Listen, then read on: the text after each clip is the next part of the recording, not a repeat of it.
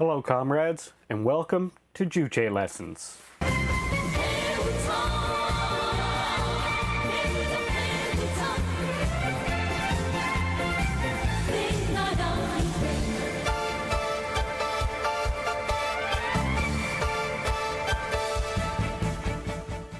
In this episode, we will be discussing the fundamental principle of Juche philosophy. Humanity is the master of everything and decides everything. General Secretary Kim Jong-il once said, quote, "The Juche idea raised the fundamental question of philosophy by regarding humanity as the main factor, and elucidated the philosophical principle that humanity is the master of everything and decides everything." End quote. This is the basic principle of the Juche philosophy, and on the basis of this principle, the whole systems and contents of the Juche philosophy are evolved. The fundamental principle of Juche philosophy, that humanity is the master of everything and decides everything, gives an answer to the relations between the world and humanity in two aspects.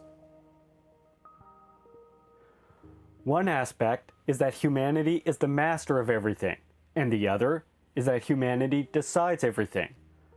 So let us look at these two aspects closer. Firstly, humanity is the master of everything. People use the word master in various meanings in daily life. For example, it is used to mean the owner of things, or one who is responsible for a certain thing, and servants called their employers masters. Thus, the word master has a broad meaning that can express relations of social life, including the relations of ownership and social position. But the word master is not used in its general meaning when the Juche idea claims that humanity is the master of everything. The word master in the Juche idea is the philosophical concept that expresses humanity's position in the relations between humanity and the surrounding world. To quote General Secretary Kim Jong-il again, quote, "That humanity is the master of everything means that they are the master of the world and their own destiny. That humanity decides everything means that they play the decisive role in transforming the world and in shaping their own destiny." End quote. In other words, humanity lives not to be bound to the surrounding world, but dominates the world, according to our independent requirement and will. There are many material beings in the world, but none of them lives dominating the surrounding world. Even a lion, known as the king in the meadow, is not a being who lives dominating the world. Although the lion eats other animals freely, it maintains existence as a species living by adapting itself to the given environments, not dominating and reshaping the world. In other words, the developed animals and the natural world are beings that live by adapting themselves to the given environments. Humanity is a highly developed product of the material world. We are not subordinated by the world, but dominate the world according to our will and requirements. And only humanity lives while dominating the world according to our will and requirements. And humanity's position as the master of the world has ceaselessly developed through the historical course, as we discussed, of course, in our second episode. Humanity dominates the world through the struggle that continues generation by generation. Humanity lives not to be bound to the world, but ceaselessly expands the sphere of domination and transformation of the world according to their will and requirements. And in this sense, humanity is the master of the world. Next, humanity decides everything. That humanity is the master of everything shows our position in the world, whereas that humanity decides everything shows our role in the change and development of the world. And it means that humanity plays the decisive role in transforming the world and in shaping our own destiny.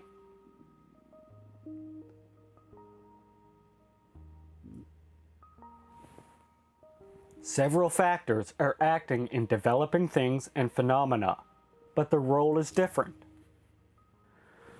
There are factors that affect more in the development of things and phenomena, and factors that affect less, as is the case also with the development and transformation of the world itself. For example, there obviously needs to be necessary material and technical means in order to transform nature. Activities such as damming up the sea and widening the land could hardly be done by bare hands. So clearly the material and technical means are necessary in transforming nature. Thus, the material and technical means play an important role in transforming nature.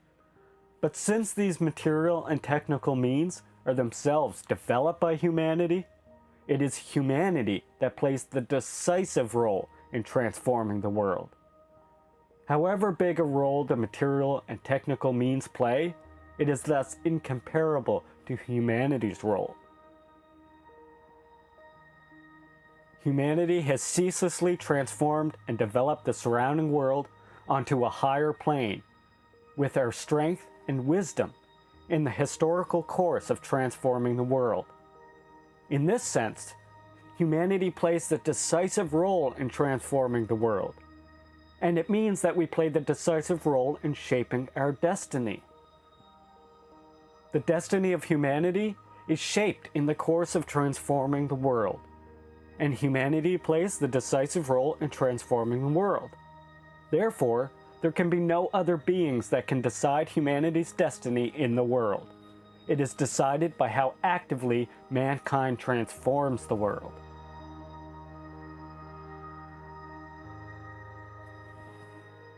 The fundamental principle of the Juche philosophy, that humanity is the master of everything and decides everything, is an accurate and revolutionary philosophical principle that correctly reflects the real world where humanity lives. Humanity is the only dominator in the world, and the world is more and more transformed by humanity. In the process of interaction between humanity and the world, there are active actions that humanity gives to the world, and also the influence that the world exerts on us. But the main factor is the positive actions that humanity gives to the world. By humanity's positive actions, the unfavorable influence that the world exerts on humanity is surmounted, and favorable conditions and environments are made. Thus, the world is transformed and developed by humanity. The fundamental principle of the Juche philosophy is a revolutionary philosophical principle that shows us the way of shaping the destiny of humanity. In the past, destiny was understood in the same manner as the words fatality or fortune. As a result, it was not regarded as the subject matter of science, but had been discussed virtually only in the superstition and religious faith.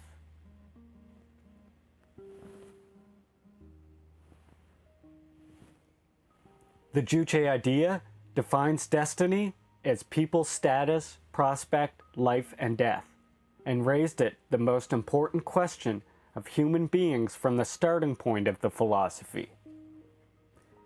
Humanity should shape their destiny independently and creatively, as is clarified by the fundamental principle of the Juche philosophy. The fundamental principle of the Juche philosophy clarifies the viewpoint on the destiny of humanity and the basic method of shaping the destiny of humanity.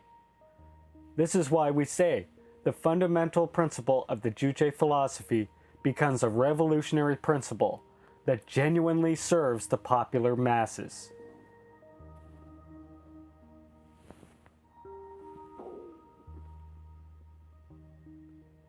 Human history is the history of shaping the destiny of the popular masses.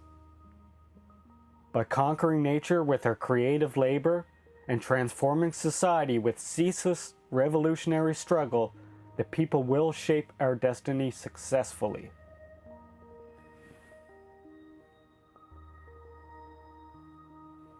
That's all for this episode, comrades. Check out our Facebook and Twitter pages for more Juche and DPRK content, which I will leave links to in the description of this video. If you enjoyed what you saw, because it was a short please remember to like, subscribe, and share so we can raise the revolutionary consciousness of the masses. And because I run solely on your motivation and encouragement. Red salute, Juche comrades. Hey, I'm Comrade Shane. We're gonna do a double. And welcome to Juche Lessons.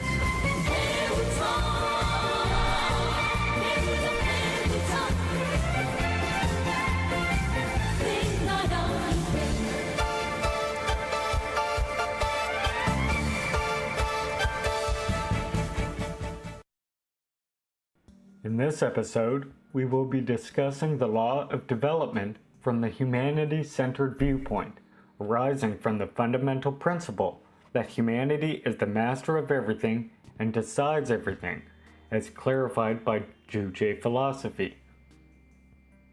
Comrade Kim Jong-il once said, quote, that the world is dominated and reshaped by humanity is a new viewpoint on the world in relation to mankind, end quote.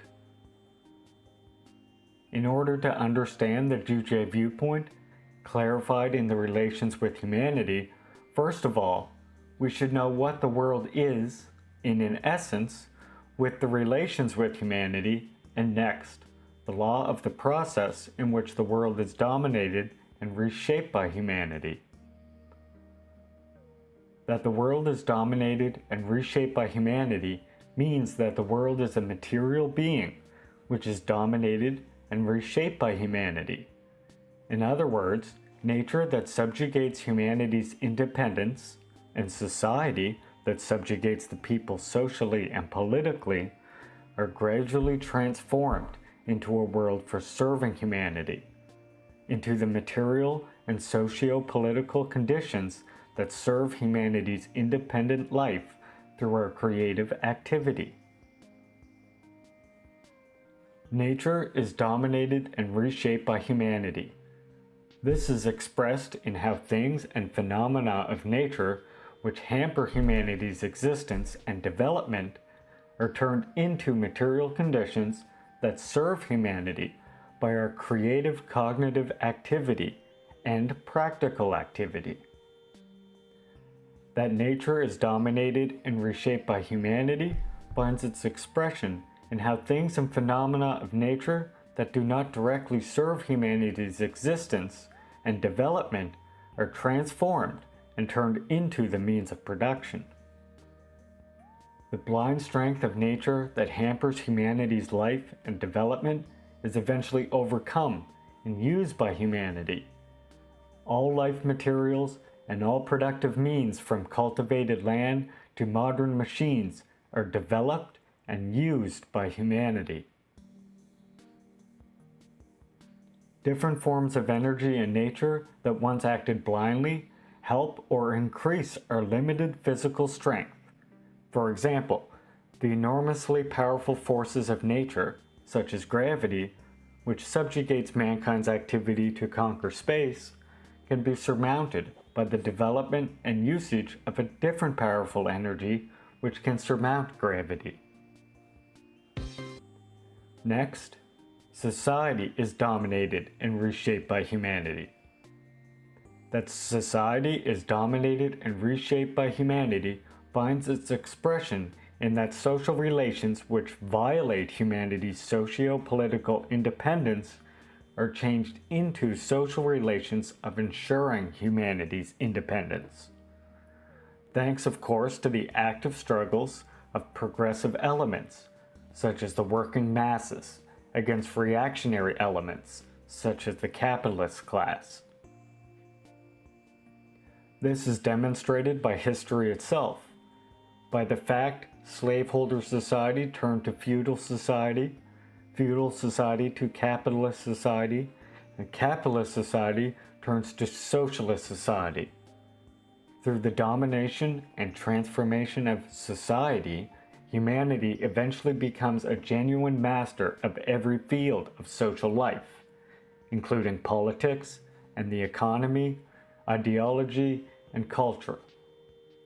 Even the powerful ruling class in exploiting societies cannot submit the change and development of social life to their will. This is well proved by phenomena such as periodical economic stagnation, crisis, and the constant increase of unemployment in our modern capitalist societies. Through the constant struggle against oppression, the broad working masses, including the working class, take state sovereignty and productive means and develop every field of social life, including politics and the economy, ideology, and culture, by liquidating the exploiting system and establishing the socialist system. So nature and society, and thus the world, is dominated and transformed by humanity. Domination and transformation of the world by humanity is an objective fact and stark reality. The world is dominated by humanity. This is not an abstract concept that the whole world is totally dominated by humanity at present. There are a lot of things that are still unknown or uncontrolled by humanity in the world. This may cause some doubt to the meaning of the word being dominated by humanity. But this doubt comes from a confusion of the question of whether the world can be dominated by humanity or not, and the question to what extent the world is dominated by humanity at present. There is limit in the scope of every generation to dominate the world, but no limit in the whole view of human history. There are many scopes that people do not yet dominate in the world, but people will ceaselessly increase our scope of domination over the world in conformity with the development of independence, creativity, and consciousness. Next, that the world is transformed by humanity does not mean that all the changes in the world are made by humanity. For instance, all things in the world change and develop according to a certain law, such as the law of gravity I used in an example earlier. Only when people understand the laws of things and phenomena are we able to understand and reshape the world according to our demands. In the long run, that the world is dominated and transformed by humanity does not mean all movement and change in the world are formed by humanity, but that humanity plays an active role in the transformation and development of the world. The world is dominated and transformed by humanity because we are the most powerful and developed being in the known world. Humanity is a being with independence, creativity, and consciousness. Humanity actively transforms the surrounding world with our own strength in order to free ourselves from the fetters and subjugation of the world because we have independence. But animals, however developed they are, do not resist the subordination of nature, and thus become extinct when they have not adapted themselves to it, because they do not have independence. So, animals do not dominate nature, but are subjugated by nature. Only humanity, the social being with independence, lives and conducts activity as the dominator of the world. As humanity has creativity, we develop the world into a more useful one for us by transforming it in conformity with our will and demand. Animals move their places to other mountains if their forests are burned, but people replant on that mountain, care and make dense forests and use them, because only humanity with creativity lives and conducts activity as the transformer and changer of the world. Humanity has consciousness. So, we dominate the blindly moving material world by transforming it and developing it purposefully and consciously. Animals, such as elephants, whales, lions, and tigers, are big and strong, but they are helpless in the change of nature, and are subordinated in nature because they do not have consciousness. Consciousness is the main factor that allows humanity to become the most developed and powerful being in the world. And as I mentioned in a previous episode, consciousness is social consciousness, since humanity is a social being. And because humanity is a social being with independence, creativity, and consciousness, which are not available in any other known material beings, the world is dominated and transformed by humanity. Finally, let me make one thing clear. Juche understands and could not have been developed without the scientific understanding of the material world provided by Marxism-Leninism. The world consists of matters and changes and develops in conformity with the relevant natural laws. If the world consists of mysterious beings, as idealism insists, one cannot draw the conclusion that the world is dominated by humanity. And if the world is fixed and immutable, as metaphysics insists, one cannot draw the conclusion that the world is transformed by humanity. If the surrounding world does not consist of matters and moves at random without law, humanity cannot know the things and phenomena of the world, nor the law of their movement, and that would thus fail to dominate and transform the world according to our demand. Since the world consists of matters and moves according to certain laws, humanity can conduct activities to understand and thus transform it according to our interests. And the Juche philosophy arose in order to understand the laws of this domination and transformation of the world.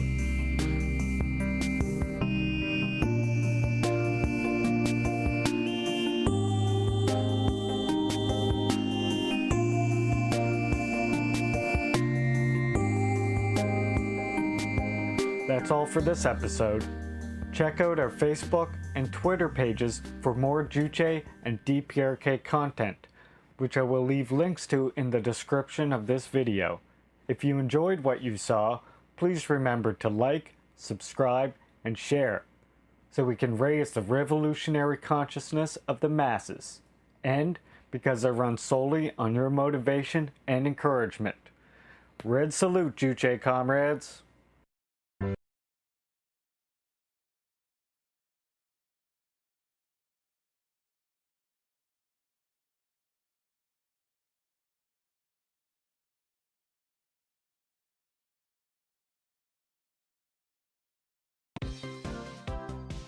Do you tire of listening to reactionary drivel?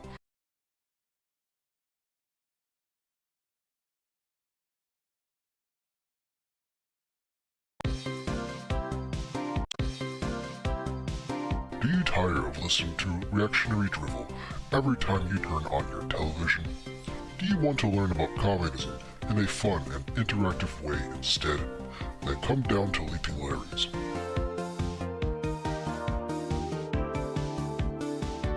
When you come down to Leaping Larry's, you will be greeted with a salute every time you step in through the door, because we value our comrades. At Leaping Larry's, you will learn how communism and the Juche idea can create a more equitable and just society. You will learn about the importance of collectivism and cooperation. And you will learn how communism can help to create a world without poverty or hunger. Leaping Larry's, your home for communist and video game edutainment.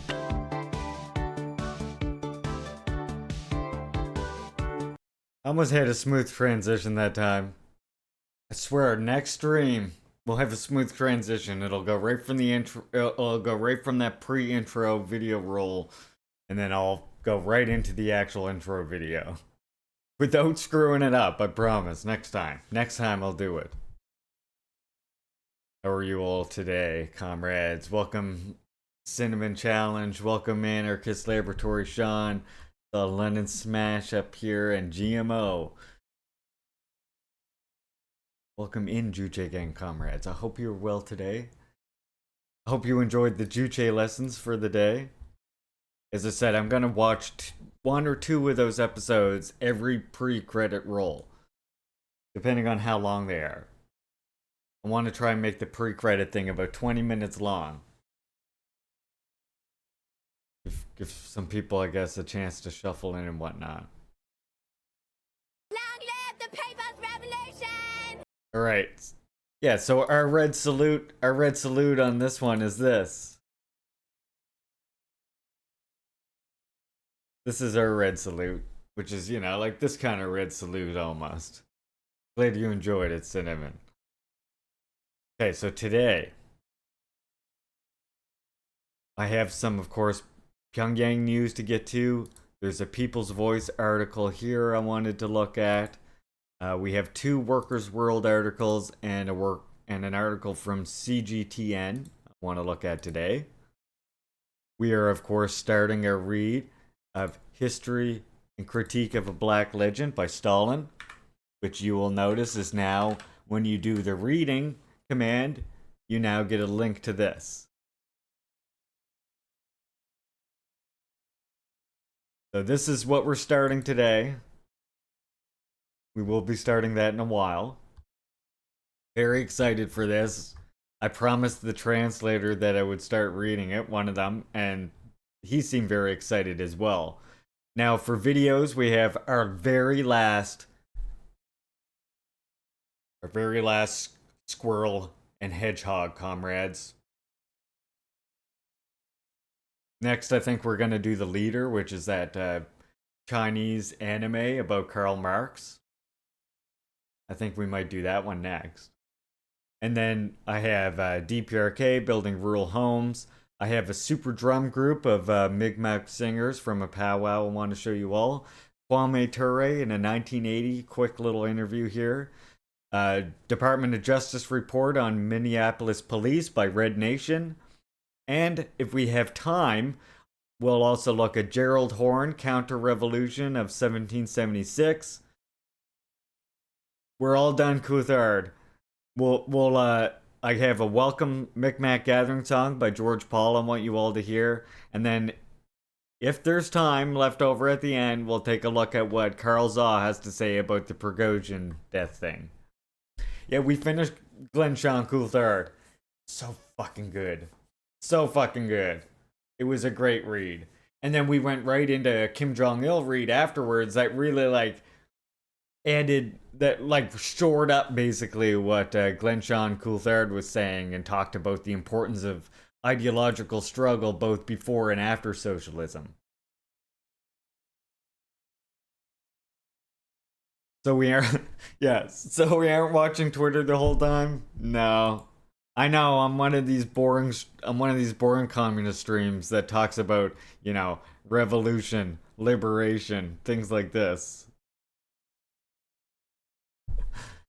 I'm one of those boring communists that actually reads theory and stuff. I can't, well, Lenin, we'll do that later. That's for behind closed doors, as you know.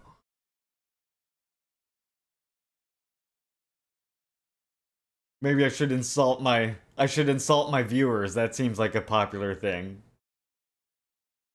Oh yeah, every Tuesday and Thursday I'm reading, and I was getting through an entire, not just an entire chapter, but an entire section of Glenn Sean Coulthard at a time.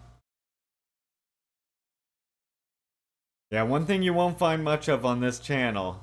Thank you, GMO, for saving my ass. I just realized I started puffing without the approval of the Central Committee, and I apologize. Yeah, I'm not one of those. Unfortunately, what you won't find on here is us sitting around watching mainstream media very much. You won't see me watching. Yeah. I won't scream at you like other streamers. I won't be talking about Elon Musk very much. We will sometimes look at Twitter, but very rarely. You're not going to find much mainstream news, or so therefore not many presidential debates or parliamentary debates.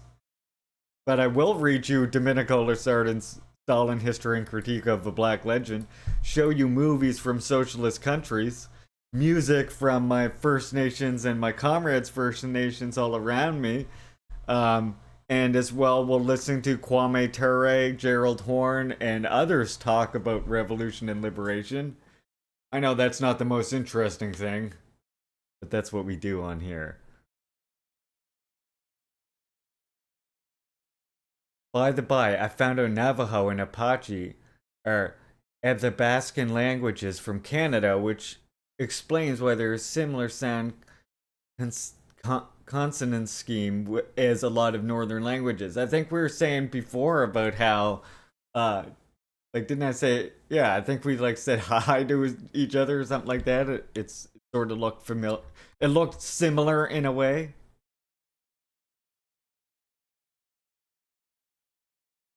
Okay, well, someone just sent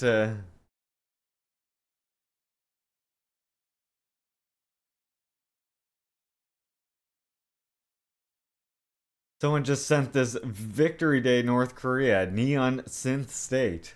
That sounds like a good way to kick off the morning, and then we'll watch Squirrel and Hedgehog, the final episode of Squirrel and Hedgehog, comrades.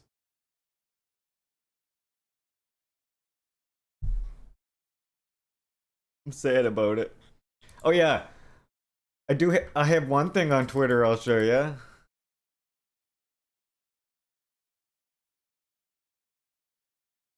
I do have one thing on Twitter I will show you. How about this? Yo ho ho! Stolen indigenous resources is sailing across ye globe. Yeah, matey. Wholesome wind power be coming. Don't make systematic changes. Just recycle, vote, watch green energy trickle down, and keep your head in the sand, yar. First wind-powered cargo ship with groundbreaking metal wings for sails. Comrade Falcon. Counteroffer. The age of piracy returns and we begin coastal raiding towns. Who's jumping in the war canoe? Who's coming with us? Can you stream soon?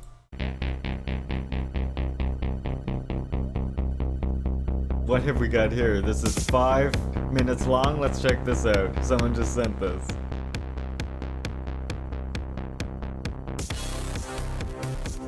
Yeah, they act like this whole wind-powered boats is like a brand new invention. Just because the sails are metal, like, whoa, buddy, they made metal sails.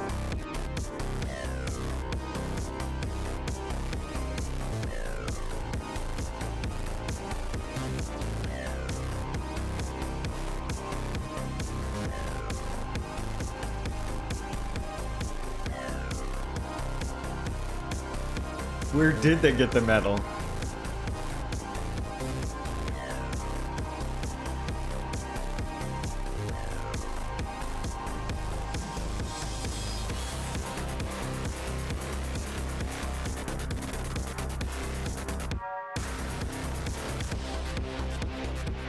I don't think it really does.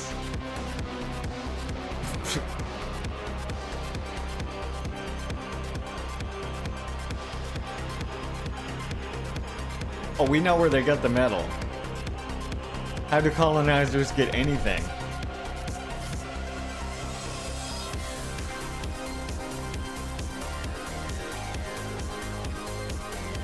God damn. Powerful finger.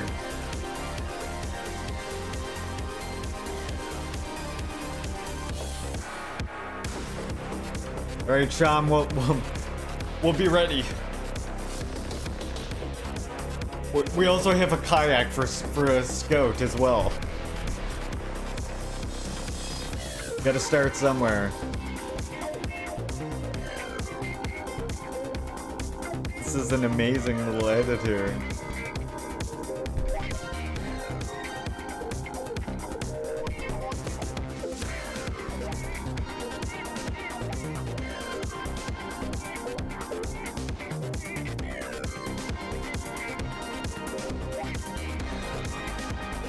Oh, Kate Lennon's in too.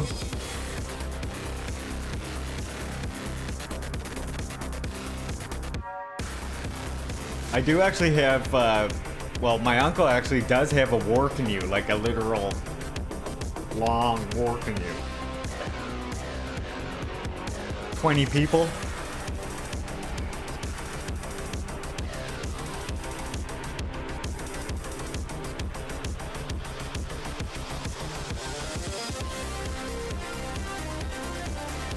Oh, nice.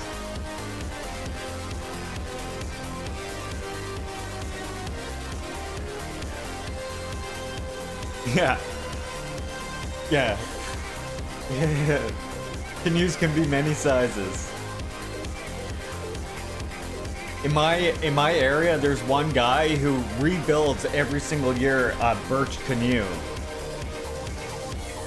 Fucking amazing.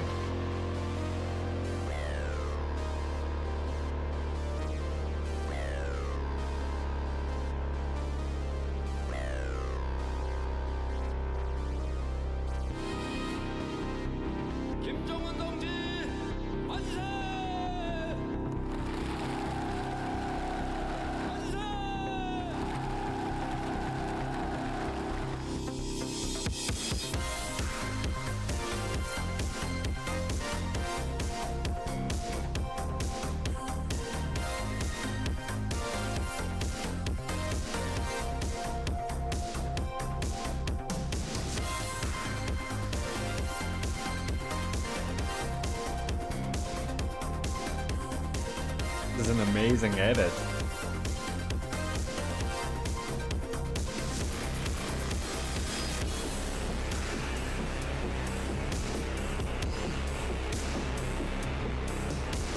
But the big ol'... I can't blame you for watching this 12 times. This is awesome.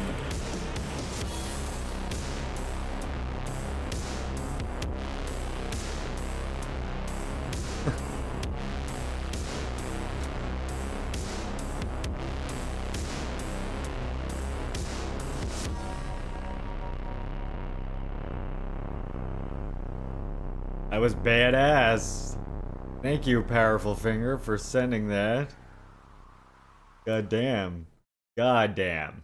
That was fucking delicious.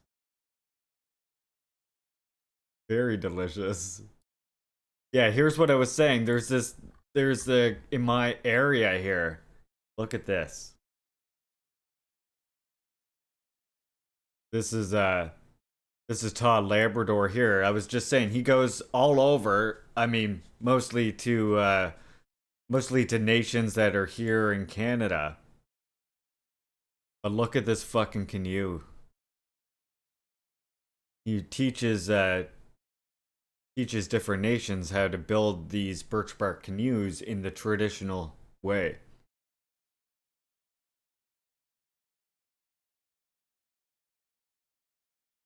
I got to watch him do this.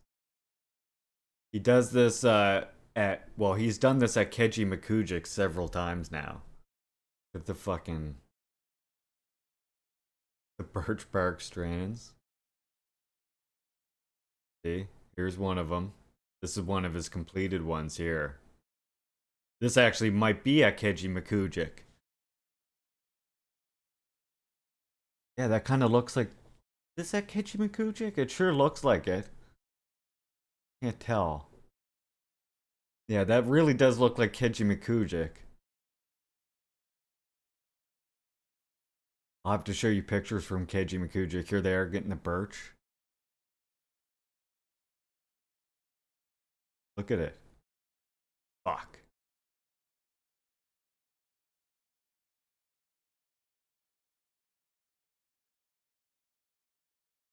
That blows me away. Keiji Makujik is beautiful, by the way. I will have to show you more Keiji at some point. Keiji Makujik, by the way, is a location where you can find the oldest petroglyphs from First Nations. That is like, I think, north of Mexico City. So they're like the oldest fucking petroglyphs that you can find in most of North America. Are right there in Keiji Makujik. I've seen some of them lately because of well, this year actually the water's been really high, but some years when the water gets really low, you can actually see some of the really old petroglyphs that are way further down, like this old caribou. And caribou, if you don't know, in my area is extinct completely, basically. There's still a few areas where you can find them, but it's very, very rare. Like, what happened was settlers came in, and of course, they were here using a lot of these lands, especially Mi'kmaq lands, and Kejimkujik specifically, which is a sacred ground for Mi'kmaq people. They turned that into like a hunting ground. It was like a pleasure game fishing. It was a what was it, rifle and rod club that was there, and there was a lot of First Nations Mi'kmaq people who would work as guides there. Now, when they started, of course, they would hunt caribou. Well, caribou, there was only so many caribou, and they can be hard to find and can be hard to hunt. So what the settlers did was they decided to bring in a bunch of white-tailed deer. And you see, white-tailed deer carry a bunch of parasites that caribou do not have any immunity to. And so when they brought these white-tailed deer over, these parasites and these diseases that white-tailed deer tend to carry infected the caribou population and pretty much wiped them out. Same with the moose population here too, which is why you find moose on Newfoundland, but not many here. In boggy areas where white-tailed deer, you don't find them as much. Sometimes you can still find caribou and moose, but not very often. So look, these are pictures of taken in Kejimkujik. These are sacred Mi'kmaq grounds right here, still to this day. Mi'kmaq people have fought really hard in order to get this site as now a protected. It is the only national park and national historic site combined. And we fought hard in order to get that status so that it would be protected. So the fact that it is a national park and a national historic site is part of what protects it. Yeah, they shot all the buffalo there. Here they brought up a deer that killed off all of the caribou. See, this is an old farmer's field that is in this park, and it's been a park since the 1970s or so. So you can see, like, now the trees are reclaiming this old European farmland. Did you see that recent article on beavers? Just mildly related, but obviously in the past the European hunted European beavers to extinction. They started importing American beavers to balance out the ecosystem. Yep, that's Euros. See, this is it's some old settler's farm that was here. And you can see the trees are working their way towards this location. Ever since it's become a park, they just let the nature take it back over again. But look at the fucking wildlife you see here. Great big bullfrog. Toad. And there's the lake. Look at that shit.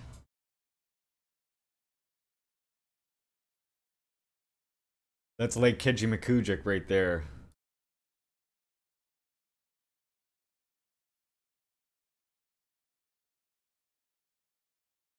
The chipmunks. And there's our squirrels. I know we have red squirrels here. I know in a lot of parts of the world, especially when you get towards like Ontario and central part of the US, you have big black squirrels. Here we have these red squirrels, tiny little things. There's my kid. Little Larry. As you can see, little Larry's several shades darker than his dad.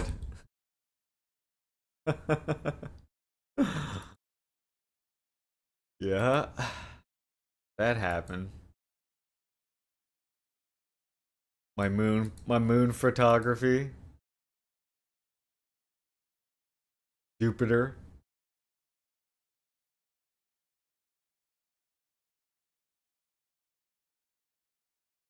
Your squirrels were carry off toddlers? Hey, you must have those big ones I was talking about. Those squirrels that you got, those central squirrels. Looking for some more pictures of Keji. Here we go. Keji is fucking amazing.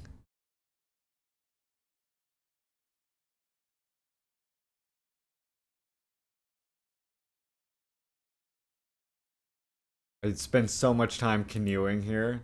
As you can see, this is from 2016, but I still spend a lot of time canoeing here when I can. The problem, of course, is that it's expensive as fuck. Look at this, very rare sight right here. This is loons and their baby. If I can get the image open in it. Yeah.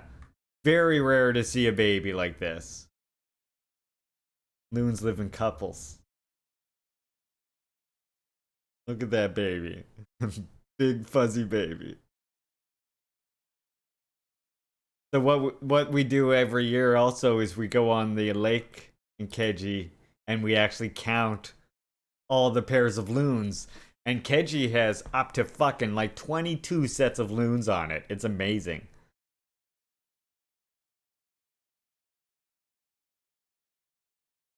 Kitties. Doggo. You see so much wildlife. Look at that. Do you not just spend all day canoeing that shit?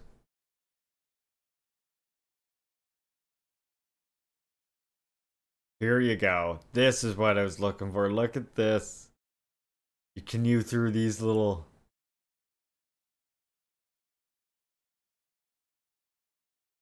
Take my geese back. I don't have geese, technically. I have ducks. Oh, you're talking about the Canadian geese. They'll be back.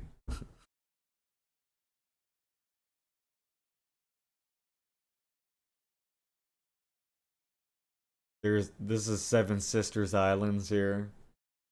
These sacred Mi'kmaq grounds. I hope you can see why we consider those grounds sacred. But this is where you can also find... I'll have to look it up on my own page. I'll see if I can find them later. I have taken pictures of... the petroglyphs that are down there. I'll see if I can find them for you all. Yes, Canadian geese. Hey, those geese are friendly. Go up and pat one. They like that.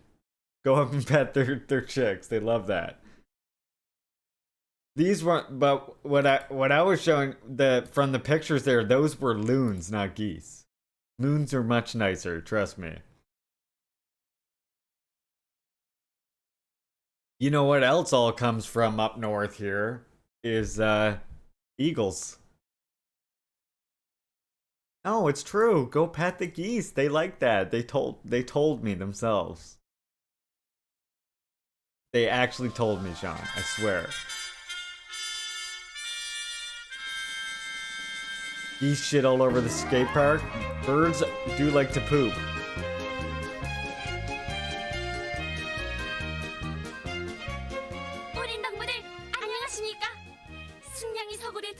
Geese do like to poop, Lennon. I mean, birds poop. That's what they do. Take it as someone who owns a flock of ducks. Rather cares for them. Sean. 모자리 같은 저 승냥이 대장놈도 날 믿지 않으니 내 손으로 연락한 놈을 죽여버리고 말 테다. 아니 이게 어떻게 된 거야? Yep. I mean, so do my birds as well. About the same amount, Falcon.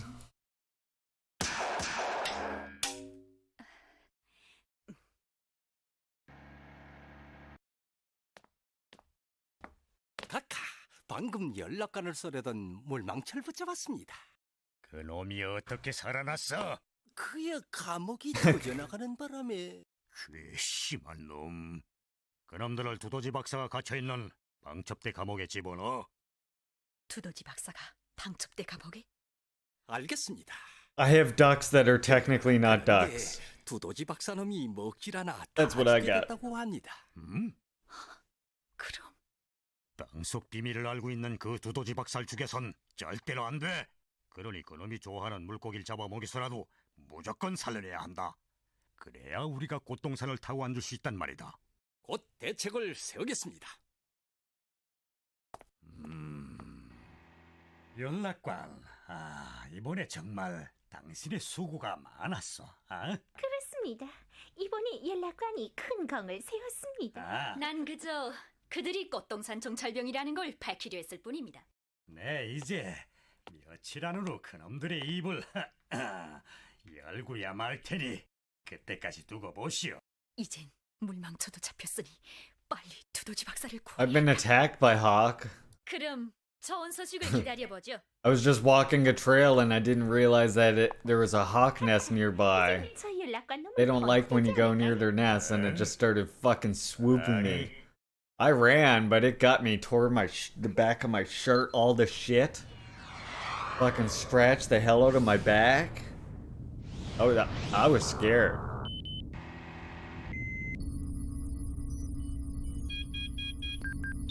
I don't know. That's a good question, Cinnamon.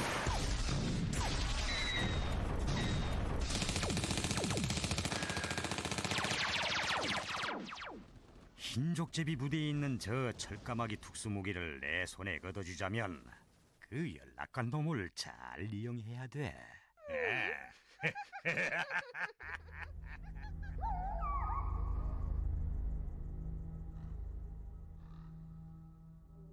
야, 차단도 뭐래? 미친놈들아! 내려! 연락관 놈의 정체를 밝혀내는 나는 니놈들을 가만두지 않을 테다. 아이고, 저놈을 잡으라! 왜 이렇게 어지럽니? 내 안경이 어디간? 뿌옇게 보이는 저건 또 뭐야? 안경이 없다고? 네 놈들한테 붙잡힐 물망쳐가 아니다. 여긴 도대체 어디야? 구멍이? If I catch a hawk with a left, it's going to sleep. The problem is when it's dive bombing you, it's pretty hard to fucking punch it, let me tell you. 물망쳐가 이렇게 살아보래. 오늘은 꽉 죽고 말 테다. 놀고 있다. 지발로 감옥에 들어온 주제. 내가 죽긴 왜 죽어? You have no idea how agile those fucking things are. Like, I thought about trying to hit it, but there was absolutely no chance I would have been able to hit it. It was swooping me. 승냥이 놈들의 경계가 보통이 아닌데 금색이한테 정찰서를 Coming at my back as it's fucking running away from this trail. 구름 비행기를 태워보내려고 합니다. 아, 그럼 구름 속에 가려지겠구만요. 그렇습니다. 그런데 정찰자원들이 왜 보이질 않습니까? Cinnamon. 글쎄, 떠날 시간이 다 된 것 같아. 아, 저기 It was 옵니다. a hawk.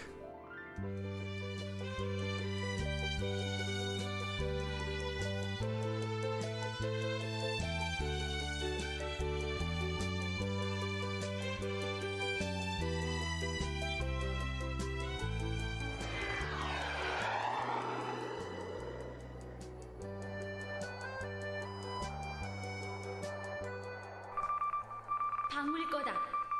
공터를 이겨낸 동물을 축하한다. 정찰병들을 보내니 설거리에서 Hey, Shakespeare. 은하수. 우리 동무들이 온단 말이지. Yeah. 이야. 가만. We'll see. 그런데 누굴 보냈을까? 출달하니?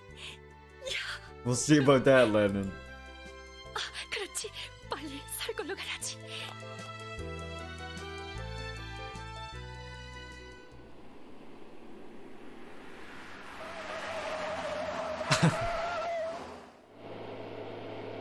Yeah, you're a big tough guy till you meet that hawk I met on the trail. Then we'll see. Then we'll see what's up, Lennon.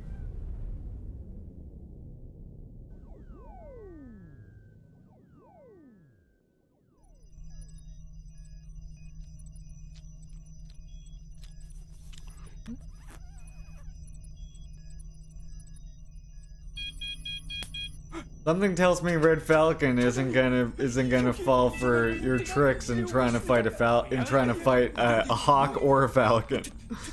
저건 어디서 나타난 구름일까? 저거 밀려오는 속도가 대단히 빠릅니다. 그러게. 야, 자기 위치로 빨리. Come on now, birds aren't bourgeoisie, birds are collectivists. 감시하라.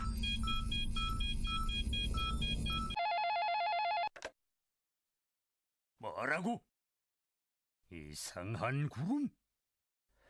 어디서 갑자기 나타난 구름일까? 혹시 그 속에? 당장 그 구름을 없애버려! 고도 600 사각 25. 고도 600 사각 25. If it attacks me, it's revisionist at best. 없어졌다. 온통 구름뿐이니 어디다 쏠지 알 수가 있나 이거? 어?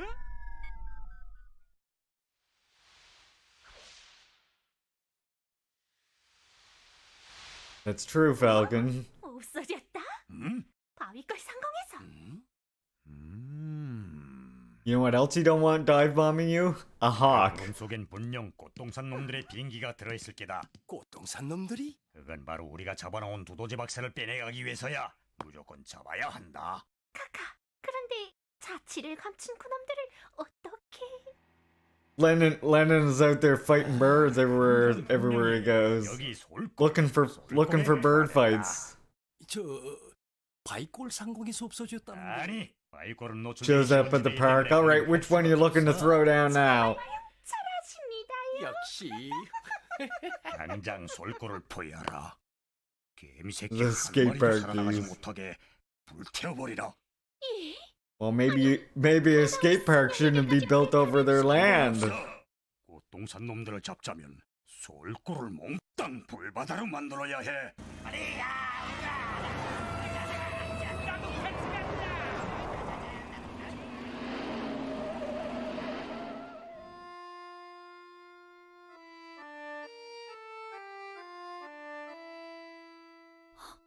형, 저예요. 밤색이에요. 아니, 밤새가. 형, 밤새가. 형. 정다운 내 품을. I can find these petroglyph pictures. It's bugging me. 흘러간 초크에 나나 꿈결에도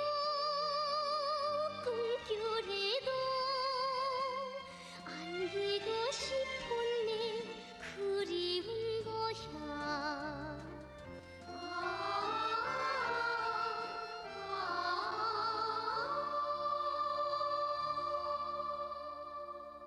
난 이번에 줄다라미가 오는 줄 알았지. 너희들이 어리라곤 꿈에도 생각 못했어. 형님은 우리가 어리다고 깔보는 게 아니에요? 아니 그런 게 아니라 뭐라고 할까? 이제 우리가 두더지 박사도 구원하고 물망초놈도 잡아 없앨 테니 두고 보세요. 물망초는 걱정할 게 없다. 그놈은 지금 방첩대 감옥에 갇혀 있으니까. 쪽으로 빨리. 두더지 박사가 방첩대 감옥에 갇혀 있는데 내가 다시 확인해 보겠어. 야, 박사 선생님이 얼마나 고생하실까. 큰일 났어요. 놈들이 여길 포위했어요. 뭐? 자 빨리.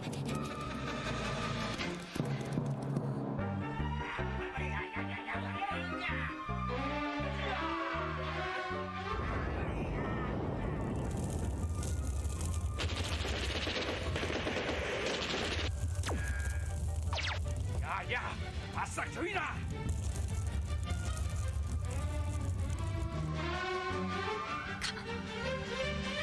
그렇지.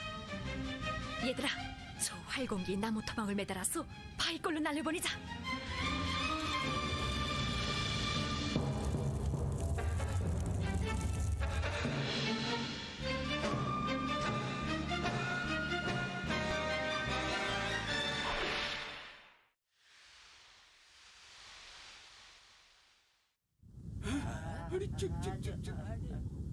저놈들이 바위골로 빠진다. This is Lennon to birds right here. Lennon to birds at the park. I don't like it when things aren't going my way. You got me mad now. That's Lennon when he goes to the park and sees the birds. 빨리 쏴돌쿠라!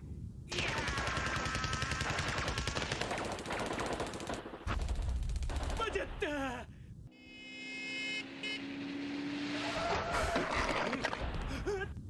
대장 카카다! 빨리 길을 내주라!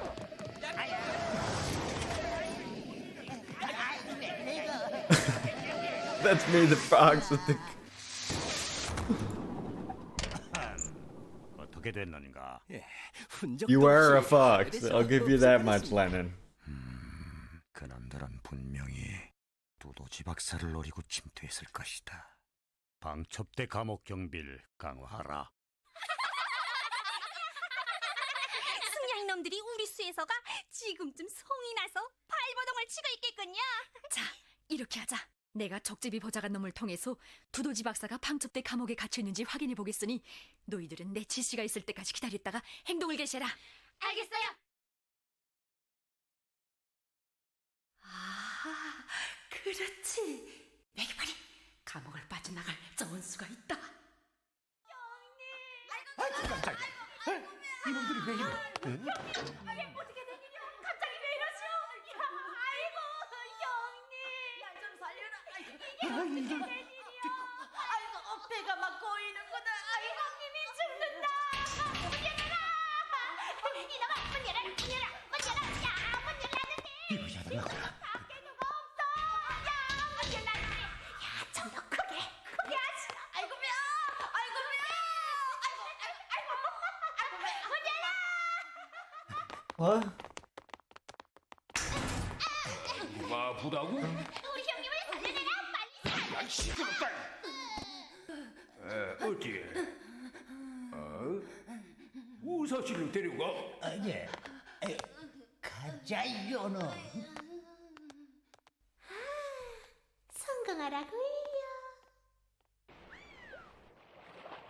물고기를 잡아먹여서라도 그놈을 무조건 살려내야 한다. 야, 빨리 잡으라 빨리. 이거 낚시질 솜씨가 괜찮은데요? 아니, 살려내라는 두더지 박사는 어떻게 하고 이렇게 한가하게 낚시터 일다. 그래서 이 고생이 아니요. 아직 한 마리도 못 잡았으니 아마 잡아선 제 입에 쳐넣는지 원. 많이도 잡았군. 이거 내가 잡은 물고기를 주면 좋겠지만 쓸 데가 있어서. 그야 어떡해. 야, 이쪽으로. 야. 자, 물고기 잡는 거나 좀 구경할까? 물고기야 잡아라 빨리 잡혀라.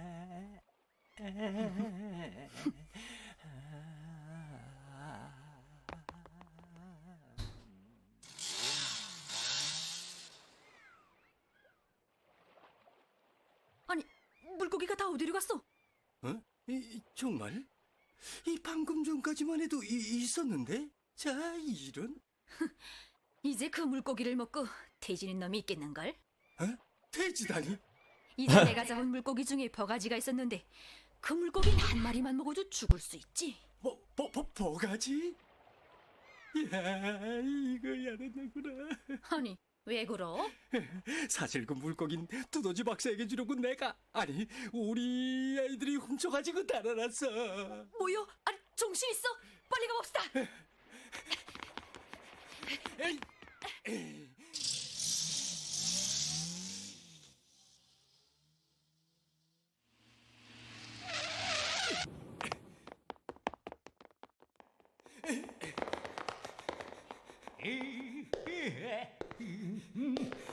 야, 물고기를 어떻게 했는가? 물고기 말입니까? 그거야 두더지 놈이 다 먹었습죠. 뭐야? 얼마나 맛있게 먹든지. Oh God. 야, Not Dr. Mole. 빨리 우사를 데려와라, 빨리. 아니 왜 그러십니까? 야, 그 물고기 속에 독이 있는 보가지가 있었단 말이다. I'd much rather a weasel ate it. 이놈은 갑자기 왜 이래? 이 보조장이 두더지한테는 한 마리도 안 주고 저 혼자 다 처먹으시오. 에이 먹새기 돼지. 에이 그래. 야 됐다. 아이 그런걸. 연락관 이거 정말 미안하게 됐어. 어쨌든 다행이요. The lighting is great in these episodes. 두더지 박사가 사모간방에 갇혀 있구나. 자 그런데 연락관 여기 들어왔댔단 소리를 누구한테도 하지 마시오. 에? 그런 게 아니라 그 사실은 다 걱정 마시오. 비밀을 지켜줄 테니. 가만, 물망초가 여기 있다고 했지.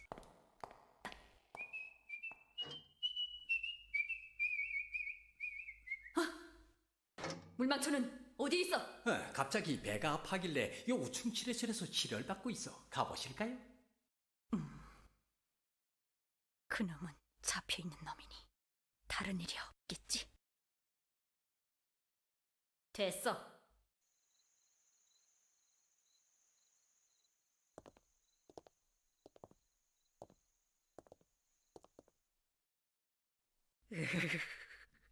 연락관 이놈.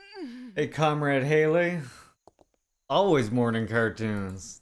Although this is the last episode of Squirrel and Hedgehog ever. Kind of sad. But next we have the leader about Karl Marx next.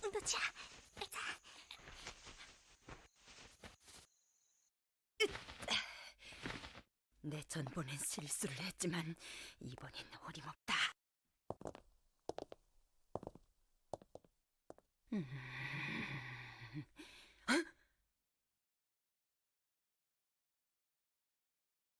저기 꽃동산. There, I got all these petroglyph pictures for you, comrades.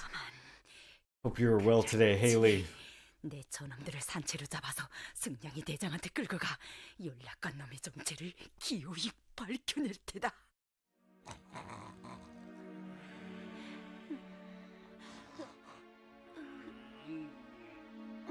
I hear you there. I'm gonna show off those petroglyphs I mentioned to you the other day that are near here. Just as soon as this episode's over. 됐다.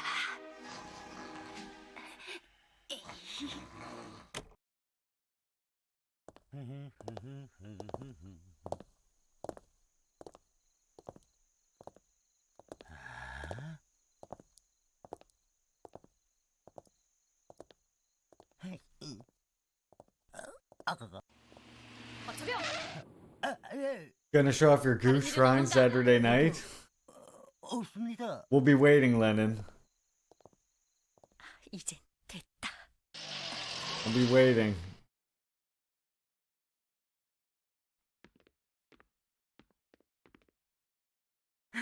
범색인 이놈이. I don't know. I think the goose is good. See, all the Flower Hill animals are all like the nice, like the goose, the squirrel, the hedgehog. They're all from Flower Hill, right? And then you have the wolves and the weasels, who are basically the U.S. and Japanese imperialists. I mean, they're just imperialists in general, I would say.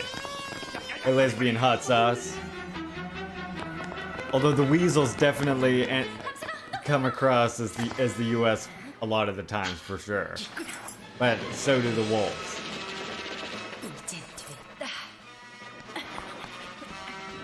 Yeah, some are collaborators. Yeah, Squirrel and Hedgehog is about fighting off imperialism. Yeah, that's what the whole show's about. It's an anti-imperialist cartoon for kids.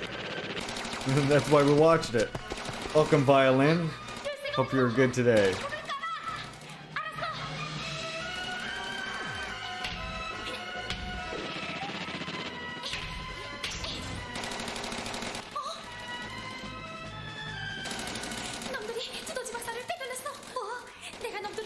And like, given, of course, as we know, the DPRK has a history of attempted subversion and espionage by the U.S., so a big portion of the show was dedicated to identifying espionage and spies and, you know, pretenders in your midst.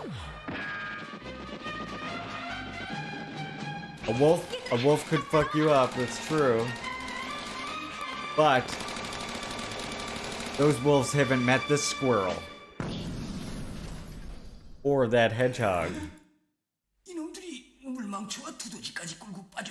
I was just saying earlier though, Lesbian Hot Sauce, about how we have the sacred Mi'kmaq the sacred Mi'kmaq grounds around here, which is called Keji and it's like a big preserved national park / national historic site. And I was just like walking a trail there one time, and I guess it was like near must have been near a hawk's nest or something. And this hawk started like dive bombing me. I was just like running away from the trail, like once it started dive bombing me and like cawing at me and shit. Started coming down, ripped the back of my shirt all up. Big old fucking scratch marks on my back.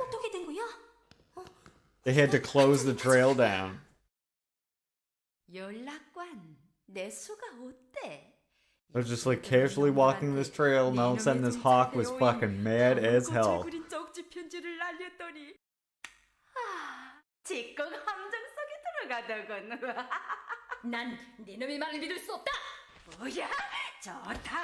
Yeah. It was like you were way too close to my babies that you didn't know were there. I'm just like running, like trying to run through this trail. It's on a little island, and the trail just goes on the perimeter of the island and then comes back out this boardwalk. So I had to run all the way around this fucking island, but because it's like, you know, a little island, I'm running around it, and the hawk is like coming from every fucking direction at me. I was fucking scared, I'll tell you. I was like, is this it? I'm gonna die from a hawk?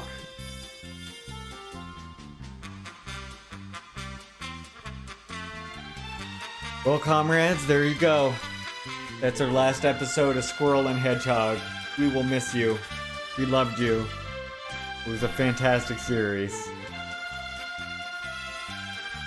So next we are going to watch... But see, Lennon, here's the thing. This hawk is in a national park in sacred Mi'kmaq ground.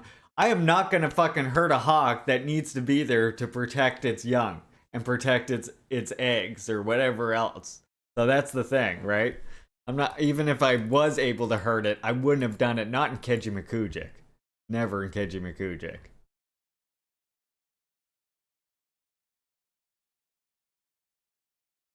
Yeah. I was gonna express, and I was ready, like I was, Sean, I was like, is this the way I go? Do I meet? Is this who I meet the elders I never got to meet?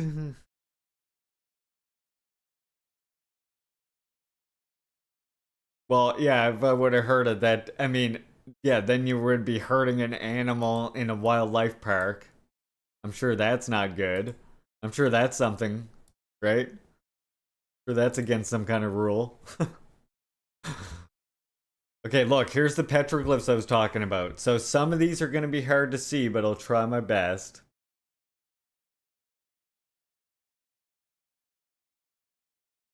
I am an animal, though. There you go. So, I don't know how easy you can make this out. This one might be a tricky one for me to get you to see. But if you look really carefully, again, these are 500, up to between 500 and 1,000-year-old petroglyphs. Carved by Mi'kmaq people here.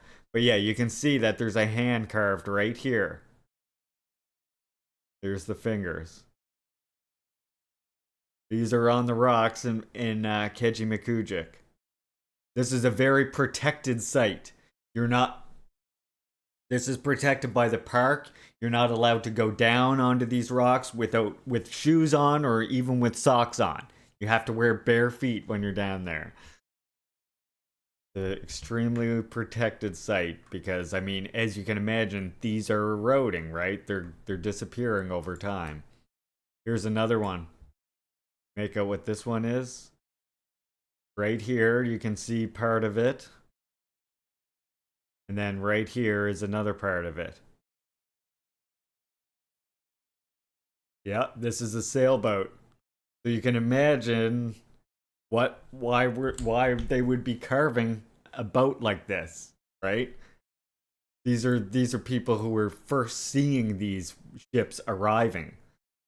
Here's a better one. When you wet them, they get a little bit easier to see. So you can see right here, this is another single mast ship. See the single mast here, the sails go this way, and here's the actual boat itself. This one we figure is probably really old.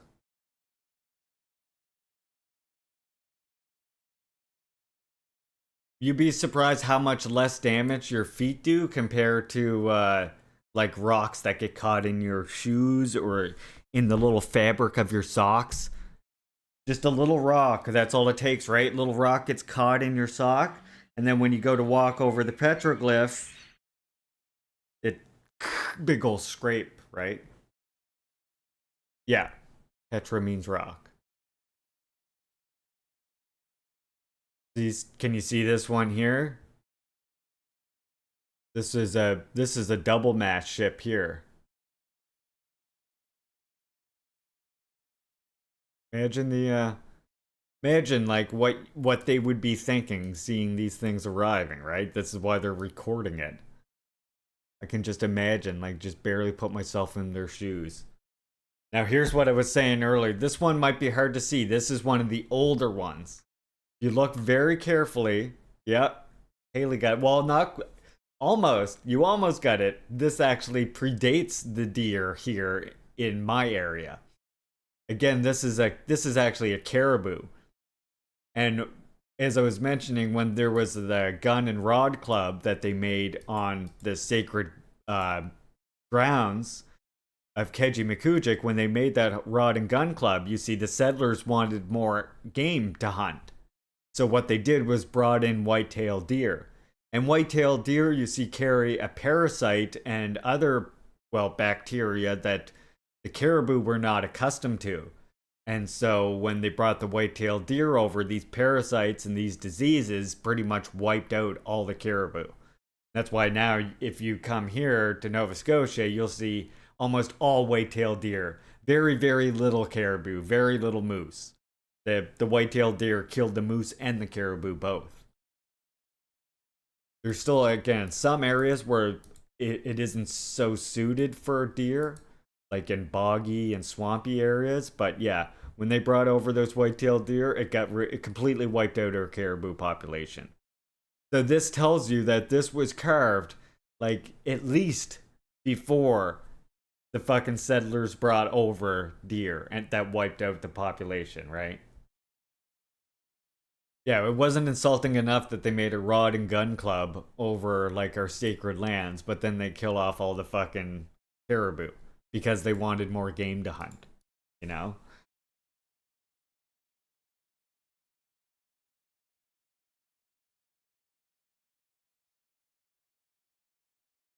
Okay.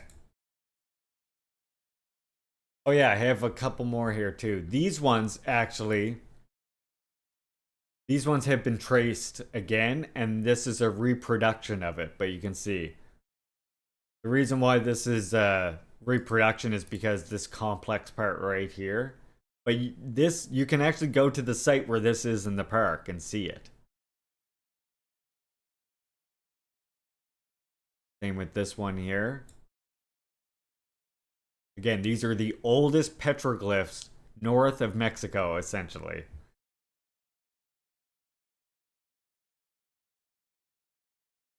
And the hunter using an atlatl. A lot of people would, of course, the bow was a weapon that was used, or a hunting implement that was used by Mi'kmaq people. But even more common was to use an atlatl like this, which is, of course, a way to throw a sphere even further.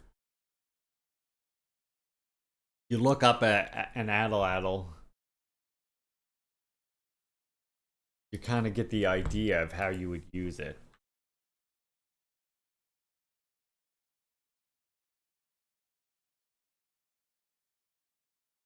See, here's like the Atlatl right here. See, it's this piece right here. This piece right here, and it just sort of catches the spear right here. And then when you throw it up like this, it adds a lot more force to your spear, so it goes a lot further.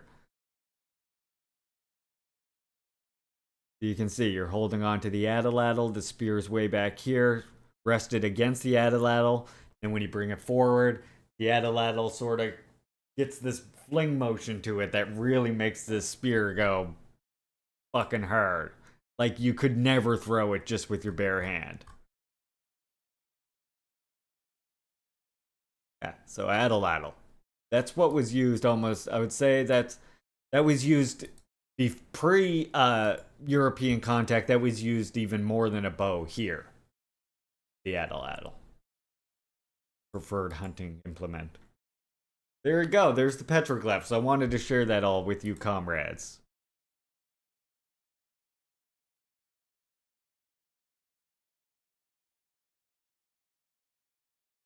Alright, we're gonna watch right here, DPRK of Korea. Many rural buildings built. No problem. Actually, my plan, by the way, comrades, what I want to do sometime is when I go to Kejimikujik, I would really love to bring you comrades there.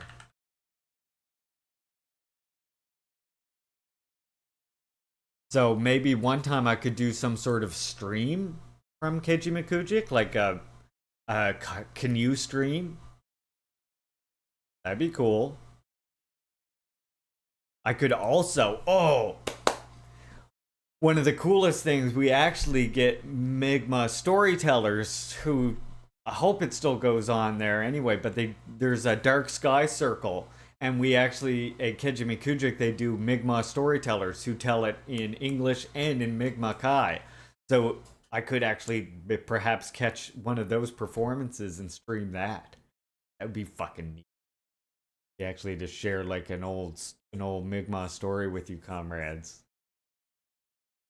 Like about Slapfoot or something. Yeah, I think that's what we're gonna do next summer. We're gonna do a short canoe trip though before the end of this summer. I'm gonna try and do. Alright, so here's our DPRK video.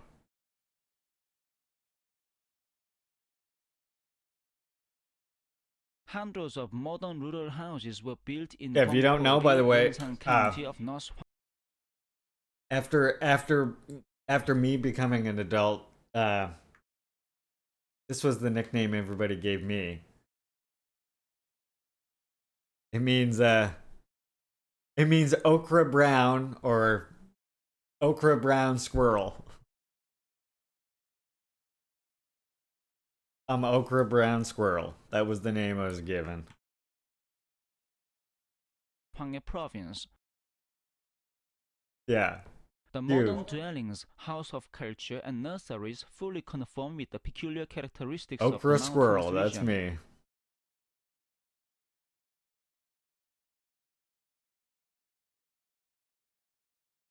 A meeting was held on the 13th. Present there were Park Chang-ho, Chief Secretary of the North Hwanghae Provincial Committee of the Workers' Party of Korea, officials of the province and Yongsan County, and working people.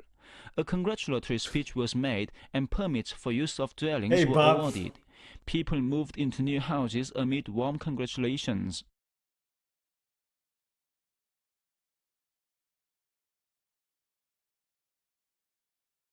New dwelling houses have been built for the employees of the Gwangcheon Chicken Farm, a modelling standard of the poultry in the DPRK. Free homes for Several everyone. low-story houses have been built in a sunny place according to the scenery of the surroundings. Each house has living rooms, kitchen, washroom, and toilet for convenience in the dweller's life. A meeting of moving into new houses was held on the 13th. Present there were Ri Chang-sung, Department Director of the Central Committee of the Workers' Party of Korea, officials concerned, officials and employees of the farm and builders. A congratulatory speech was made and permits for use of the dwelling houses were conveyed to the employees. The employees expressed their joy of being provided with modern houses and offered their thanks to the respected Marshal Kim Jong-un, who continues his journey for people's well. I know I always mention this, but I also love how, think about that this is a rural community, comrades. If you live in a capitalist society, especially if you live in one like the US or Canada, I know, you will notice that rural areas are set out how? You have these big strips of farmland, and you have like sometimes many kilometers in between homes, right? If you're growing up as a youth in that situation, that means you're likely isolated from neighbors, and takes a long time if you can even reach any nearby friends, you know? This is a rural community. And look at how all of the apartment buildings and all of the residential buildings are within walking distance of each other. And what you have is the farmland surrounds the outside of these communities. And what that does is prevents that type of, it prevents that type of like rural alienation, whereby you're essentially living in a miniature city in your rural community, within walking distance of, you know, all the people within your community, within the like community buildings, like to access internet or library or study while you work programs, etc. Well-being, regarding the hardships for the people as his pleasure. Planning. See, look, you see that? Okay, wait, before we do this, did you see that? Same here. You can see how all the homes are right here with the rural farmland that surrounds them. But right at the end there, that was a good shot. See? See all the rural farmland out here, and here's the community in here. This would be like probably a government, this would be like a public building, this would be a public building, and then your apartments. And then this is the way they do basically every rural dwelling. Because remember, part of what we want to do in the course of socialism is to also eliminate the differences between rural and urban environment, right? That rural and rural uneven development needs to be solved in socialism. Grandfather was telling you how far his neighbors were, yeah. And I know some people who grew up in like rural areas, and like they say all the time about how basically isolated from everybody else they were, you know? All right, I want to share this with you. This is Super Drum Group singing the Micmac honor song. This is from the Lutsko powwow. This is more Cape Breton area, but it's still the same. It's still the same Mi'kmaq. It's still part of the same nation. Wanted you all to hear this because this is great. After the fall of USSR, urban areas have been depopulated and underdeveloped here. Yeah. That does not, that's, unfortunately, that's the nature of capitalism, right?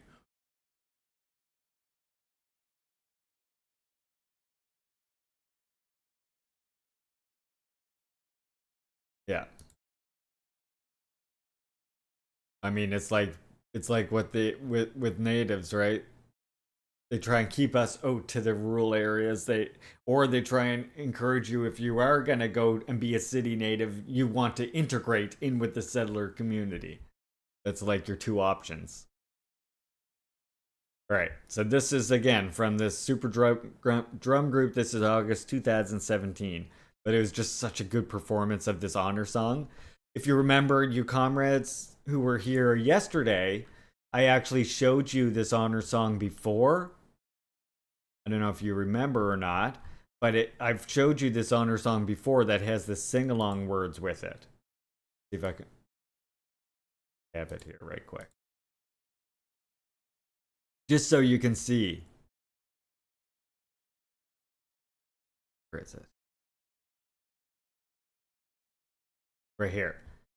So you remember I played this one for you before. This is so that you see what the lyrics are and stuff. Like here, it gives you the English translations. So that's what they're going to be singing right here.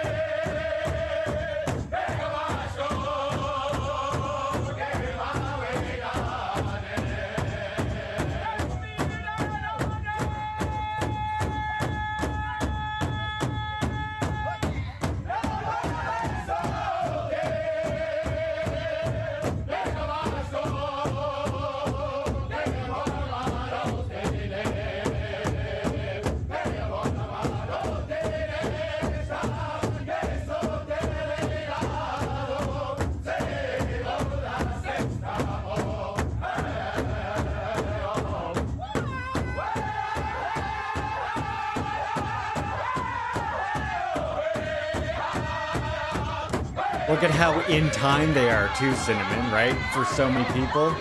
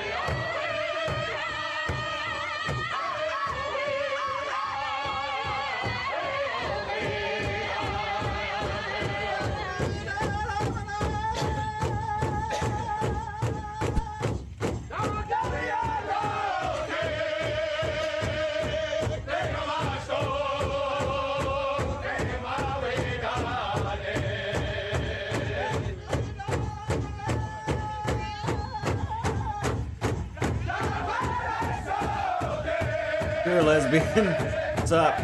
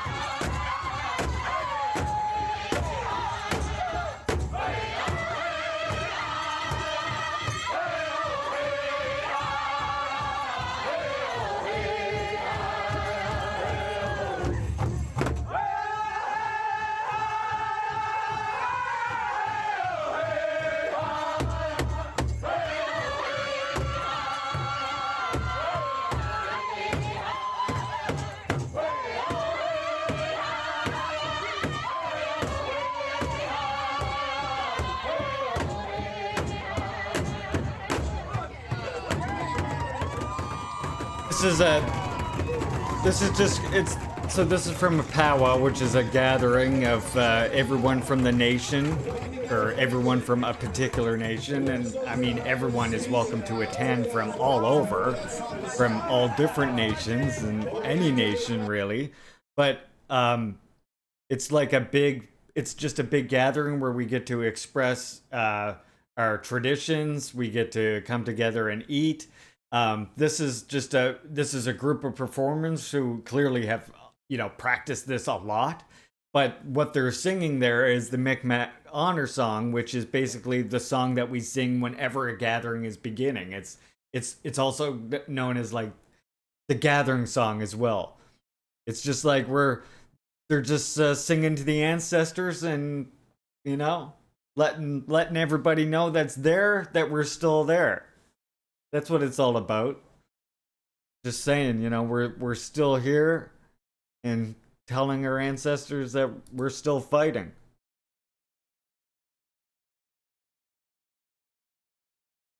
I mean, I would say that's sort of like that's that's sort of what it's all about at the end, you know?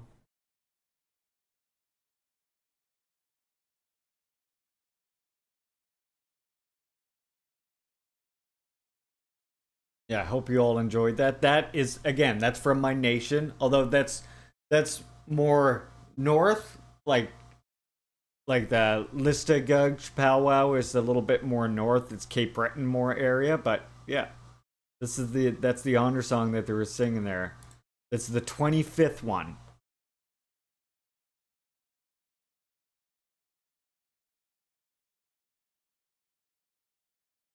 I've seen all the reports of white buffalo calves being born lately. I have not. That's incredible, though.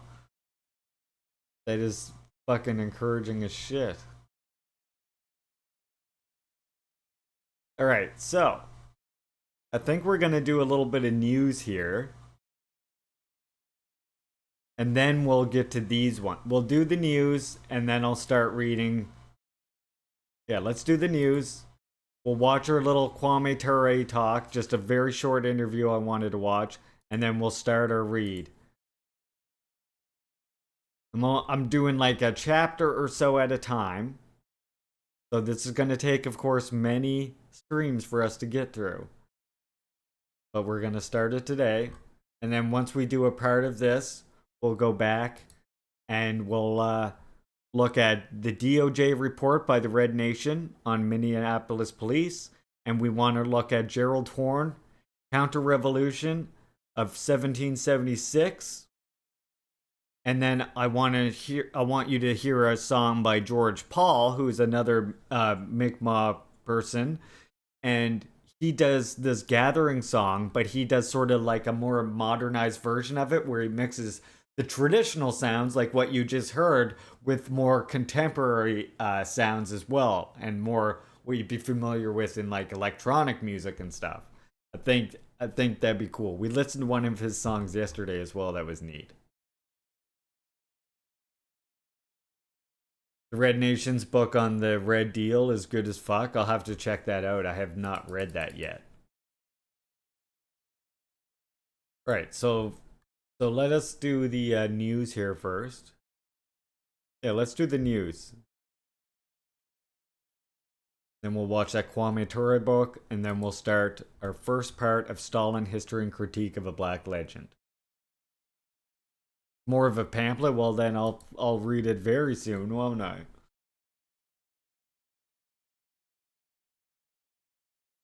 Gives me even more reason to read it as soon as possible. I love reading anything from Red Nation. I have them saved, so anytime a new blog of theirs comes out, we are going to be reading it on this channel, just so you know. Okay, first I want to read, I got Pyongyang Times article here, just General Secretary Kim Jong-un expects Kamsong Tractor Factory. Kim Jong-un, General Secretary of the Workers' Party of Korea and President of the State Affairs of Democratic People's Republic of Korea, inspected the Kamsong Tractor Factory on August 23rd. Accompanying him were Jo Yong-won, member of the Presidium of the Political Bureau, and Secretary of the WPK Central Committee. To say that socialism doesn't work is to overlook the fact that it did work, and it worked for hundreds of millions of people. You want to reread Capital? We actually have a talk that we're going to do that's like a talk about Capital. It's one of the comrades linked it a long time ago. We will eventually get to it. And Kim Yo Jong, Deputy Department Director of the WPK Central Committee. The respected comrade Kim Jong-un was greeted on the spot by the Director of Vehicle Industry Guidance Bureau under the Ministry of Machine Building Industry and leading officials of the relevant sectors of the factory. Hey, welcome Stru and Sam. Always love seeing you here, as you know. As you know, I would hope. Looking around the remodeled room for education in the revolutionary history and room dedicated to the factory's history, he highly appreciated the fact that the factory has conducted in an effective way the education in the undying leadership feats of President Kim Il-sung and Chairman Kim Jong-il, who devoted themselves to the development of the Juche-based tractor industry. And he asked the officials and employees of the factory to fulfill their noble mission and duty in the struggle for implementing the program for the rural revolution in the new era, with the pride and living of working at the glorious working pace. Then he went round to different parts of the factory to learn in detail about its renovation on modernization and production. When visiting the Kamsung tractor factory in November 2017, he said that the factory is a historic one, associated with the great leadership feats of the president and the chairman, and he set forth the vital task of turning it into the core and advanced factory which plays a leading role in revitalizing the comprehensive mechanization of agriculture, and can serve as a model for the vehicle industry, and into a factory where culture, way of production, and life is perfectly established, and personally settled the important problems for carrying it out. He also indicated the detailed orientation and ways for turning the factory into a world-level one, ranging from the issues of designing modernization of production processes, professional construction, unit and labor force, to the issue of forming an executive commission for updating and a group of designers and dispatched able construction forces. And over the past 5 years, he has paid deep attention to the factory, taking important part in state measures to push ahead with its modernization project. True to his on-the-spot instructions and resolutions of the plenary meetings of the party central committee, the officials and employees of the factory, together with soldier builders, finished the first stage updating project in close cooperation with scientists, technicians, and workers at the relevant units last year. They are now stepping up the second stage project while striving to develop and make modern tractors and farm machines in larger quantity. Kim Jong-un acquainted himself with the updating of equipment, the creation of production capacity, the construction conducted during the first stage of the modernization project. He highly praised the factory for having realized in the main the automation of major production lines through its strenuous efforts to attain the modernization goal without fail, and laid a foundation for producing tractors with less cost price, practical efficiency, and fine appearance by conducting a dynamic mass technical innovation movement to improve the performance of tractors and solving lots of technical problems arising in the production of parts. Amazing. They're pretty much making these tractors entirely internally with their own economy, without relying on fucking imperialist or colonial extraction. You know how fucking incredible that is, and how much of a example that needs to be learned from for like all of the world? And he appreciated the fact that the factory has manufactured and installed new efficient equipment and steadily updated equipment to raise the productivity and precision and ensure the full operation of equipment in the work by arousing the enthusiasm of employees, thus expanding its annual tractor production capacity and producing various kinds of modern farm machines.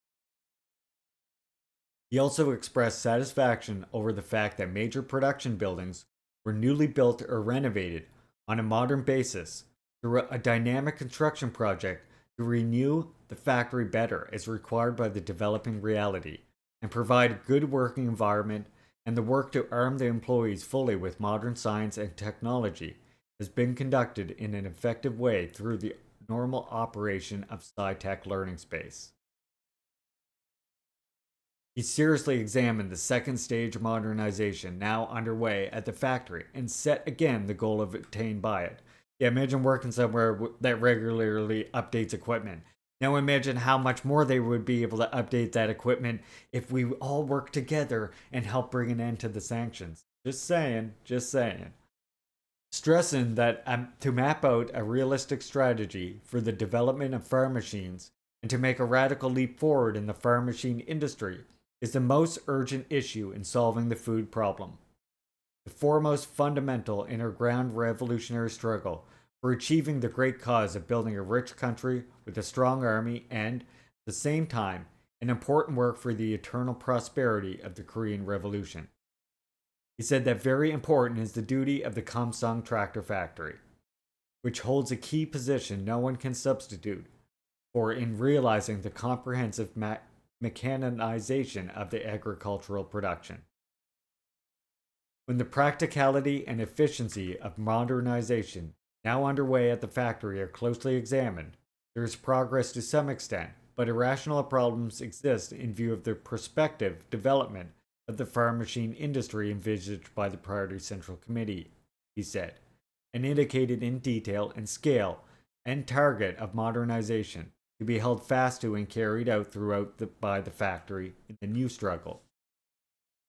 He said that the factory should not confine its modernization target only to the visible goal for current agricultural production, but set a practical target for freely and satisfactorily producing and supplying efficient and quality tractors and farm machines suited to the specific conditions and requirement of our countryside, by establishing the farm machine production process into comprehensive and modern features in keeping with the world standard, and providing a large-scale production base and stubbornly attain it. All the farm machine production sectors should be updated to activate the production and thus radically increase the country's agricultural productivity. And this is an important matter which brooks no further delay, he said, and he gave a task for the relevant field to survey in detail the estimation of the country's overall agricultural infrastructure and agricultural technical capability, and present the data on it so that the long-term farm machine development strategy can be discussed and deliberated at the 9th plenary meeting of the 8th WPK Central Committee to be convened at the end of this year. So it looked like they're really looking to step up factory production, and not just in Pyongyang, of course, but in the entire country. It sounds like they've made some serious progress, and now they basically need to spread this to other factories, is what he's stressing. He expressed expectation and belief that the officials and employees of the factory, by carrying forward the proud tradition of the Comilla workers of the preceding generation, who made the first tractor with their bare hands, fully displaying the spirit of self-reliance, would vigorously turn out in the struggle to attain the goals set forth by the party's Central Committee, and thus become reliable models in the van of the drive for developing the country's machine industry and carrying out the rural technical revolution. Responding with a pledge of devoted implementation to the respected comrade Kim Jong-un, who visited their factory again, showed deep trust in them and redoubled their high sense of honor and important mission in defending the outposts of rural technical revolution. All the officials and employees of the factory made a firm pledge to fulfill their heavy responsibility and duty for the farm machine production front in the ongoing worthwhile historic advance for opening up a new era of rural development. See, it's amazing. Remember what we were reading about the other day, how Comrade Kim Jong-il was saying how in a capitalist society, it's money that rules everything. And so how do you get people to work faster? If you were to look for this mass drive, you would try to increase the material incentives, whether that's money or whatever it is. It's interesting how in a country like, in a socialist country where all those things are already given to you, you're provided free housing, you have free healthcare, free education, things like this. Remember, this is what happened in the USSR. They failed to focus on this ideological education and forming a new morality. And people became sort of complacent with all this social wage that they had, and while at the same time began to harbor these illusions about capitalist society, thinking that they would be able to bring in capitalism and keep all these aspects of the social wage that they had. And of course, we know that the result was the overthrow of USSR and the tragedy that went along with that, which was, of course, the largest fall of life expectancy like ever recorded by humanity, the reemergence of diseases long thought that had been overcome there, And this goes to show you here how this new morality, this new thing is emerging in DPRK, which is why I always say, look at how far along DPRK is in the ideological and the cultural revolution, right? Like they may lag behind in the technological revolution because of sanctions. But here you can see that in order to encourage the workers to work harder to obtain this goal, all that needs to happen is officials from the party central committee, or whether it's Kim Jong-un or whether it's another representative, has to show up and give them encouraging words and stuff and say, this is a revolutionary thing. You're contributing to the rural revolution. And that encourages them to work harder. Because again, you have this new, you literally see these new people being made in socialist societies like Cuba and like DPRK, like where Cuban doctors literally are happy to go overseas and work. And even when you're going to become a doctor in Cuba, you have to go and work in the countryside, right? Before you're even allowed to be considered as being a doctor at all. Capitalism is a cancer that also infects the human mind. Actually, I would say capitalism, it's not capitalism even. It's the primary contradiction, the thing that made capitalism possible, which, as I always point out, is colonialism, right? Colonialism cleared the way for the mentality of capitalism, for the justifications that went along with capitalism. Colonialism cleared the way for that as well, as being that force of primitive accumulation that Marx glosses over in his earlier work. And again, he started to become better on questions of colonialism and his position on colonialism later in his life. But the problem with that, of course, is that his earlier works still do exist and are still very influential. That's why we have to drive that home.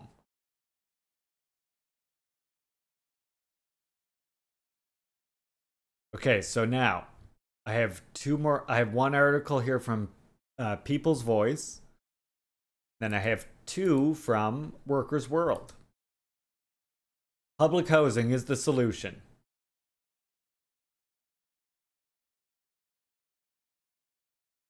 The housing crisis has deteriorated so much that virtually every politician, every political party, every think tank, and every media outlet is compelled to discuss it and offer their solution. But with very few exceptions, they all come up with plans which treat the symptom instead of the cause. At best, such approaches will fail. At worst, they will exacerbate the problem and cause even more people to fall into ruin. Massive debt, poverty, or homelessness. The housing crisis cannot be tackled through symptoms. It must be confronted at its root cause, which is the strategy of successive governments to transfer housing provision to the private sector.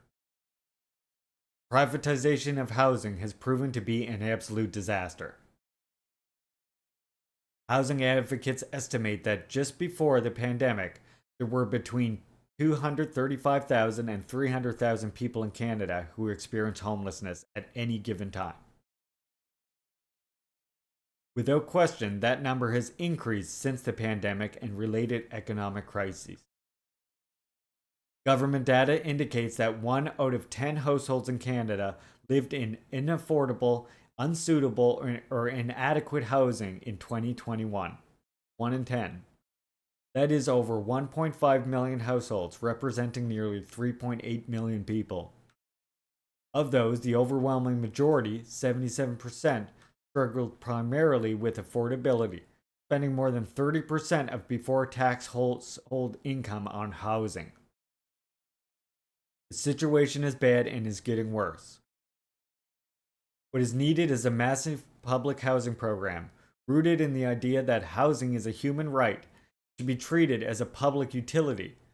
Such a program would build and provide housing on an as-needed basis, and according to the principle of universality.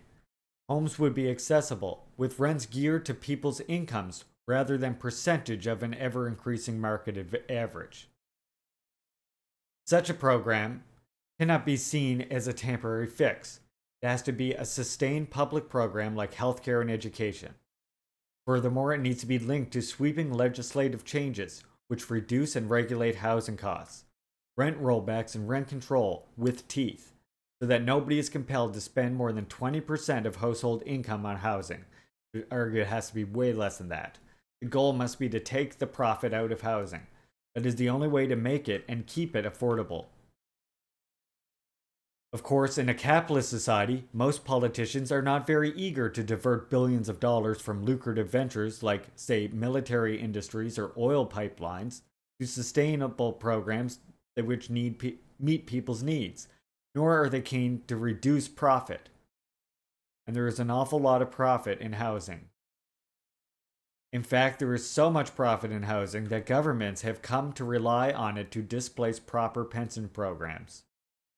Why guarantee people a livable income in retirement when you can just dazzle them with calculations of how much equity they have in their home? Why provide affordable housing when you can just offer a smorgasbord of home ownership savings schemes that will tie them to a huge and highly profitable mortgage? It's a vicious and callous cycle that is very effective for shifting wealth from working people to banks and housing monopolies. Many politicians have no interest in solving the housing crisis. For them, it is a wonderful situation that keeps the rich rich and the rest of us precarious and dependent. Many other politicians would like to solve the problem, but they can't see past the logic of capitalism and divorce themselves from fidelity to private ownership and profit. The policies which these politicians usually present to us are typically designed to tinker with the worst excesses of the crisis, either assisting a tiny fraction of the people living in the most dreadful conditions, or helping a larger number of middle-income people whose suddenly declining standard of living is making them reconsider their voting patterns. Either way, the privatization of housing continues, as does the housing crisis. Some examples of this are the recent enthusiasm for inclusionary zoning policies, which give private developers billions in freebies, land, tax deductions, waived development fees, in exchange for building a small number of housing units that are priced a bit below the market, which is a constantly upward moving target, for a limited amount of time. When these policies were introduced in Ontario by Kathleen Wynne government, many housing advocates cheered publicly. Such is the depth of the housing crisis and lack of political leadership. A massive public housing program has the potential to unite tenants and homeowners, as well as public and private sector workers and unions. Furthermore, it quickly dovetails with other public infrastructure and programs like transit and transportation, hospitals and healthcare, public schools, and post-secondary education. With the state assuming a lead role in building and providing housing on rent-geared to income basis, the average prices will begin to come down, providing relief and stability to renters and homeowners whose housing costs are already far too high. Democratically operated public program can help ensure that housing is fully accessible and environmentally sensitive, both when it is built and through upgrades. What begins as an effort to resolve an immediate crisis quickly cascades into an endeavor that has enormous social and economic benefits. Yet, at the end of the day, housing policy remains a class issue. Confronting the crisis means confronting and struggling against the vested interests which want to maintain power and wealth they derive from the private provision of shelter and the crisis it creates. That means that the working class, through the labor movement with its allies, and I would add again with the mass movement behind the leadership of First Nations and others, needs to unite in an escalating campaign for a public housing program in Canada. Only with the masses of people fighting can we win such a program and ensure that it truly benefits the majority. And if you want to know, I think, like, honest to God, I think a big reason why the demonization of DPRK is, of course, so compelling for politicians in the West, in the USA and Canada, is because it's literally one of the only countries that provides 100% state-built, guaranteed, provided housing for all people. Every other socialist country is working their way there, and I would say, and will 100% be there. But DPRK is the only one that has, like, generally realized it across the board, across the whole society. There's no such thing as a housing market in DPRK. It's all state built, all state provided. Canada, a major public sector pension fund, is invested in housing, rental apartments, buildings. Yeah, like, I think these pigeons on the roof across the alley are talking shit. No wonder, Lennon. They heard you.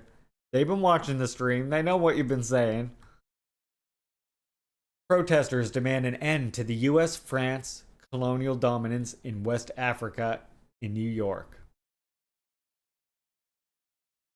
Demonstrators gathered in front of the French mission to the United Nations in New York City August 22nd at a protest organized by December 12th movement, calling for France out of Africa, hands off Niger. Speakers passionately demanded the withdrawal of US and French troops from West Africa and the closure of military bases in Niger. Their powerful voices highlighted the US and Europe's ongoing colonial exploitation of Africa's rich natural resources. With an emphasis on the dire consequences of this criminal domination, the speakers shed light on the harsh living conditions faced by the masses of people in Niger, Burkina Faso, Mali, and other West African nations, where extreme poverty and the lack of basic necessities persist. The protesters united against US and French imperialism, advocating for self-determination of the continent.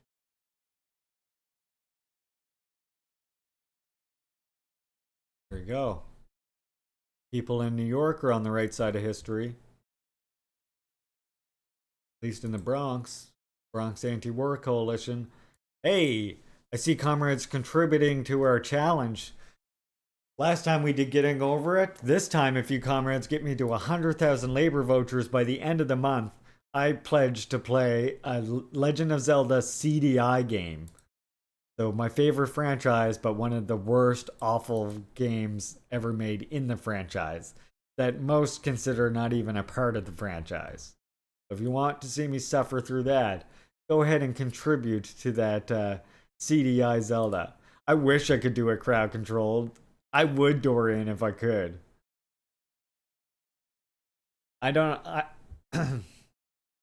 If you haven't already, I do recommend you all join us over at our fantastic Discord community here at Red Star Vanguard.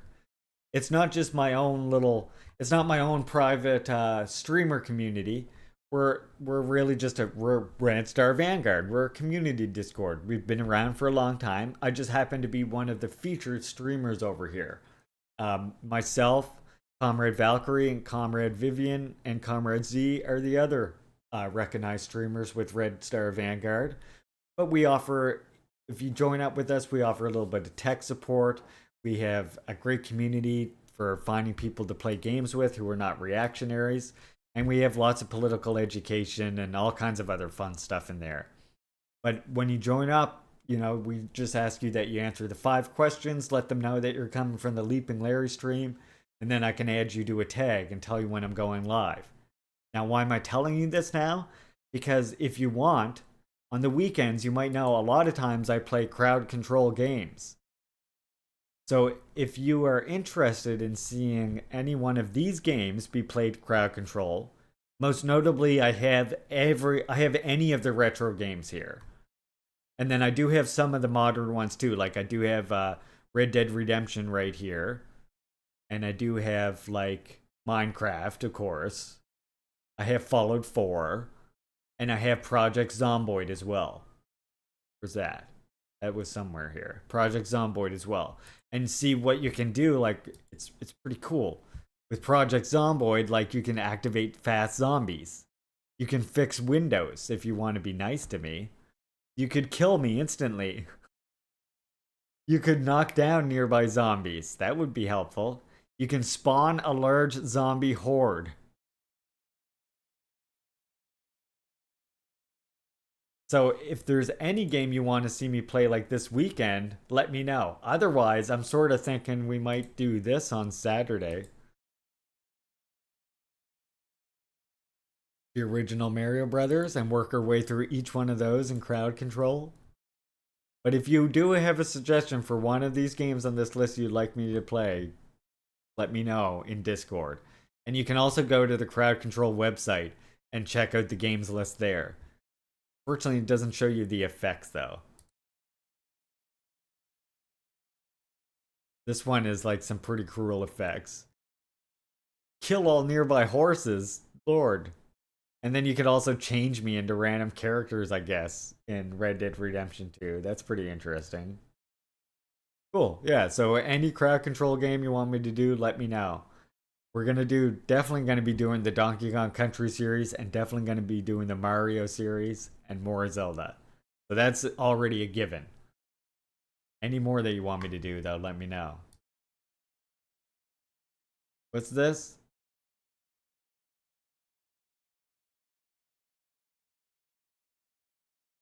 Exactly.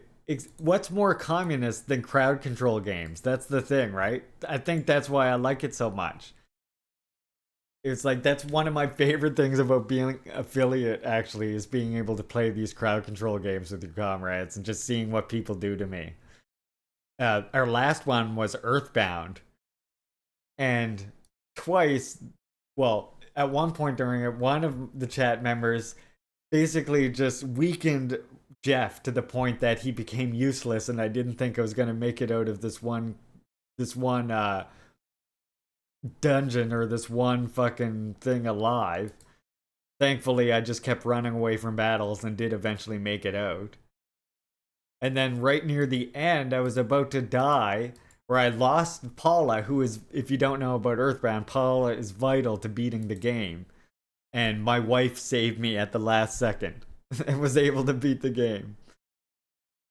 Yeah.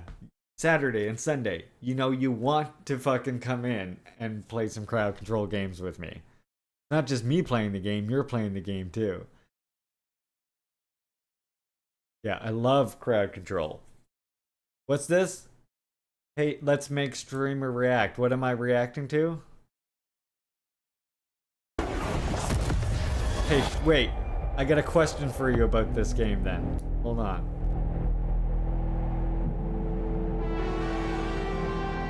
Oh, wait, hold on. Why didn't it come up?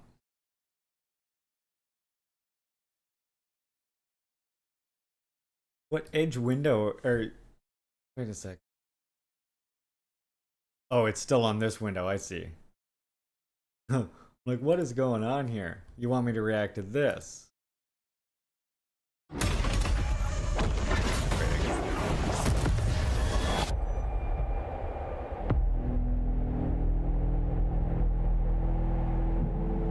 Okay, I got a question about this thing, Silver.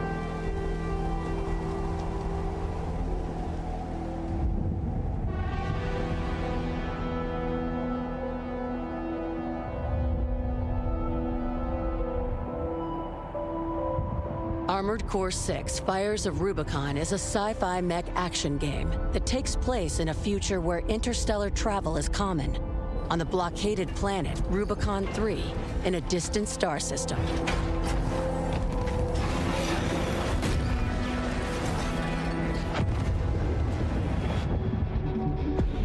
You are an augmented human pilot, optimized to control a humanoid weapon referred to as an AC, or Armored Core. Under the direction of its owner, Handler Walter, you find yourself as an independent mercenary in a war between forces Never played over a Metal new Gear Solid substance series. called Coral. I'll give you a reason to exist. Let's get to work.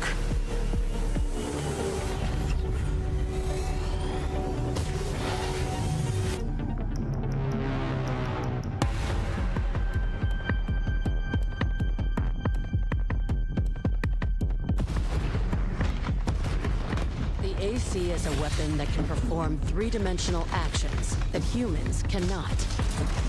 It can move freely between the ground and the air, and use up to 4 weapons simultaneously.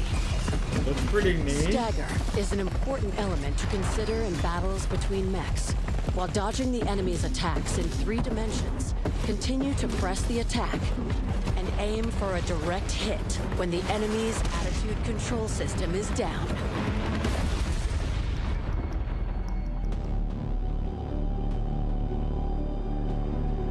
Assembly allows you to customize your AC, granting you incredible Silver. freedom in battle. Why are you making me watch this? I can't afford the AC this. are determined by its frame Fucker. parts. Leg parts in particular significantly change the behavior of the AC. Bipedal legs excel in maneuverability. Reverse joint legs specialize in jumping power. Tetrapod legs can stay in the air by hovering. And tank treads turn your AC into a mobile fortress on the ground. By assembling your AC with the right combination to look of good, weapons, didn't it? it's It had to possible to look good. coordinate your attacks to cause enemies to stagger and then follow up with a direct hit. Continue to I can't optimize afford your games AC they're not even by in the assembling fucking inner parts horizon. that define its basic performance. Like someone would have to Paint fucking function gift allows this you to me for me decorate to the ever AC that you've for that assembled. to ever even Set be the a coloring and possibility. texture, apply your own original decals, and This is create not your within the realm one-of-a-kind of possibility at personalized all. AC. Then upload your AC I gotta buy data Christmas and share presents it for with the other kid. players.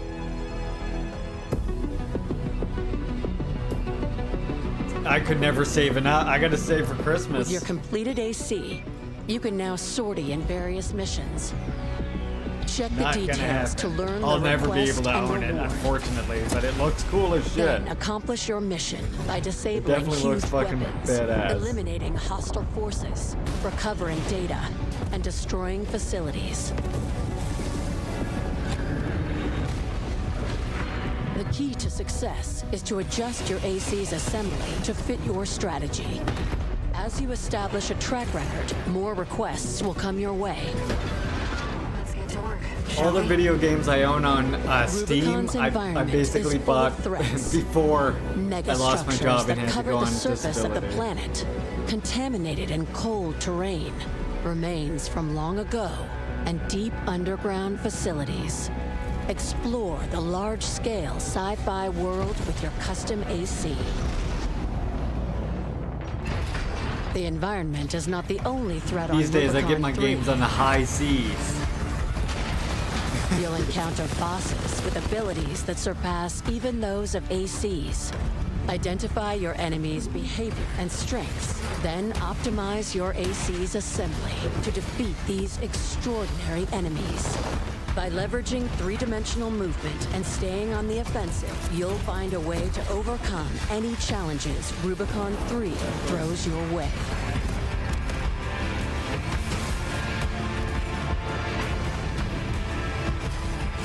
Earn me. Exactly.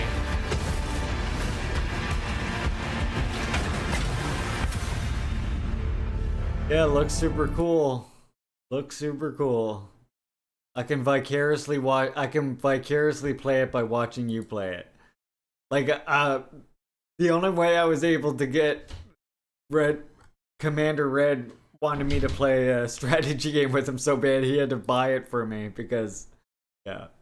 I do have leftover toys from back in the day. Look, Silver, I'm waiting for a mech game that lets me use this.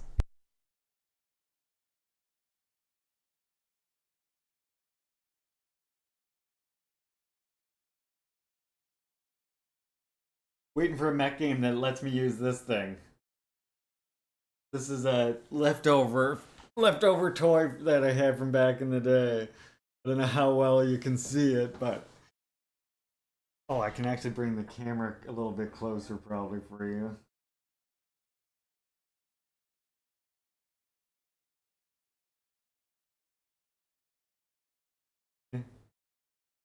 And my stick. These are like my pride. Got these so long ago, but like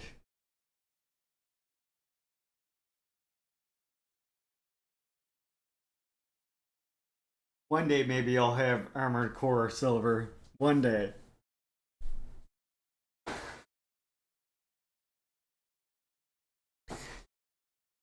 However, with that thing, I can take you comrades on a little flight in Flight Simulator sometime. Yeah. You're funny, Silver. Yeah, so one day we will go for a flight in Flight Simulator though. Wouldn't that be good? Thank you, comrades. Would like to join me for a flight? Where are we going? Okay, finally, this is the last read we have from Workers' World.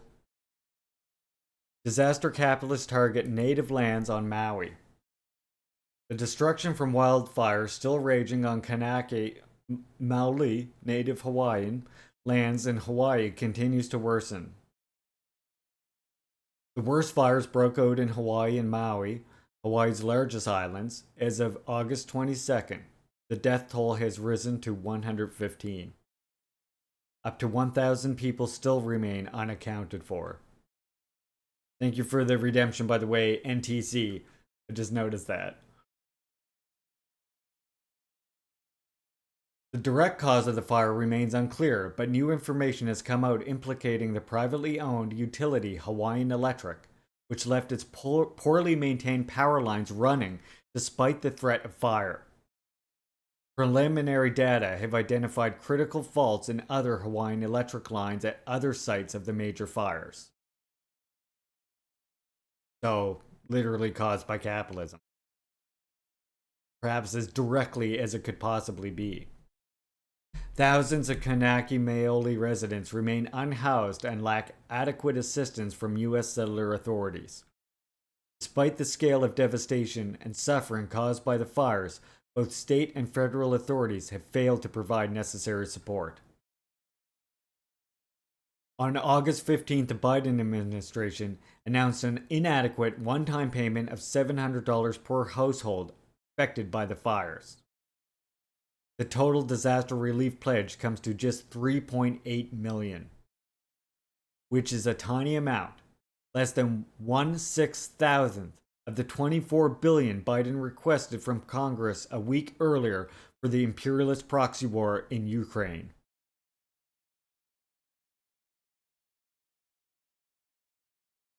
A federal emergency management agency has pledged only marginally more disaster funding, and its response remains grossly inadequate. This reflects the agency's infamous track record when responding to disasters that disproportionately affect working class, indigenous, and black communities. Your PC is an NVIDIA RTX 36. I'll have to look and see what mine is. I built mine. I built mine over the course of many years. Okay, before I continue, one sec. I built mine over the course of many years, and it came actually from, originally I had this Alienware pre-built piece of junk.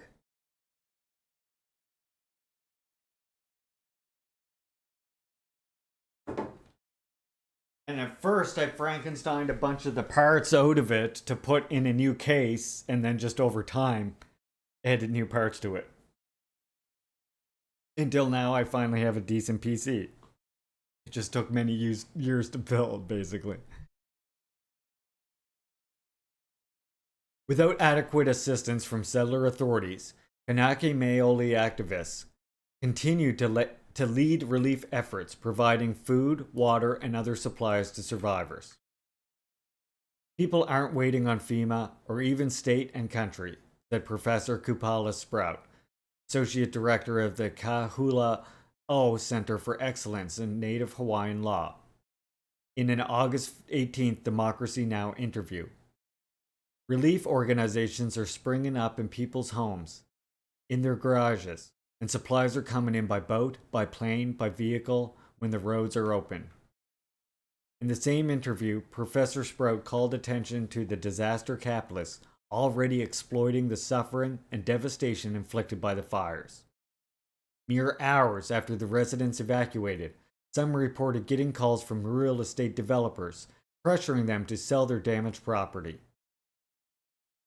The realtors, and there are others who are making offers to people in their most desperate time of need. People are getting offers on their ancestral homes. Although Hawaii's settler governor, Josh Green, has promised to prevent such land grabs, the state administration has taken no concrete action. Without such action, tens of thousands of Kanake Maoli residents remain at disproportionate risk of extortion by property developers. Capitalist real estate markets imposed on Kanaki Maoli lands have already made Hawaii the most expensive place to live out of all the territories ruled from Washington, forcing many Kanaki Maoli to go unhoused on their own land. Another aspect, the theft of water reserves. Worsening this situation, corporate interests such as the West Maui Land Company, which has a monopoly on most of Hawaii's irrigation infrastructure, are taking advantage of the disasters to secure their theft over water resources. While many Kanaki Maoli families lack enough water to bathe, the WML has diverted crucial streams to resorts and luxury developments. Kanaki Maoli activists and residents have fought against WML's water theft, and in 2022, the Maui Water Commission approved a new permitting system that would have allowed Kanaki Maoli residents to allocate water for their needs. The deadline to apply for permits was August 7, 2023, the day before the fires engulfed Maui. The governor's emergency declaration suspended this process, and the WML wasted no time slashing regulations on water use. Governor Green even insinuated that the Kanaki Maoli campaign was to blame for the spread of the fires, claiming there are still people fighting in our state about giving us water access, he said to The Guardian on August 17th. In reality, it was centuries of water theft and cash crop cultivation, licensed by Hawaii's settler colonial regime, that depleted reserves and left Hawaii at risk of fire. And as we just read above, also their neglected power grid, apparently. The exploitation of the catastrophe in Hawaii is part of the vicious cycle of disaster capitalism, in which corporate predators take advantage of disasters to continue the very practices of imperialism, settler colonialism that created the conditions leading to the disasters in the first place. As Professor Sprout explained, but what's happening right now epitomizes plantation disaster capitalism. Because here we have a handful of incredibly privileged, large landed interests using this terrible tragedy to displace and to push through laws that they were unable to secure when Hawaii's state water code was in place. Unquote.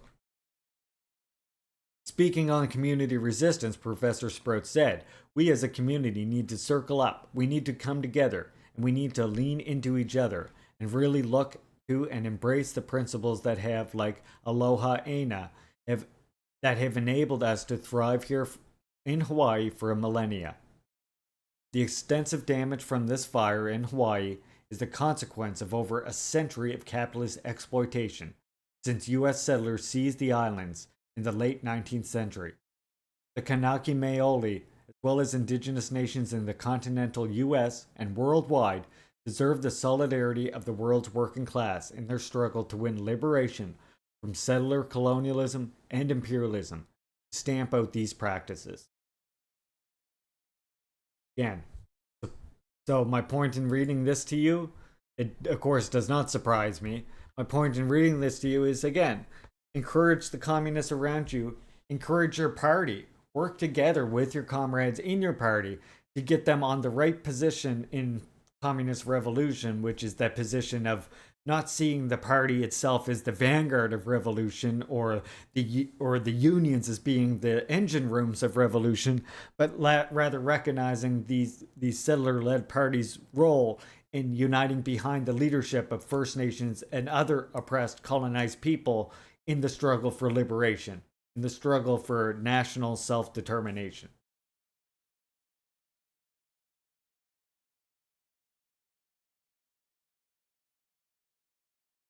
Okay, so here is my final news article for the day.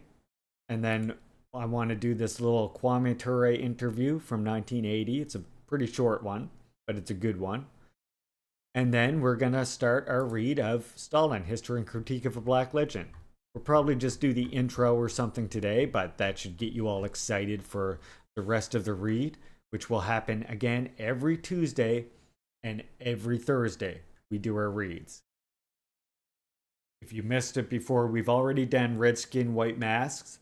You can catch that on my YouTube channel, which you can find on my socials, of course, or if you just go to YouTube and search Juche Gang, you'll find me. Just make sure I'm not Juche Gang Co-op, I'm just Juche Gang. So usually if you just type in Juche Gang like this, I'll come right up. This one. And you can find, if you go to my channel, you can find the playlist right here. These are all our past live streams. I've just been dumping them in here for now. I will maybe cut some more of them up after that. So given that as well, I'm going to go back and read on the Juche idea again, because I didn't put that up there. And I'm going to read a couple of the other Juche works that we did early on the channel that I failed to upload to the YouTube. So we will get to a couple of those works again, eventually. All right, so this one is from CGTN, China's news. China voices strong condemnation as Japan begins release of nuclear contaminated water. Remember, a few weeks ago, actually, we read a report from DPRK from Pyongyang Times, and they were saying about Japan preparing to release this water. And DPRK also explained how they did tests on this water, and while initially they claimed that it was below safe levels, when they retested other parts of the water, it was well above levels. And their response was, oh, we just have to treat it again, and then it'll be good. But given that the first treatment didn't lower it below safe levels, why should the public believe that a second would? And that therefore it's safe to just dump into the ocean. So the Chinese government will take all necessary measures to safeguard food, safety, and health of the Chinese people. China's foreign ministry said on Thursday, after Japan started releasing nuclear contaminated wastewater from the crippled Fukushima Daiichi nuclear power plant into the Pacific Ocean. China firmly opposes and strongly condemns the move and has lodged solemn representations with the Japanese side to demand that it cease the wrongful act, the ministry said in a statement shortly after the release process started on Thursday. So they've already started releasing it into the water now on Thursday. Quote, the disposal of Fukushima nuclear contaminated water is a major issue about nuclear safety. Its impact goes beyond Japan's borders, and the issue is by no means a private matter for Japan, unquote. According to the statement, to forcibly start the ocean discharge is an extremely selfish and irresponsible act in disregard of the global public interest. Yeah, it's all on Thursday they started doing it, yes. China warned that there would be a man-made secondary disaster for the local people and the whole world if Japan chooses to dump the water into the ocean just to serve Japan's selfish interests. Japan failed to prove that the ocean discharge is safe and harmless to the marine environment, as I just said. Remember, they said that they did a test and that it was below levels, and then when other people did tests on this water, they realized that they were absolutely not below safe levels. This is about the release of Fukushima nuclear wastewater into the ocean, DJ. Welcome in, by the way, comrade. So Japan failed to prove that the ocean's discharge is safe and harmless to the marine environment and people's health, and that the monitoring plan is sound and effective, the ministry noted. By doing so, Japan has turned itself into a saboteur of the ecological system and a polluter of global marine environment, the statement said. Japan is infringing upon people's right to health, development, and a healthy environment, which violates its moral responsibilities and obligation under international law. So yeah, Japan started dumping the Fukushima wastewater into the ocean. The prospects of it happening are now over, and it has begun doing it on Thursday. I'm wondering if I can actually find the DPRK one. Let me search something.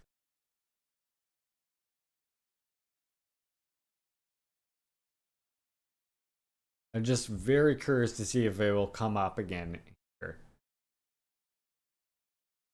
I do also have Rodong Mum here, so it might come up in that as well. See, sometimes Pyongyang Times is really, really fucking slow. Wondering if it'll come up on this one.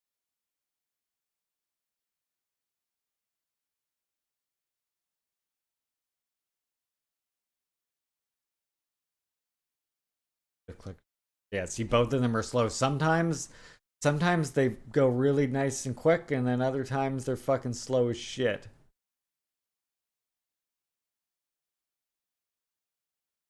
Yeah, Rodong Samam is more internal news.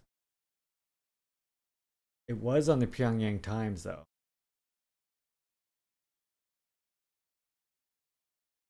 If we'll just see it right. Satellite. Love how we always hear how DPRK doesn't report on other countries. when you look at their news, they clearly do. Whatever. I was just hoping to see that again because they did mention. There's China talking about it. Yeah, there's China talking about it back on July 16th.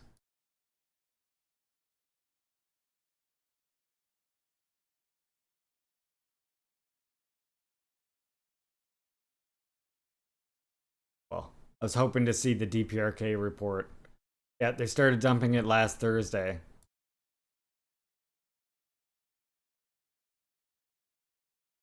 Let me see if I just type in.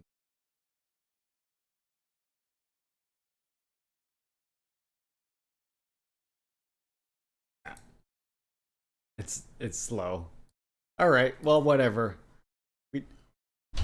Oh wait, there we go. Here was one that was there. This is from quite a while ago, I think. Yeah, from 2022.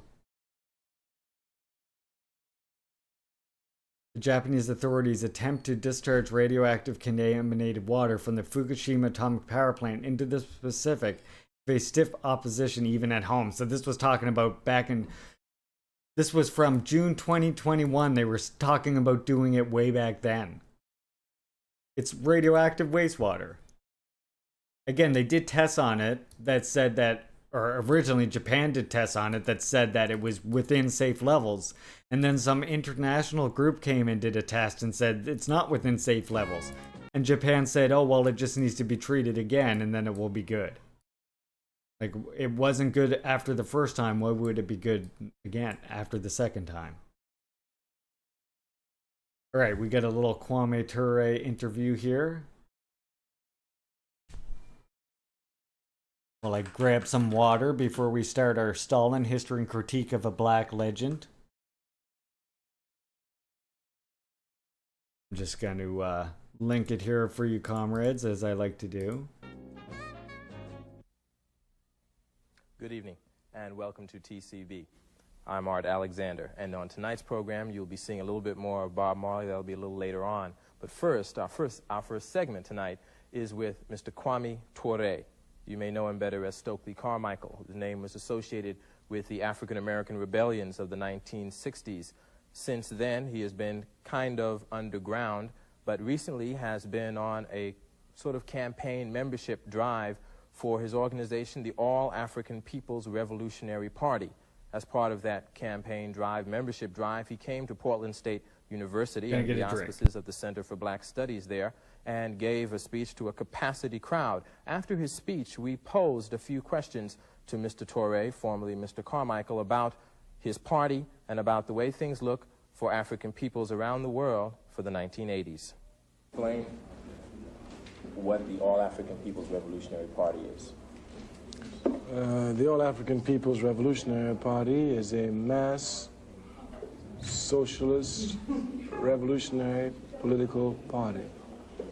Its objective is Pan-Africanism, which is defined as the total liberation and unification of Africa under scientific socialism. It says that until Africa is free, no African anywhere in the world will be free. Our central task, as we see it, is the organization of the masses of our people. We see that our people everywhere are disorganized. And rather than people come to tell us what is the problem and what is the solution, they tell us everything other than organizing the people. The African People's Revolutionary Party has taken on its shoulders the responsibility and the task of organizing the millions and billions of Africans scattered all over the world. This task we undertake because we understand it's a necessity. Our people must be organized. In the United States, what do you feel are some of the most important agenda items for African people? Organization is the only one. All other agenda items mean nothing unless we're organized. The vote is useless to us unless we're organized. We cannot speak of any type of power unless we organize, political, economic, social, or otherwise. Therefore, for us, the central task is one of organization. We say to all our people today, if they are not in an organization working for the benefit of the mass of the people, then they're against the people. It's only through organization that we will be liberated. Hey, Amia, everybody welcome, comrade. must be in an organization using their energies. The video is to a help little push this bit forward. There are many organizations low out there, quality. from the NAACP to the Republic I of can make Africa. it small. I can make it And smaller. everybody should That's know which easier on the organization they eyes. think is the one that says Like the we way could do to it get like to this. liberation. That's easier If on they you. look and they find in all the organization that this doesn't exist, then it's their responsibility to create the organization that's going to lead us to freedom. But everybody must be doing something in an organized manner. On a more specific way than, say, identifying institutional racism. Okay.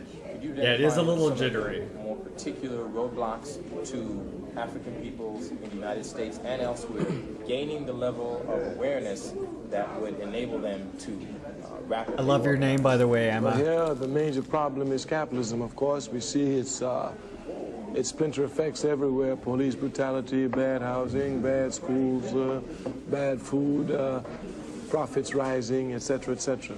So here we can see that the problem is the capitalist system. What we don't want to do is to make the mistake in the past of taking on an aspect of it, not going for the whole central body of the capitalist system. Thus, our party, for example, during the 70s have not been involved in what is seen as mobilized activity, police brutality, free political prisoners. We've not been involved in any of these because we think this is just dispelling the energy from organizing. And for us, the central task is organizing. Once we're organized, we'll take over the police station. But if we continue just doing mobilized activity, we will, for example, since the Scottsboro Boys, we've been doing free political prisoners, and we've come no closer to taking over the police stations. Therefore, here, we say we must not repeat these mistakes and errors. We must go now to organization. Once we're organized, we can take on any aspect of the capitalist system. Many political quote-unquote leaders of today suggest that America is about to relive the 1960s. What is your response, particularly in respect to African peoples, to that suggestion?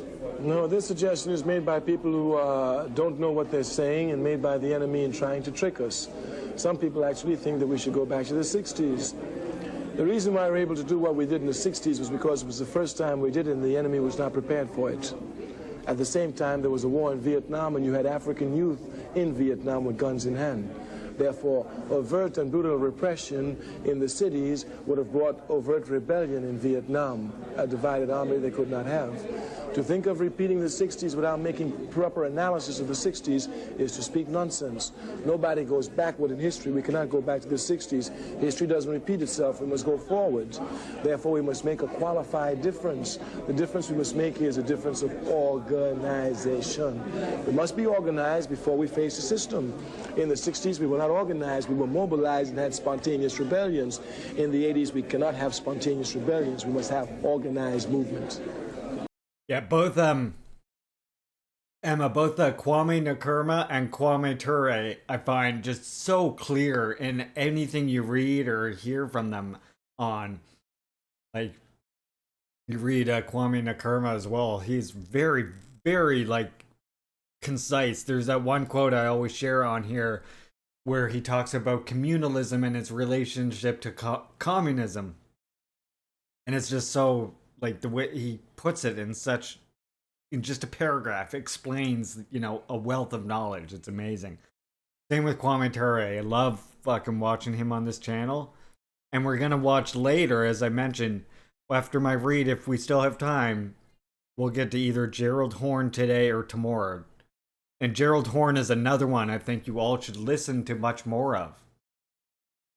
Gerald Horne has some incredible talks that I think are completely underrated and unlistened to enough in like Marxist circles. I don't see enough streamers watching him. Yeah, he named himself Kwame after Kwame Nkrumah. That's true. He's. I mean, I always say like Kwame Ture. Really, he's a student of Kwame Nkrumah, right? Like that's really a lot of his inspiration. A lot of like his outlooks are inspired by Kwame Nkrumah, which is a very good thing, and I encourage everybody else to study him, and people like Cabral as well. Yes, they did. You state, if you would, what you feel, or the All African People's Party feel is the responsibility of African students in school. Our party has been, since the last 10 years, throwing this line to the African students, saying that they have the responsibility of laying down the principles and foundations and must use their energies to come and organize the masses of our people. On this channel, we're trying to. On this channel, we do read some Marxist classics, etc., but really we're trying to center, decolonial thought for obvious reasons. That's why we read Glenn Sean Couthard. That's why we're going to get to reading Fanon and other people who don't necessarily fit into the classic label of Marxist-Leninist, but I still think that even if you call yourself a Marxist-Leninist or a communist of any kind, you should read them.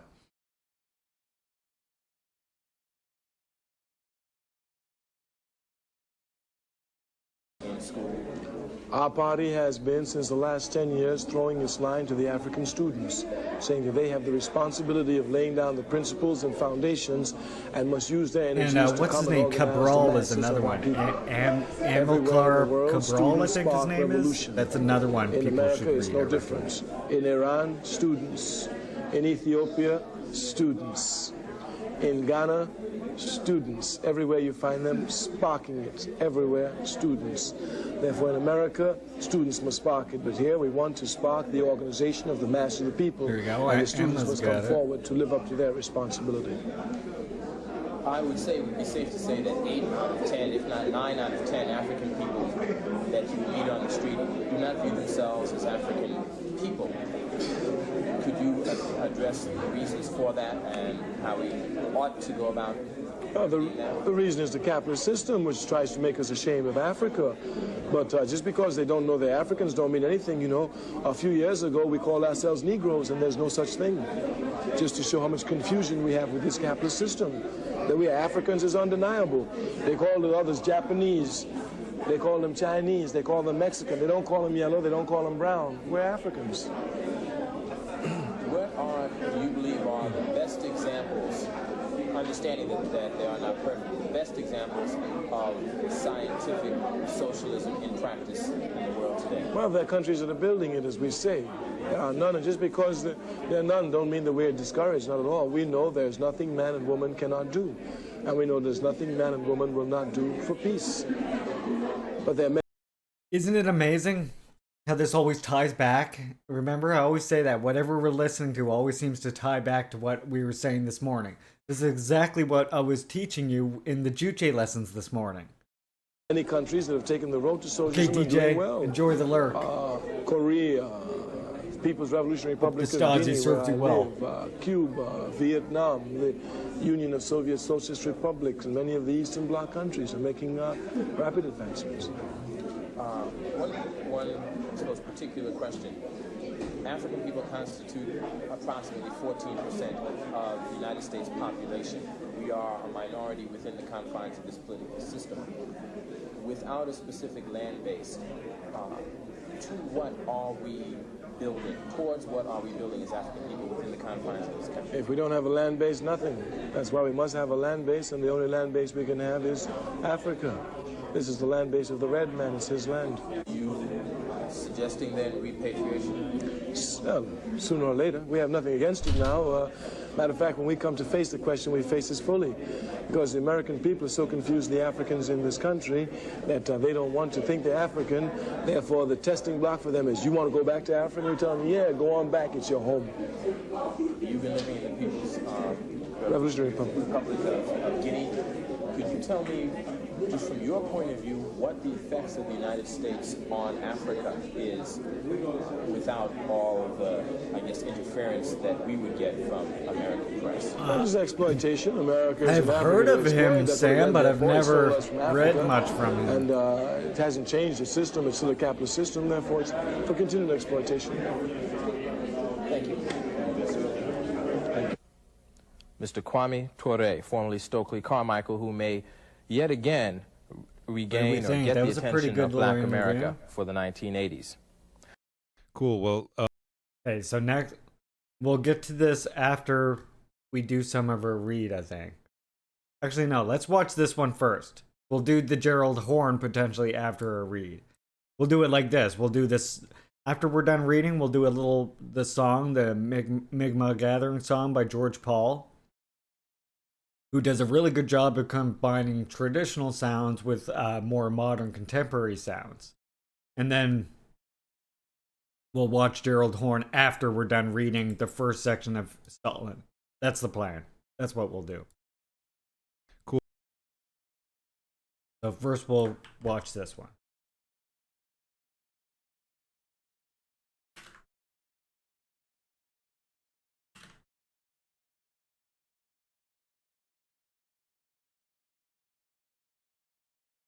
I'll have to check that. I'll have to check him out, Sam. Thank you. I'm gonna add that name to my notes here.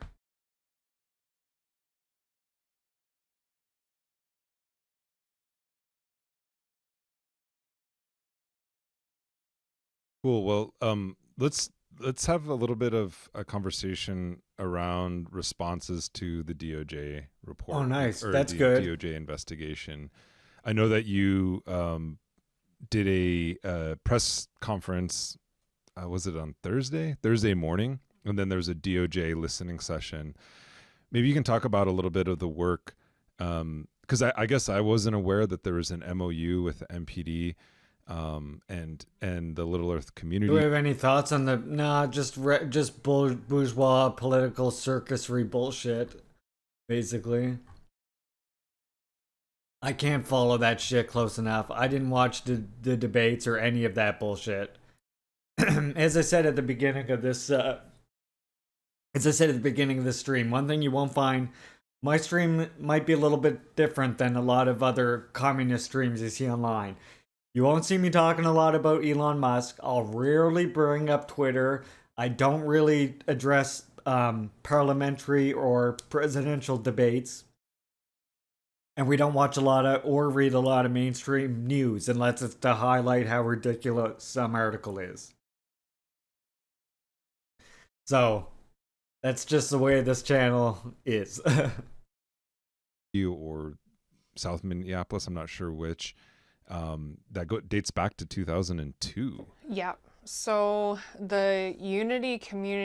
Really? Because Dorian, I've been in a lot of communist streams and I've seen a lot of people who watch a lot of people who literally will sit there and watch the debate, the presidential debate on stream. I've seen people I've seen quite a few, but I mean, I'm new to Twitter, so I'm just exploring all over the place. Maybe I'm hanging out in the wrong neighborhoods, and that's why I like to have all my comrades help. Community mediation team was founded back in 2002, by individuals like Clyde Belcourt and Spike Moss and Al Flowers, different community leaders, not just in the Native community. But I mean, even I love Marcus, for example, but Marcus will watch C-SPAN all morning long, and then in the evening still catch the presidential debate. I can't even watch that much of that shit. It drives me insane. All of the settler opinions get get me to, I don't know, get me all kinds of worked up. It's more than I want to hear at once, you know?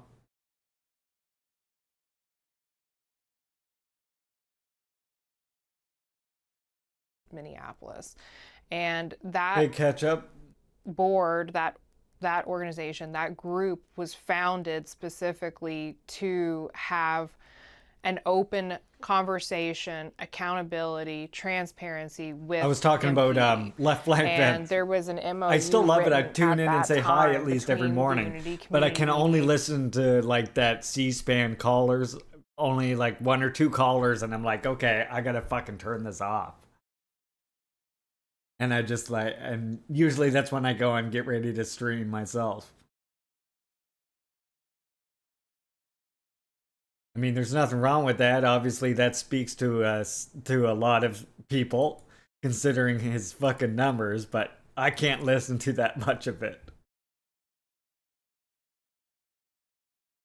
And then, and last night I noticed watching the debate too, right? Like, I listened to like 5 minutes of the debate and I'm like, you settler motherfuckers, just give the land back. And then I gotta turn it off. Team and MPD. So Unity Community Mediation Team, which we both sit on that board now. Clyde had put Frank Pero in his position on that board, and then Frank Pero put myself and Vinny on that board in his place. So yeah, the bingo game. That board, what we do is we again, I get the appeal of it. I do, and I get why so many people watch it. But it's just to review and make sure that they're you won't find that on my compliance with stream the ever. MOU. If that hurts my numbers, oh well. We also have police community relationship council. That probably where we're isn't talking conducive with of the them, algorithm. making sure that they're building or trying to work towards building trust within the communities.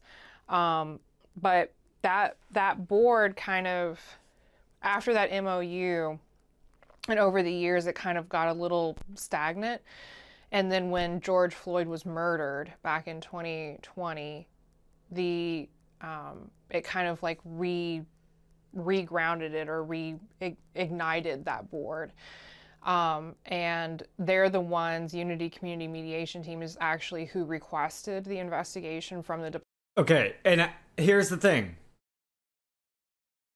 I hate to pause this video again, but like when we say it's liberal to talk about electoral politics, at the same time, as you know, I try to make clear on this channel, oftentimes vote shaming people is the wrong way to go. And yeah, Silver is also disabled, lesbian hot sauce, as am I. So we do understand disability. But the thing is, regardless, at the end of the day, when the bourgeoisie feel like labor is weak enough to pass these policies, they will pass those policies. Right? Regardless of which party is in power. Each party represents bourgeois interests. That's the point. And that's why I also say to comrades, it's useless to vote shame liberals. Whether they vote Republican or whether they vote Democratic, right? They all have their own reasons for doing it. For examples.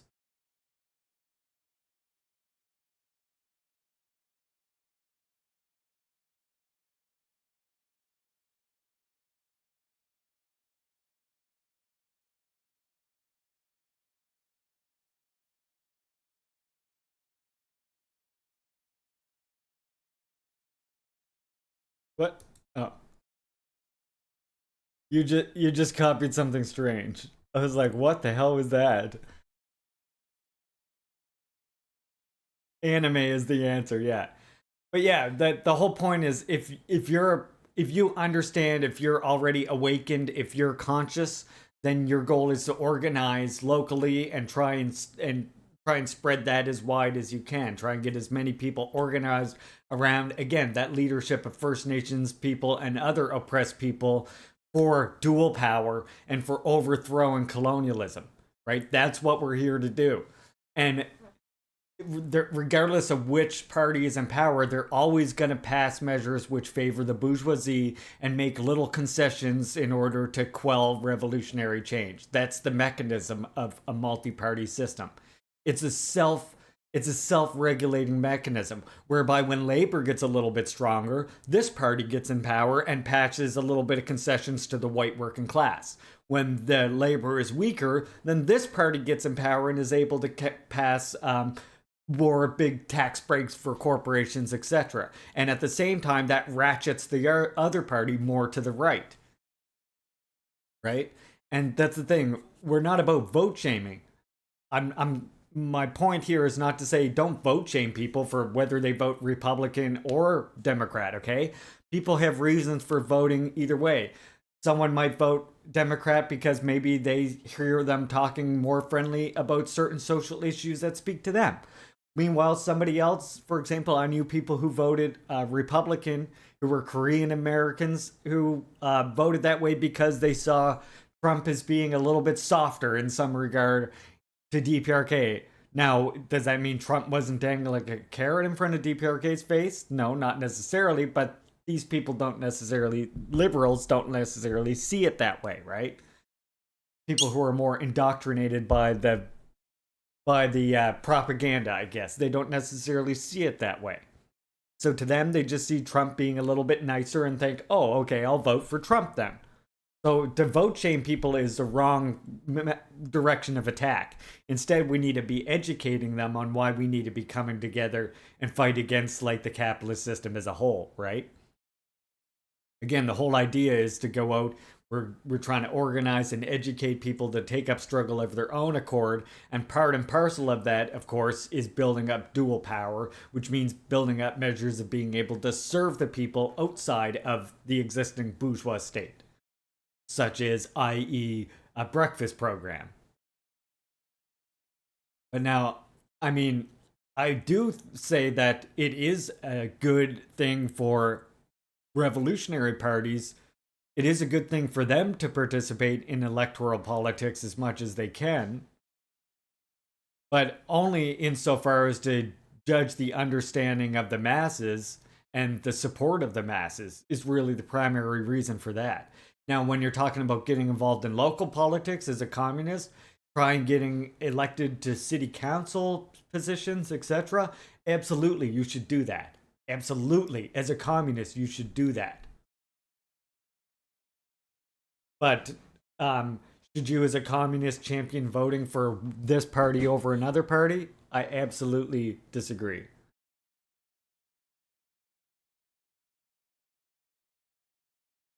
So again, I'm not vote shaming, but I do think if you're talking about how a revolutionary interacts with the electoral system, then what you need to talk about is communist organizations, communist groups setting up their own candidates, right? And using that as a means to judge the readiness of the masses as well as the support of the masses. That is the means in which a communist organization participates in electoral politics. Not necessarily to win the presidential office.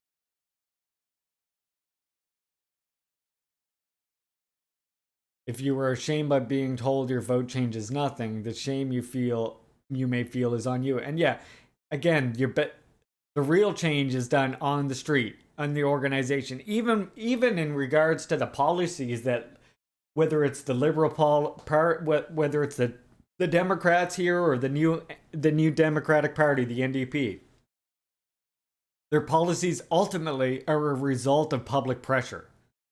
You know?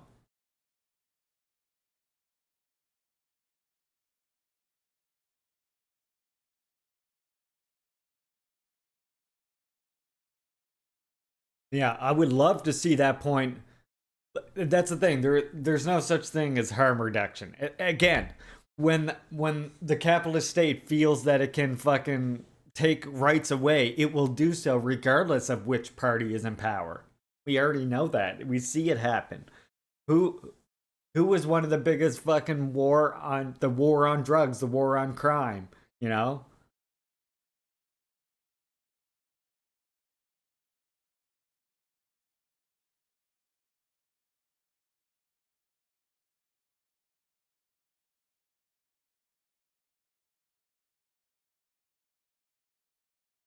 Yeah, when you're talking about Reconstruction, you should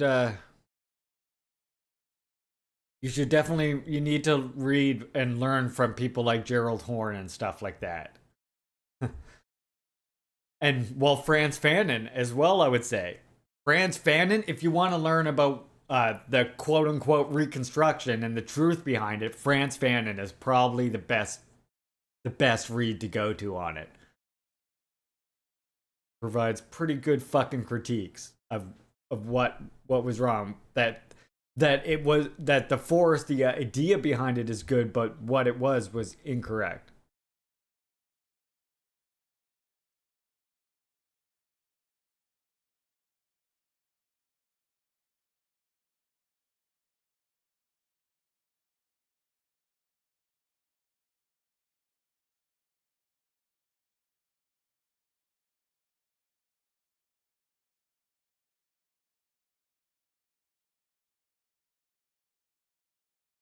I'm gonna let Chad continue with that for now.